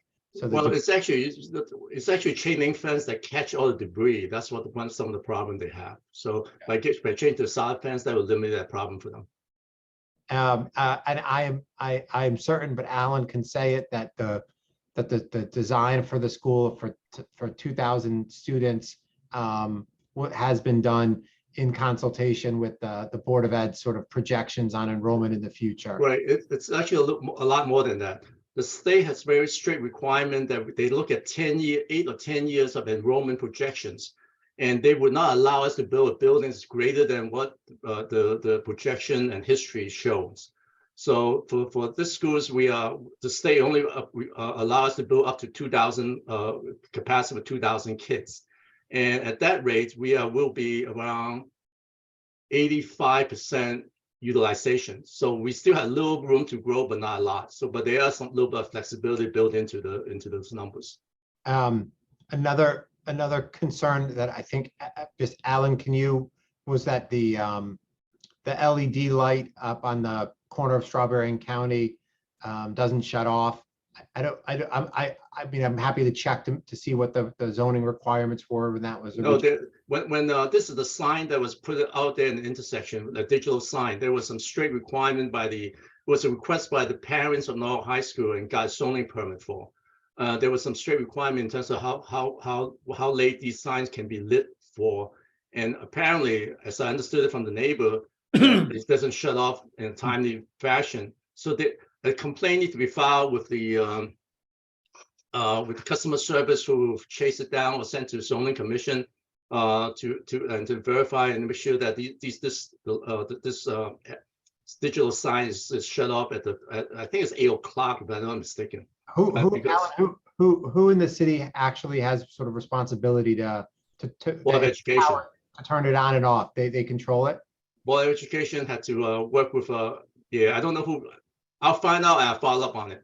So just to help the sort of resident out, I think Brian Baker or staff, if you can let me know what the hours are, and then Alan and I will communicate that to the right person so that people don't get the runaround. There was a couple of concerns about traffic is lousy now on Strawberry Hill and County during dismissal times, particularly.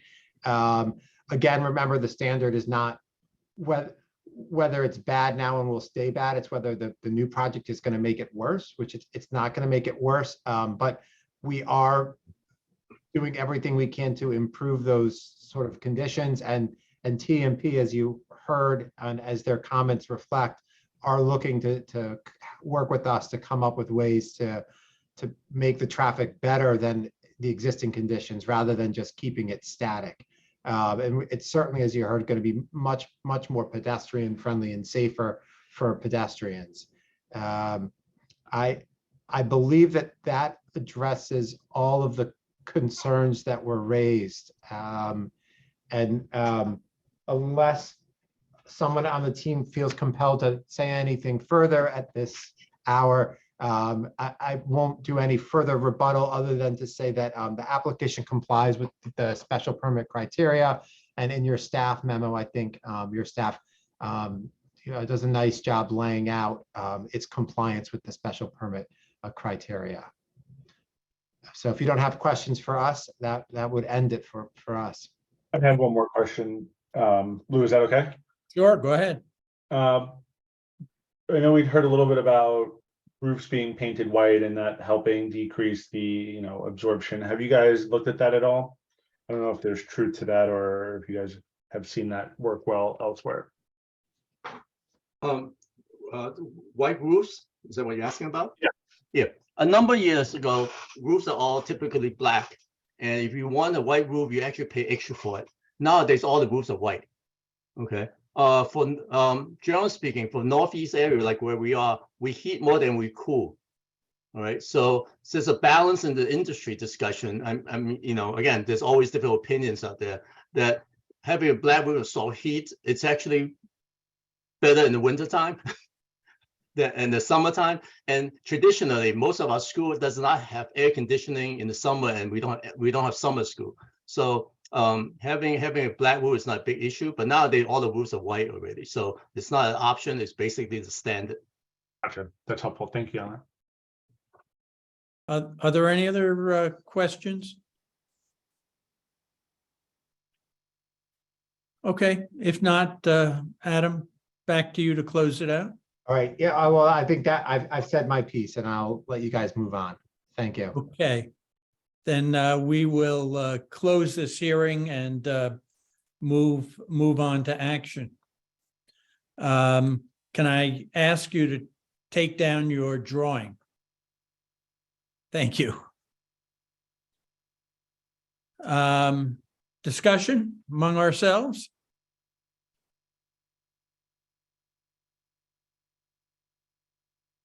All right, then I'm going to ask Brian. I do have one thing in discussion of ourselves.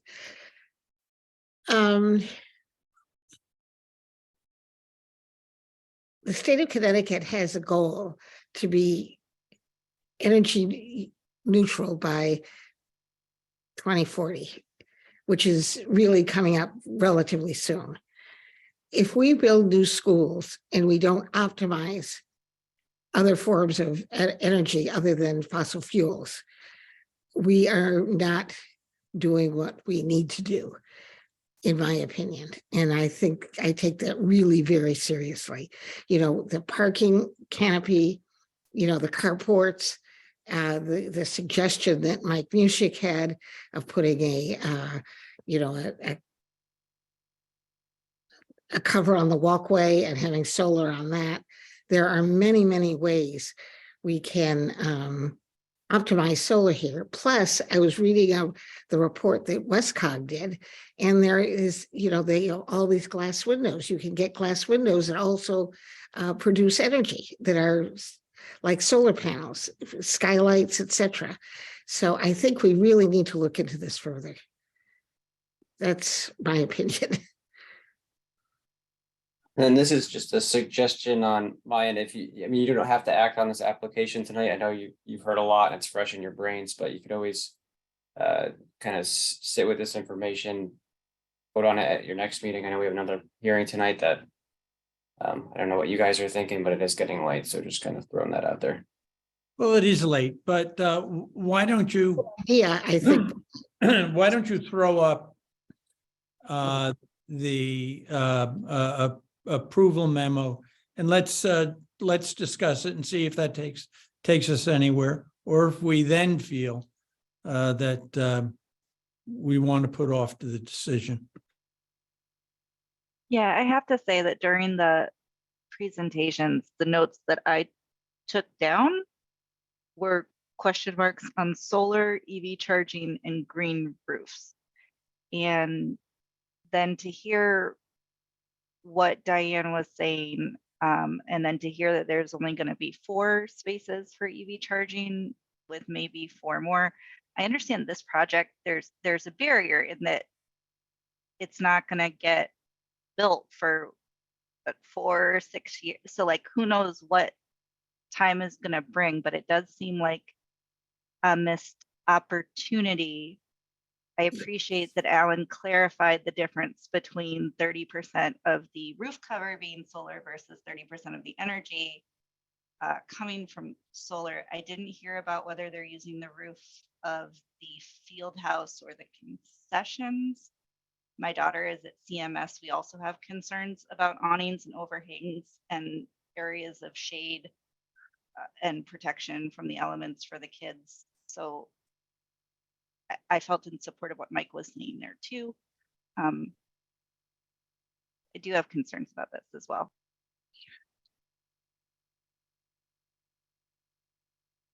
Well, again, let's look at the resolution. I know that Nick wanted to beef it up in at least one area. I guess that would be 5. Yeah. I don't know, Brian, if you wanted to share an alternative there, but something that's more. Do you have suggested language, Nick? I don't have anything off the back of the envelope. I don't know if there's some, Brian, is there something with like the Wegmans that you thought was applicable here possibly? I believe it was Brian. Brian, if you're talking, you're on mute.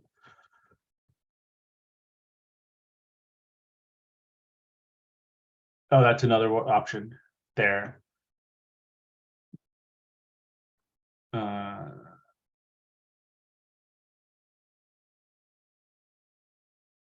mean, that number 6 seems a lot more in line with what I think people are hoping for.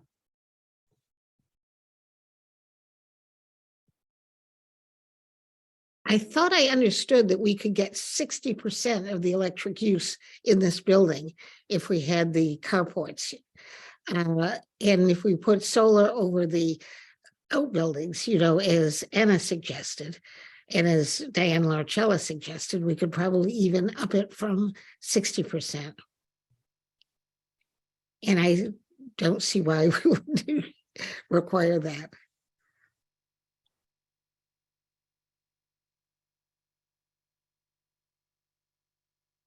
Yeah. I mean, why 3 rows? How many rows are there? I think that was the main parking lot. If you look at the main center of the parking lot, those were the 3. That was the main center build. And any of the people that we've talked to with regard to making solar coverings over parking lots, and it certainly seems like a nice surface, but do we know what happens if a plow hits it? What happens if a student driver backs into it? What's the cost of repairing it, replacing it? And there might be a lot of unintended consequences of having this type of a thing on public property, and the taxpayer will be funding any damages. And I don't know if on the EV chargers, we don't have gas stations at schools. I'm totally for electric cars, but are these going to be credit card operated, or is the taxpayer going to be paying for somebody to plug in their car at the school? And these are just like simple little things. I don't know if there's any analysis done on anything like this. Well, to Tammy's question, I think Alan pointed out that putting the units over the parking required a much greater capital expenditure because of the hardware involved in securing it to the ground, for example. So it may not be reasonable for us to ask them to do that. It may be more reasonable to ask them to review the possibility of doing that, or to analyze that and determine what the costs are and come back to our staff. Yeah, my only with that information. I'm sorry, Nick. No, sorry, I didn't mean to cut you off. My only concern with that is like, there's always like the notion of just pure financial sense is a bit of a false pretext to the problem. Right, like it may actually cost more money to do the right thing. And I think we just have to say what are we thinking is the right thing, like in this situation. Exactly. I understand that. I mean, I also heard Alan say that the payback on the units that they've already committed to is going to be 12 years. That's a long time for a payback. And I mean, there's some tipping point. And I don't know whether that's the tipping point or not, but there's some tipping point at which it may not be a wise choice. Lou, Under what is all of our futures, all of ours, not yours and mine, but it's Nick's and it's Hannah's and it's, right. You know, and other public school systems in Connecticut, in Fairfield, in Newtown, they have full solar arrays over their parking lots. If they can do it, I don't know why no one can't do it. I mean, I think feasibility is a real cop-out. It's never really feasible necessarily to do what's right, as Nick said. There are many ways in which if it's not something that you see as a possibility, that you can see all the reasons why it doesn't make sense. And what messages it also send? Like, I just wonder if, the new school, it has it in front, whether it's look, like technology is always changing and the next thing's going to be who knows what, right? And what becomes the most efficient way, but at least like making the effort, making the commitment, like I think there's something somewhat inspirational of having it and people driving by it every day and seeing like it covered in that, and that's our best attempt right now. That's just how I feel towards this one. I don't know. Nick and Galen and Anna, is this what's holding us up? This issue? Yes. Nick, do you agree? Yeah, this is a big one. Is there another big one beyond this? Probably not. I think everything else seems No, Darius has something to say. Oh, well, go ahead, Darius. Yes, so I've been listening along and I concur with what a lot of the commission members have to say on both sides of the issue as pertaining to green infrastructure. I would absolutely love to see us maximize our what is within our resources to implement any type of green infrastructure that we can pertaining to solar on the building, a solar parking canopy. And to your point, Lou, I think that we all do have to consider the fact that, this is about taxpayers' money, and this has gone from around 220 million to around 230 million, considering inflation and all of the global issues that has impacted us locally. I have sat here thinking about whether that same question, are these green infrastructure issues enough to prevent me from wanting to vote on this issue?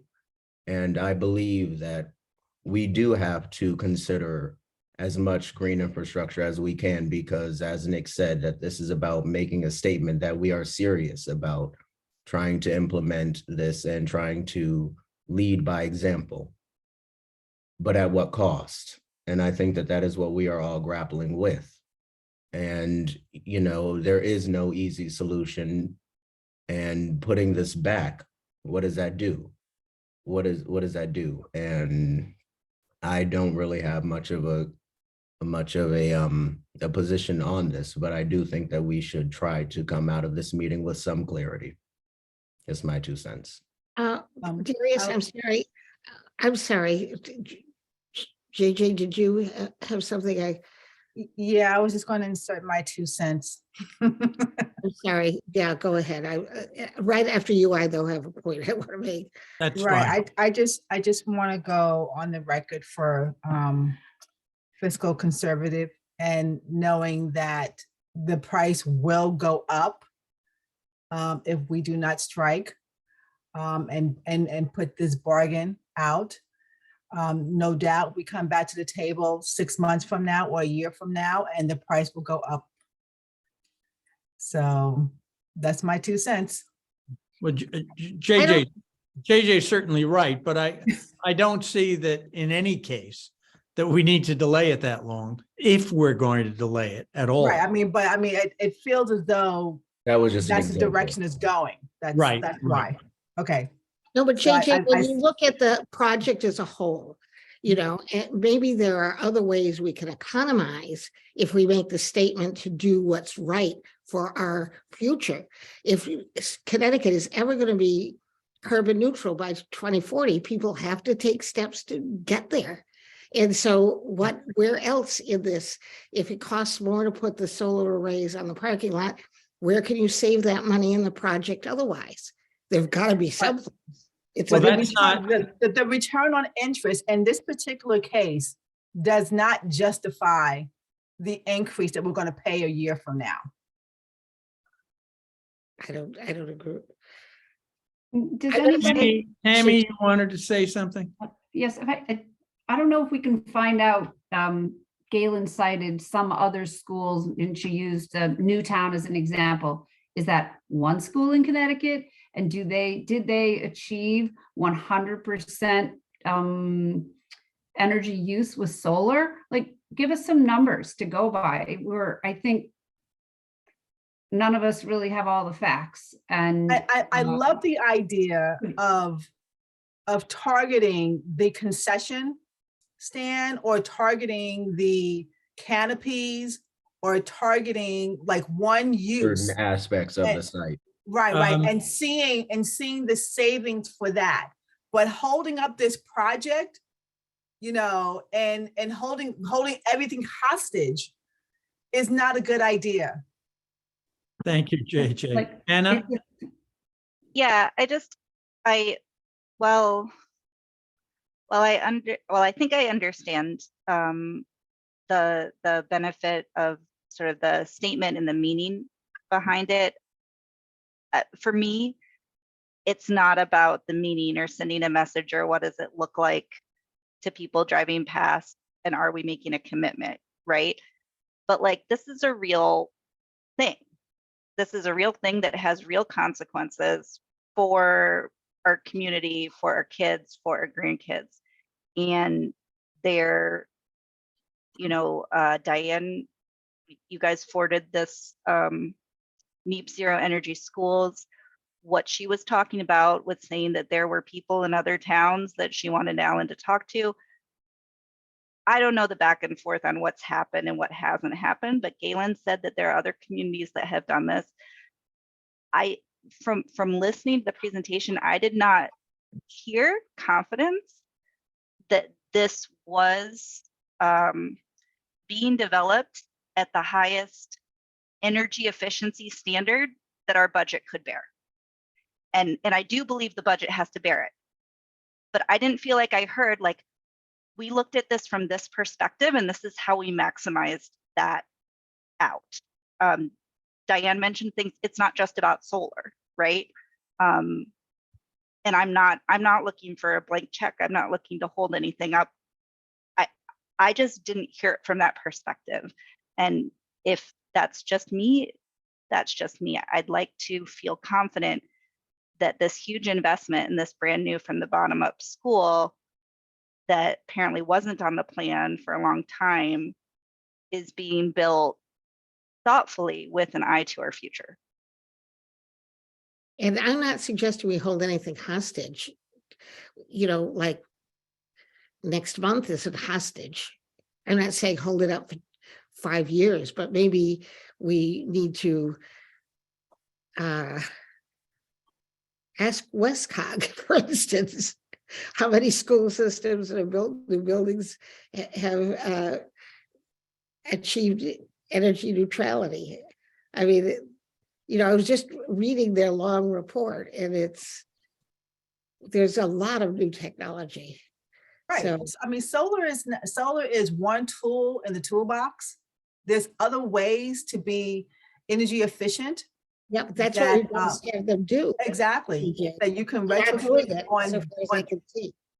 Anna, did you want to say something else? Your hand is still raised. Oh, I'm sorry, now I'm gonna lower my head. Just also that it's not necessarily like 0% or full neutrality either being the goal. But yeah, no, I'm lowering my hand. I'm sorry. Okay. Lou, if I may ask, could we get some type of data that says, what would it take to make the new Norwalk High School 100% energy efficient with solar?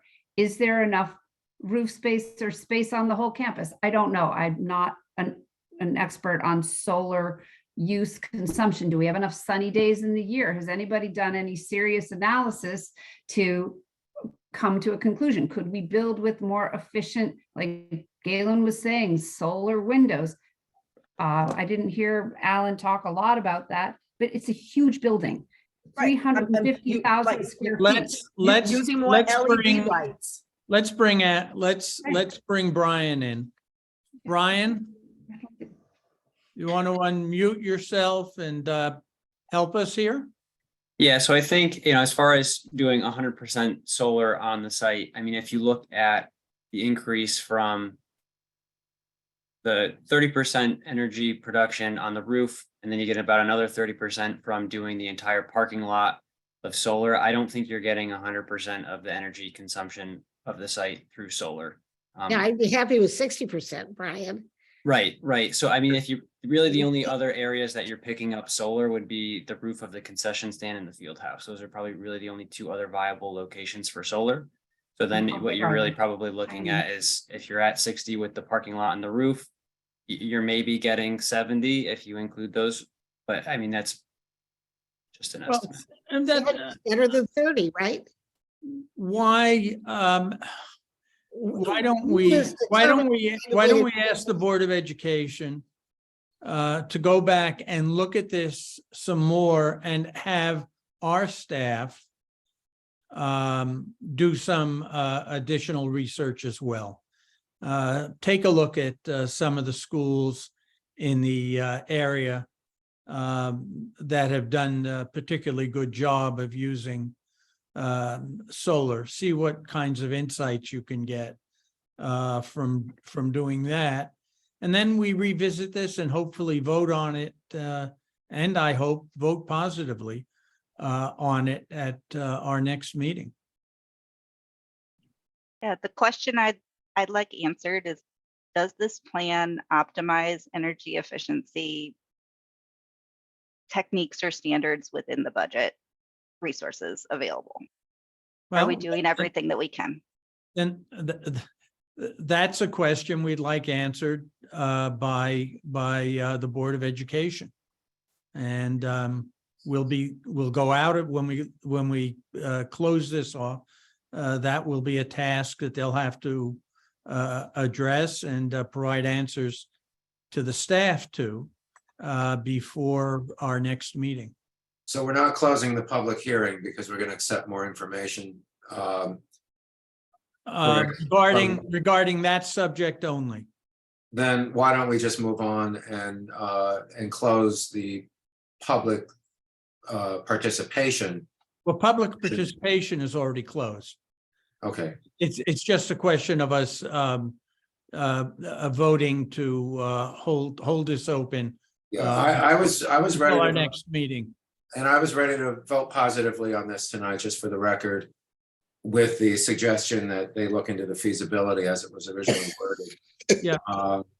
But I can see the concern here, and I think we should do our due diligence.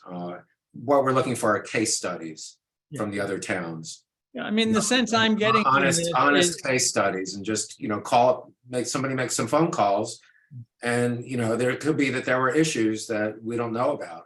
We're only seeing one side of it. Maybe the cost was not feasible in terms of what the return on investment was. And in that case, that's the kind of information we need. We can't just guess. So I think that's good, but I think we ought to move on to the next public I hearing. agree, but I want to just finally, I want to say to the presenters tonight that my sense of the meeting is this commission wants to approve this project. We have one issue standing in our way. We need to resolve that so that we can move it forward. And with that, we'll our next meeting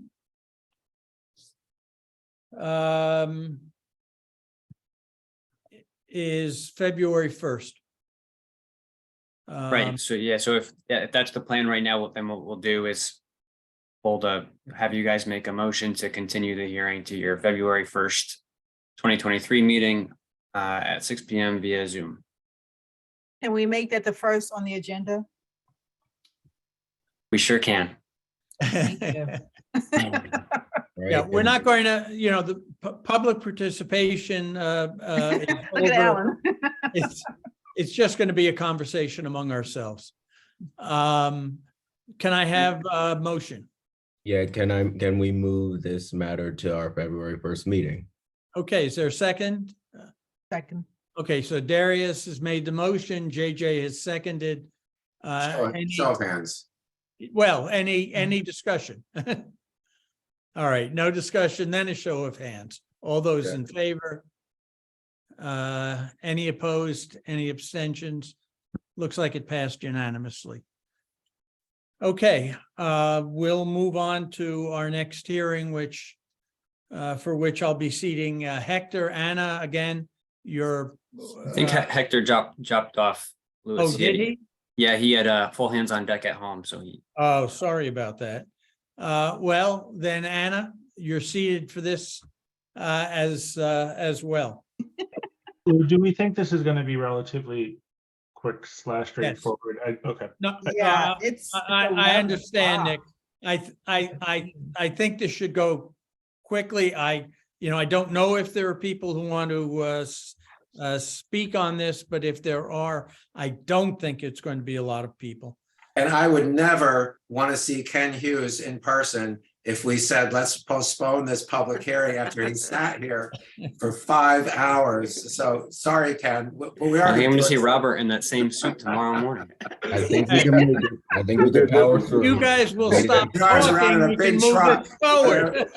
It'll be a different We suit made it tomorrow. this far. All right, this is 2023-02 CAM, City of Norwalk, Recreation and Parks, 10 Tito Court, District 5, Block 83, Lot 71, proposed commercial vehicle storage yard use for recreation and park vehicles and equipment. And I don't know whether Robert or Ken is going to be handling it. I'm gonna open it up. Can you hear me? Okay, Can you hear we me? can. Okay. For Recreation and Parks, we've made an application of a change of use at 10 Tito Court to use as a secondary crew headquarters. We call it here a garage. Where I come from, we call them crew headquarters. So we are requesting a change of use. And Ken has done really the groundwork on this. So he will be making the presentation and fill in any historical kinds of things about the building. So we've so going to stick around so he can fill in some of the spots. I just wanted to just briefly talk about when I first arrived here. I toured a lot of the park facilities. One of the things I was really taken back about was the small garage and crew headquarters. When you have 30-something maintenance people and you have lots of trucks, you have lots of equipment in the small, congested crew headquarters or a garage. That was one of the things that I saw right away. No room for storage, no room for really getting in and doing the work and mechanical work. Not only that, if having one crew headquarters in a city this big, you know, you're traveling distances to get to your work. And so we looked around, we are also increasing staffing, and we've increased staffing last year. And we're continuing to build this department. So there's really a need for another crew headquarters or garage. And so we've been looking around. We've been this has been something that Ken Hughes was really looking around even before I got here. So it's just not me. The concern was here before I arrived. But I'm going to let, in the name of just time, I'm going to let Ken get started with his presentation and fill in some of the blank spots. Okay, thank you. And good evening, everyone. It's almost good morning. So the current Parks Garage is located at 1 South Smith Street. We've been there probably since the mid-70s, since the building was built. As Robert alluded to, over the past 2-3 years, the city has made an investment in the Parks Department in terms of equipment and personnel. And I realized, probably about 3 years ago that we were going to start outgrowing our space. And that was when the hunt started for a secondary garage. I keep my eyes and ears open. I had talks with Alan Lowe 3-4 years ago about 10 Tito Court, which was tied up at the time. Him and I were in a meeting a few months ago, with the mayor, and Tito Court mentioned again. And then, my ears perked up, and it was made known to me that it was available. I knew the property, I knew the building, I knew the prior use, and I knew it would make a perfect secondary Parks Garage. That being said, right now we have 20 to 30 part-timers in season working out of the garage at 1 South Smith. When employees park, they're stacked 4 to 5 cars deep. The garage, we have equipment stored all over the city. We store equipment at Cranberry, we store equipment at Vets, at Photo Farm, at Calf Pasture Beach, which, it's pretty unreasonable to have to drive around the city, to pick up certain equipment. So we're looking to consolidate our operations out of 2 sites, out of 1 South Smith, out of 10 Tito Court, which is currently a city-owned building. We currently have a staff carpenter, we have a staff electrician, and we have a staff plumber. A lot of the work that's needed on the interior of the building, we could do that in-house, just paying for the materials. The use of the building prior to now was a garage. So we're not actually changing the use. Let me pull up let me share my screen. I could show you let me show you the property. It was actually, I believe, 3 or 4 contractors that were at the site prior to us.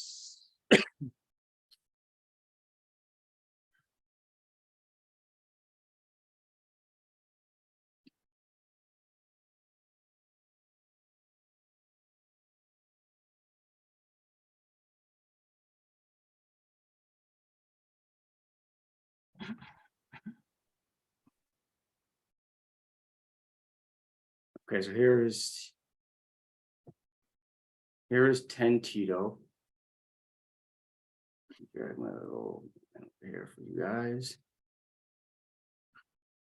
So this is the building, which is very similar to the garage that we're working out of now. The building's in good condition. The roof is new.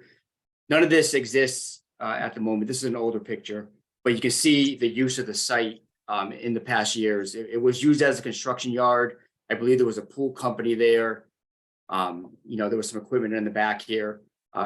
Our intended use is to use it as a secondary headquarters. We don't have big trucks as a parks department. All of our vehicles are pickups. We do have a few lawnmowers and a lot of small equipment, which will be stored inside the building. So what we're proposing, we need to clean up the property. The property hasn't been touched in quite some time. We're also going to plant a row of screening along the border. It's actually the north border. It's the only border that borders a residential use property. So that's it. I mean, I'm open to questions. I can give you guys further details if you need. Ken, it sounds to me as if you're taking a building and improving both the building and the surroundings of the building so that it's going to be less of, if you will, an attractive nuisance to the community than it currently is.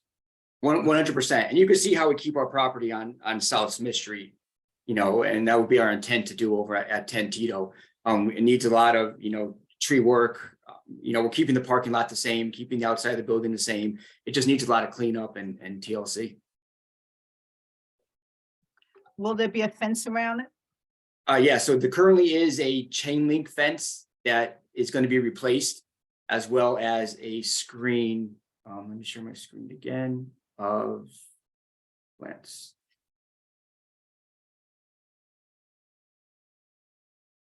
Actually, so sorry to interrupt for a second. The back of the property actually abuts Ely Park. So it just be right behind the building. That's all park property. It's all park property? Yeah. So this right here is part of Nathaniel Ely. This is the lot of 10 Tito. This is Nathaniel Ely. Right. I'm just wondering how it's going to impact the neighbors around you. In Yep. Woodford Court. So right over here, this is the only property. It's sort of a condo, I believe. Right now, there's no screen exists. It's a rickety old chain link fence. We're going to replace the chain link and we're going to put a row of arborvitaes. You know, we'll do 10 to 12 footers to block out, you know, any views into our property. This is a commercial use right here. And this is city property on this side also. You're going to have trucks in and out of the property, in and out of the yard? So what it is we show up to work, well, my staff shows up to work for 7 a.m. and they're back at the property around 3 p.m. So They're it's not a gone all day? constant, it's not a constant in and out all day, no. This is the property that the city bought when it was hoping to make the new elementary school or redo the property. So we Correct. already own it. And it Right. was a contractor yard before the city bought it, if I'm not mistaken. Or was it a maintenance, like a mechanic yard? There were a few contractors there. Yeah, there was a pool contractor, there was an excavating contractor.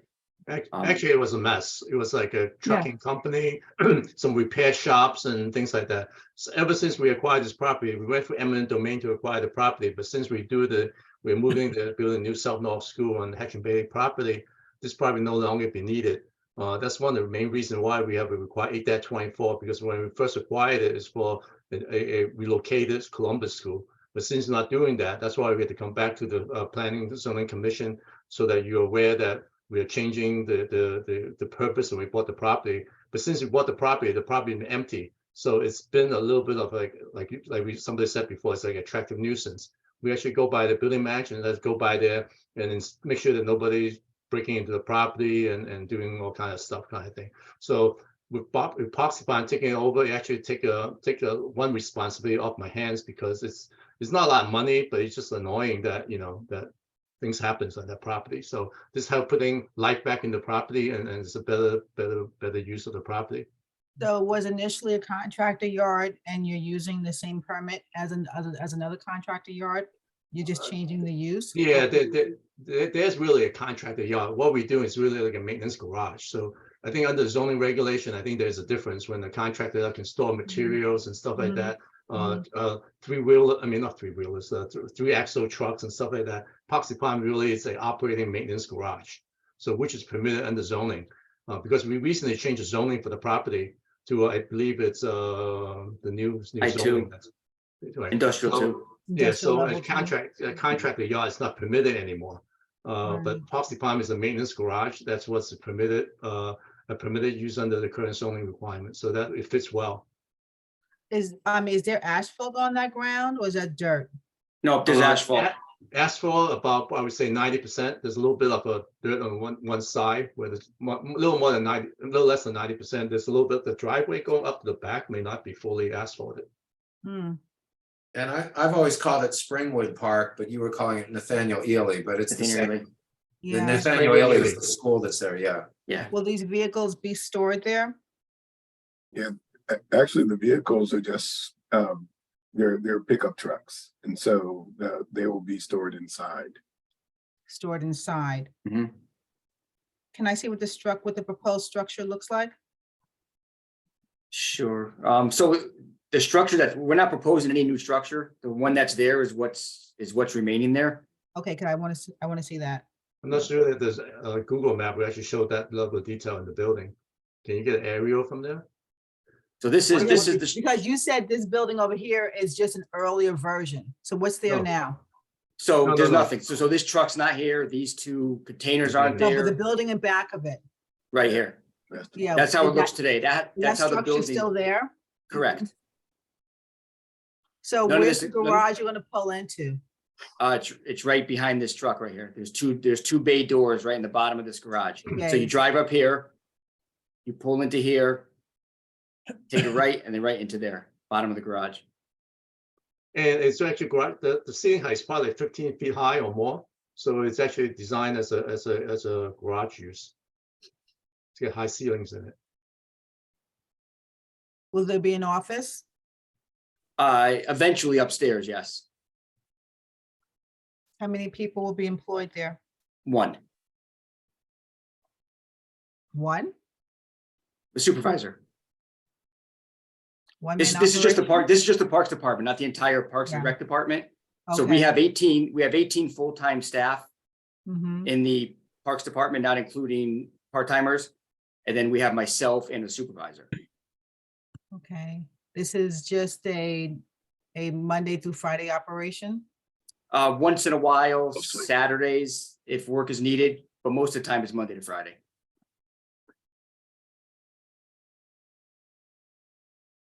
All right, are there any other questions before we open it up to the public?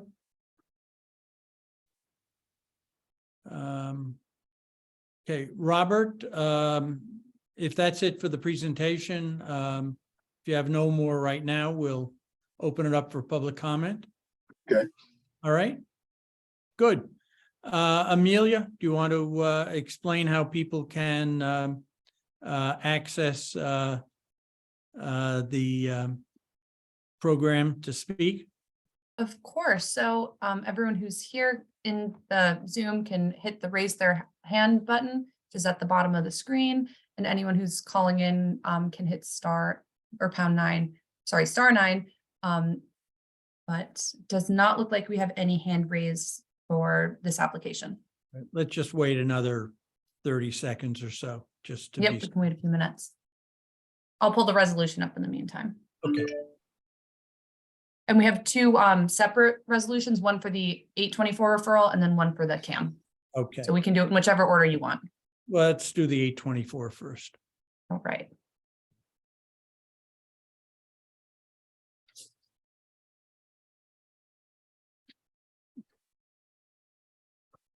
Can you make that a little bit bigger, please? Sure. No problem.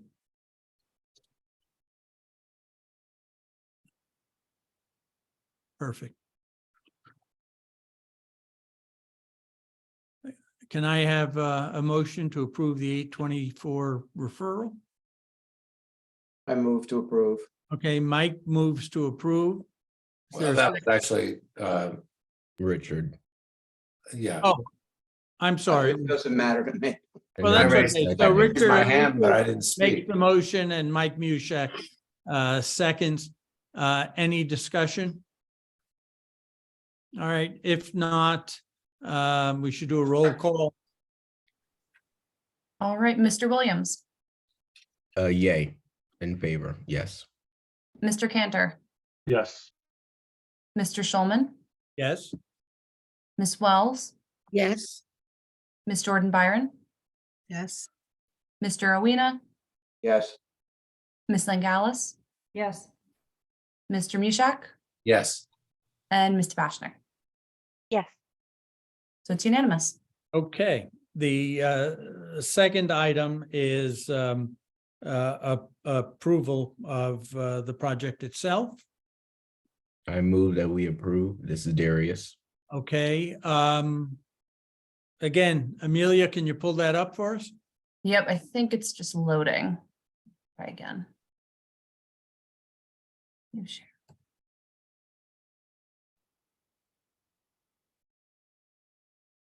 Okay.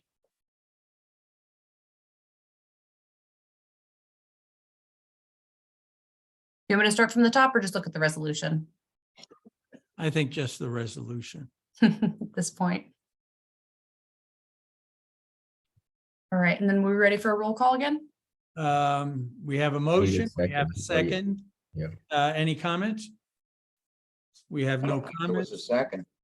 Yeah, But I'll we need second a it. second. Okay. Oh, okay. Then yeah, let's do a quick roll call. All right, Mr. Williams, Yes. Mr. Cantor, Yes. Mr. Schulman, Yes. Miss Wells, Yes. Miss Jordan Byron. Oh, Thank you. yes, sorry. Perfect. Mr. Ruina, Yes.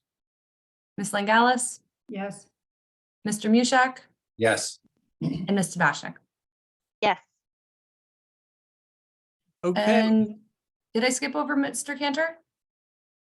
No. Or did I get you? Okay, sorry about that. Unanimous again. okay. Thank you. Yeah, we want to thank everyone. Sure, thank you. Thank everyone for their. And thank you for your patience as Yes, well. thank you. That was quite a marathon tonight. We have a few real quick things. I need a motion to approve the minutes of December 8th.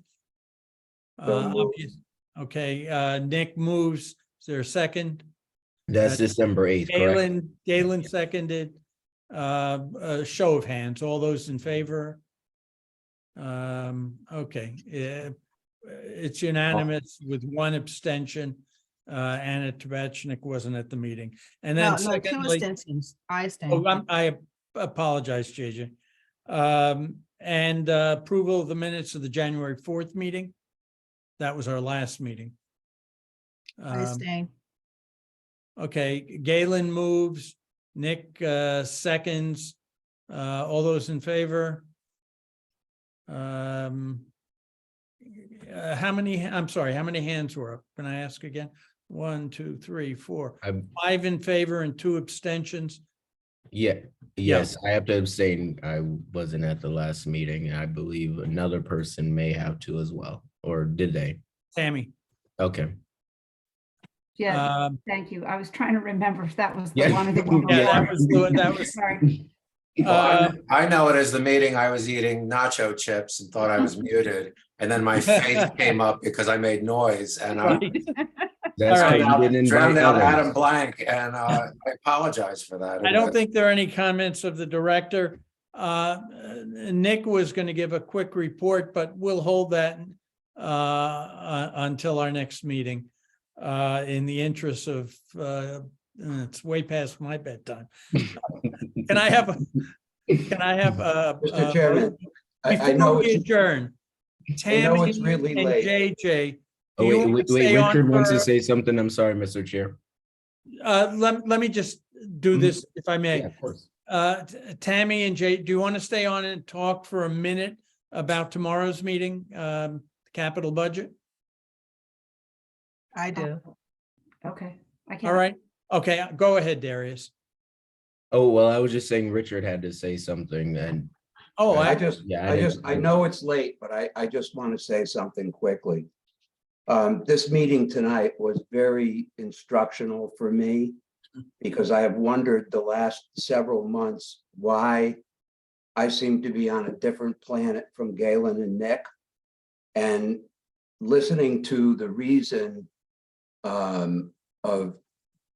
for the future and how important it is, and it doesn't matter the cost to do something right. It was an eye opener for me. I never thought of it that way. Even though I do think the money is important, I just want you to know that I respect that opinion, and it's going to be really interesting to see what comes back and what the Common Council will have to say in the Board of Education in terms of spending the money. But I just felt I needed to say that. Really appreciate hearing that. That is good. Thank you. Thank you, Richard. And thank you, Darius, for pointing that out. I should have caught it. Okay, again, I'm going to ask again, Tammy and JJ, and that probably means Amelia, you as well have to stay on so we can talk briefly about the capital budget. But I do need a motion to adjourn. So moved. Make the motion to adjourn. Okay, well, Darius makes the motion, Tammy seconds. All those in favor? Unanimous. Good night and Night, thank everybody. thank you all for your Good night. patience tonight. Thank you.